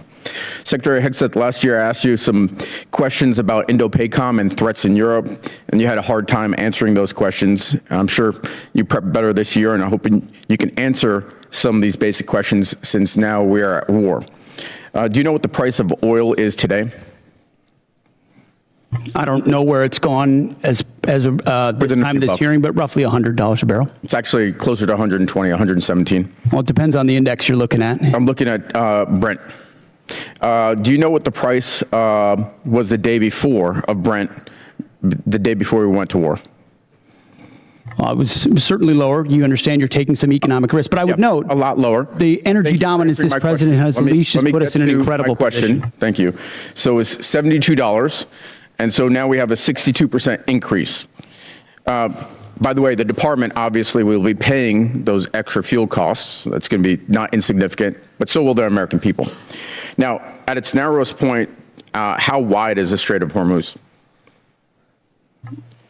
I think it's about 12 miles, but I'd have to check. It's 24 miles, but 12 miles is actually the relevant number because that's the navigable channel. That's the international water navigable channel point. And do you know how many barrels of oil transited the Strait of Hormuz each day before the war started? I don't know the exact number, but you're looking at over 100 oil tankers usually transited a day, or 120 a day would transport the strait. Yeah, and so 20 million barrels a day, and right now they're at an 81% reduction. So it sounds like you've done your homework. You're tracking pretty well what the strategic situation is. So a couple of questions. Were you aware that if we struck Iran, that they would most likely close the Strait of Hormuz? Of course, our department was prepared and planning for every possible contingency, being front and center as something they may do in a desperate state to attempt to, which is what they've done, some kind of control. And I appreciate that. And earlier you told Mr. Moulton that this department has looked at all aspects of the risk, and that the president got every possible perspective. And then recently you just said that the president did understand the risks and had the courage to undertake the endeavor nonetheless. And that's leadership, or words to that effect, pretty close. And so I just want to kind of give you the state of play right now. It's been 2 months of war. We have hopes for a resolution, but the war continues, really. Iran has closed the strait, and we've now gone in and blockaded their ports. 1/5 of the world's oil is unable to transit the strait, and the American people and the department are paying significantly more. And you also said that this is what the American people actually voted for. But actually, the American people voted for a promise not to get into Middle Eastern wars. And they voted for lower prices. And this is the exact opposite of what they got. So let me ask you this. The president ordered the strike, is that correct? The president's been saying for over 30 years that Iran can never have a nuclear weapon. So he's been very clear as a position. When the American people voted for President Trump overwhelmingly, they voted for that position. I got that, but the president ordered the strike. Is that correct? Which strike are you referring to? The strike on Iran, the war that we're in. Oh, of course. I mean, he's the commander-in-chief. He's made the calls. It sounds like you're blaming Daddy for the mess we're in, and I don't think he's going to be particularly happy with you. I see what you're trying to do. There's no daylight in this administration on this campaign, and I'm happy to stand shoulder to shoulder with this administration. Reclaiming my time. So let's shift gears. Last time we were here, I asked you if you'd apologize to the mother of an F-18 pilot whose son you endangered for sharing classified information on the signal chat. You refused. On March 1st, 6 Army soldiers, including a constituent of mine, were killed by an Iranian drone strike. Do you take any responsibility for those deaths? I was there at Dover when they came back. Of course, I take responsibility for every aspect of this Well, I appreciate that, because you also complained about the fact that tragic things happen. The news makes it front-page news. The press only wants to make the president look bad. Is it about the soldiers, or is it about the president looking bad? It's not just the president who wants, or the media that wants to make him look bad. It's you. It's actually about the soldiers, and it's frankly reprehensible that you would make that statement. And so, Truman had a sign on his desk that said the buck stops here. And this The gentleman's time has expired. The about chair now passing the buck. recognizes Mr. Van Orden from Wisconsin for 5 minutes. Thank you, Madam Chair. Mr. Secretary, it's great to see you. General Caine, Honorable Mr. Hurst, of course, my dear friend of over 3 decades, Master Chief Isom. How you doing? Hey, I have to be very clear here. I spent my entire adult life training for war, training others for war, or at war. And you very astutely mentioned to some of my Democrat colleagues that our generation was involved in an endless war, a morass. And I've had, with Matthew Burns, I've had 22 of my friends commit suicide. And I know that you have recently instituted a specific office to help lower active duty and veterans suicide in conjunction with my great friend, Secretary Collins. So I want to thank you for that. 2 months does not a morass make. However, it could be the start of one.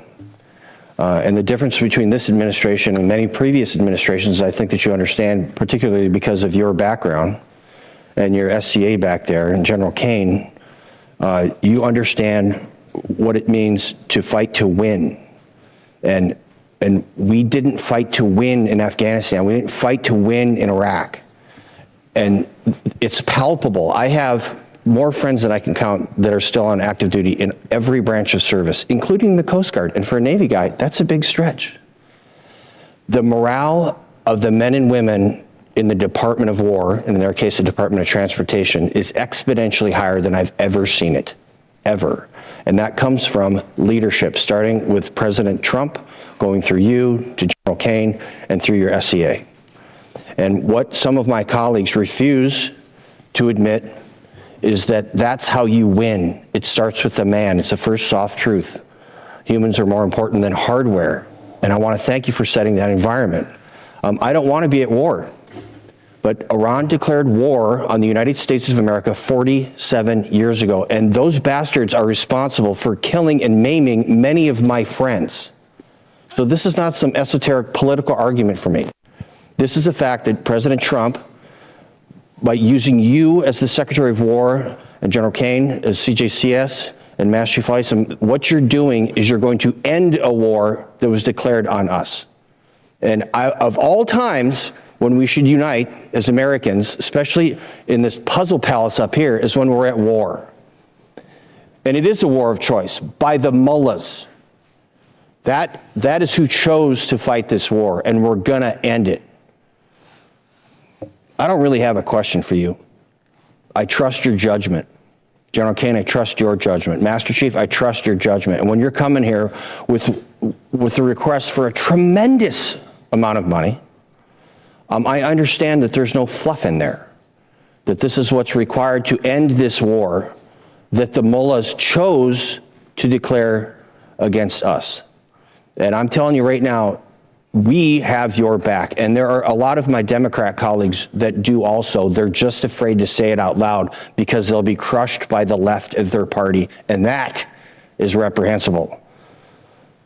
So with that, whatever you guys need, you just holler.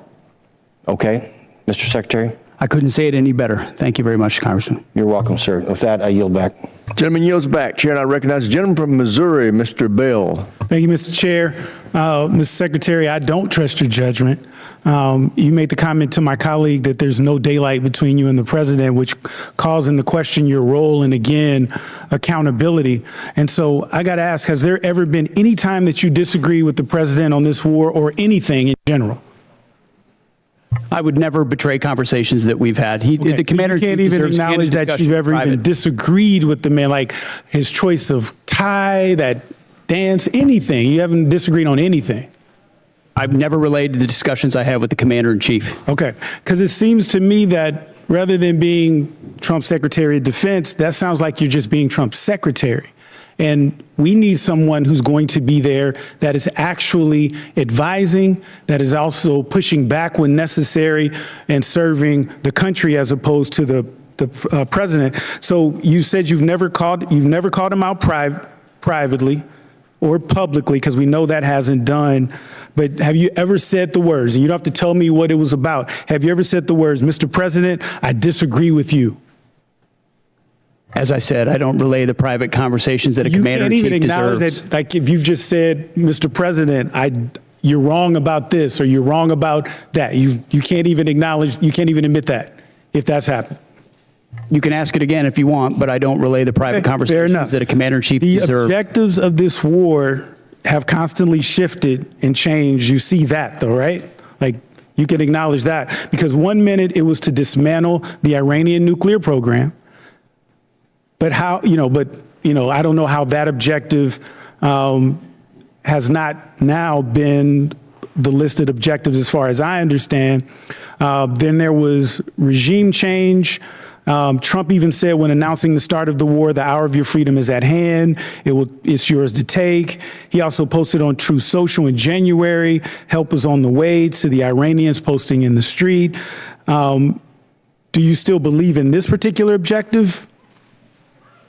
The objectives have been clear from the beginning, and I've supported the president throughout in having the courage to take on this threat. Okay, so then let's talk about what else has he said. So let's talk about the Trump doctrine. So on November 6th, the president said he was all about ending wars, not starting new ones. Yet in the so-called doctrine, the conflict has not answered why we're in the war. The objectives have changed. We're not sure about the exit strategy. This, to me, is the definition of open-ended or forever war. And you cannot claim to end forever wars while engaging in one. And then here's the one that really gets me. So I don't know when it's over when I feel it in my bones. So, Mr. Secretary, war decisions should be based on defined military objectives. You agree with that statement, correct? It's the commander-in-chief makes the call on behalf of the American people when our objectives are completed. There should be clearly defined military objectives. That's safe to say? Ultimately, the commander-in-chief makes the decision about when our objectives are achieved. Okay, because I'm just trying to figure out, like, what kind of analysis, evaluation are we looking at with objectives when it's just what the president feels in his bones? Like, are we talking about like some Da Vinci Petruvian man or what? Like, what are we talking about when we just talk about feeling it in your bones? Because my thing is, we're not sit up here to trust anyone's judgment. We're here to represent our districts and the American people. And so my next question is, the problem that I'm concerned with is that Iran continues to increase their negotiating leverage with us. And so we've been told that we've won this war, it'll be over in a few days, but now they didn't control the Strait of Hormuz, and now they do have leverage in the Strait of Hormuz. I remember even in the strikes in June, after the strikes in June, I should say, they struck Al-Udeid, and we never responded to that. As a matter of fact, Trump even said he knew that strike was coming and he allowed it. Do you agree with that? Ultimately, the president's been clear about his objectives, and if Iran thinks they're going to outdeal the best deal maker on the planet, they got another thing coming. But they struck us and we didn't strike back, and you're okay with that? He even said he authorized, he allowed it. He said that, and you're okay with that? The president has done many bold things for this country to ensure Iran never has a nuclear weapon. Okay, well, allowing another country to attack us, isn't that treason? Allowing Iran to get a nuclear weapon. Time's expired. Chair now recognizes the gentleman from Arizona, Mr. Amadei. I want to thank your team behind you for having the discipline and stamina for being here. I know what work was involved in doing this type of hearing, so thank you all. Mr. Secretary, I want to ask you about the A-10 Warthog. How effective has it been in the war in Iran? As I'm sure, yes. And so why is the Air Force, I mean, they've been trying to retire this platform for 40 years, since 1984. And it seems like it keeps proving itself no matter the technological advances that we have in the military. So why is there a need or push to retire this platform? Well, the push to retire the platform was previous administrations, based on mostly requests from the Air Force. But given how, anybody of our generation knows how impactful, important, and significant the A-10 and the Warthog has been. And that's what you want when you need close air support. Full stop, everybody knows it. To include when you've got down pilots and you need to go downtown Iran. And it was incredibly effective in those missions. Now, there are other places where it's less survivable, and I understand that. But there's still most of the world where it is the most effective close air support platform. That's why I got with the Air Force Secretary. We extended it to 2030, and we're, per the President's guidance, going to look at other options, maybe other variants and ways at which we can keep the A-10 capability or platform on the battlefield for our warfighters who want that kind of close air support. Thank you. I appreciate that. Just, you know, as technology advances, sometimes we forget, sometimes the old school machinery we have works just as well. I know you just, you know, got the Apache helicopters. I mean, that's a 50-year-old frame. If you look at the AK-47s, my God, it's one of the most effective rifles, and from 1947. So I don't want to lose sight of that. You know, I think too much is spent on so many defense companies coming in here selling us the newest, greatest product, but warfare ultimately is about killing the enemy, and we know that Warthog does that. I want to shift focus a little bit to actually kind of old school as well. I know the SOF and PSYOP right now, there's been 3,000 positions cut, mostly on PSYOPs and civil affairs. How is, you know, I've been wondering, we have air superiority in Iran, and it seems like there's no internet connectivity in Iran. Are we doing any leaflet drops over there? We've explored a variety of different actions, many of which are classified, but that could restore additional communications capability to the Iranian people. I would love for President Trump's Truth Social post to be leafleted all over Iran, to be honest with you. I think that would encourage them to actually take to the streets. Moving to Iraq, I think there's budgeted right now about $118 million for the government of Iraq for the counter-ISIS mission. We know the problems that the Iraq government are facing right now. And you have personally said that you're going to certify, you know, the spending on it. I mean, do you think that this is an effective use of our money to give it to this government that we know is aligned with Iran and seems like it's becoming more difficult to deal with? It's a very much an open question. We're paying very close attention to the new government there and the counterterrorism efforts, some of which have been successful over time and others of which have not in this conflict, where Iraq has not stepped up in those efforts. And we're reviewing funding, basing every aspect accordingly, just like we did in Syria. The president directed that we leave Syria. We had 8 bases. We went down to 4, 2, and then 1, and now ultimately are in northern Iraq. And we'll review our posture throughout the region. Great. With that, I yield back, Mr. Chair. Chair now recognizes a gentleman from New Jersey, Dr. Conaway. Thank you, Mr. Chairman, and thank you and Ranking Member Smith for holding this hearing today. Thanks to the witnesses for presenting themselves to us to answer questions. At the outset, let me say that I'm proud of the work that our service members do every day to keep our nation safe, and I have profound respect for those who voluntarily put on the uniform to serve and protect our country. The Trump administration's reckless military actions are driving up costs for everyday Americans. This war, as you know, is not supported by a significant majority of the people in this country.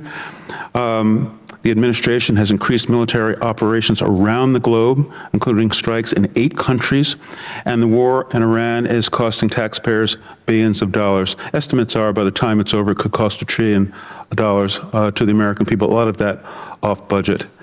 It's estimated that the first 6 days of the war cost around $12 billion alone, and we are now hitting 60 days of war fighting without a plan to exit this conflict. The administration has failed to transparently tell the Congress or the American people what the costs of the war are and why we are at war, and expects Americans to keep footing the bill. The comptroller has, and thank you for coming, sir, given us an incomplete number, and I understand we're in the midst of war and there's some, you do have some challenges in that regard. But the Congress, I think, my colleagues would have appreciated a more thoroughgoing cost estimate so that we may. I would agree with my colleague, Ms. Goodlander, about the department sharing the full breakdown of the cost of this war and understanding where every dollar is going. That number does not likely reflect the full costs of war, as you know. There are many estimates out there that say that this war will cost much more than you and the administration are putting before the American people. If you look at our past conflicts, when we went to war in World War I, and this has been mentioned, Wilson went to Congress and called for the American people to help pay for the war. Franklin Roosevelt went to Congress, asked for a declaration of war, and the Americans pitched in to pay for this war. Conflicts after that, sadly, too many of them are off budget and are leaving Americans with trillions of dollars in debt. Average Americans are suffering the consequences of this war in Iran, including increased fuel prices in my home state of New Jersey, where gas is now on average $4.20 a gallon. Diesel is almost $6 per gallon. In addition to increased fuel prices, everything costs more: groceries, housing costs.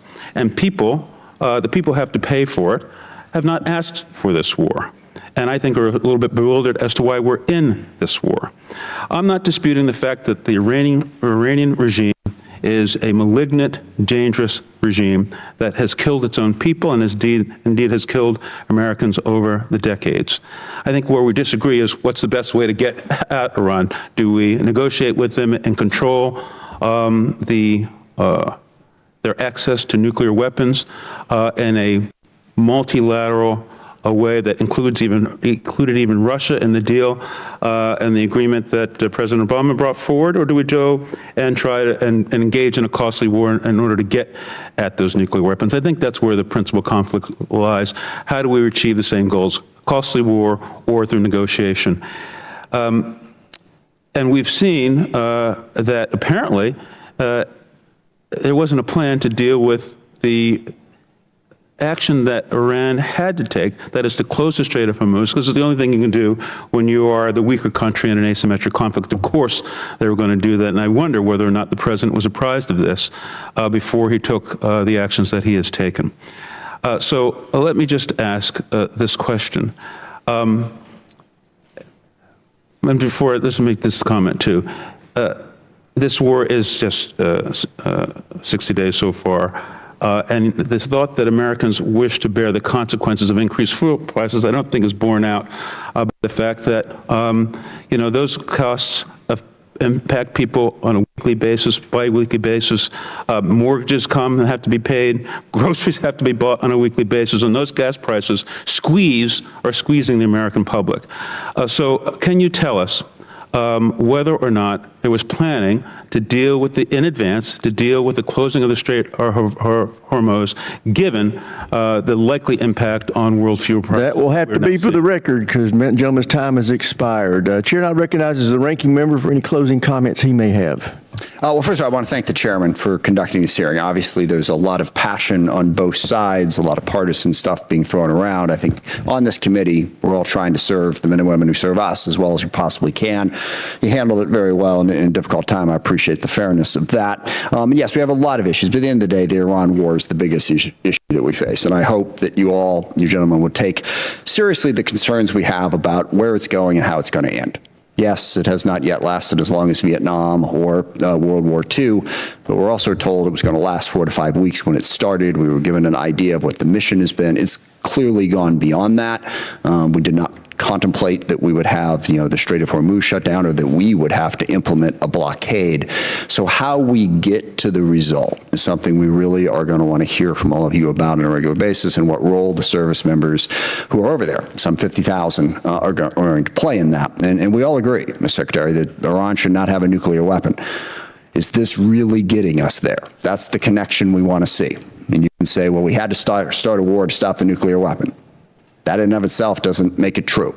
How is the war and the military action actually stopping that nuclear weapon? How does it put us into a better position? I think that's what we really need to hear, and what we'll have to continue to work on long after this hearing. But I thank our witnesses for coming before us. It is the democratic process. We're all part of a representative democracy. I have never met too many people at the Pentagon who loved coming over and talking to Congress. I get that. But I hope you understand how important and how necessary it is that the people's voices are heard. And we do have an opportunity to question and challenge the decisions that are made by our executive branches. We have a right to do under the Constitution, actually an obligation to do under the Constitution. So I look forward to continuing the conversation. I thank the chairman again, and I yield back. I thank the ranking member, and I thank the witnesses. Thank you for your service to our country. thank you for 6 hours of tough duty, and you've done a great job. I want to end this hearing the way I started it. This is a historic budget request by this administration. We are in unacceptably low levels of spending historically, and this president is meeting the moment with a budget request that meets the requirements that we have to meet if we want to remain at peace. This is about peace through strength. This budget will help us have peace through strength, and I urge my colleagues who are not in this chamber to pay attention to what we talked about today. This department, I think, is done an admirable job of defending the budget. And with that, thank you for being here. This hearing is adjourned.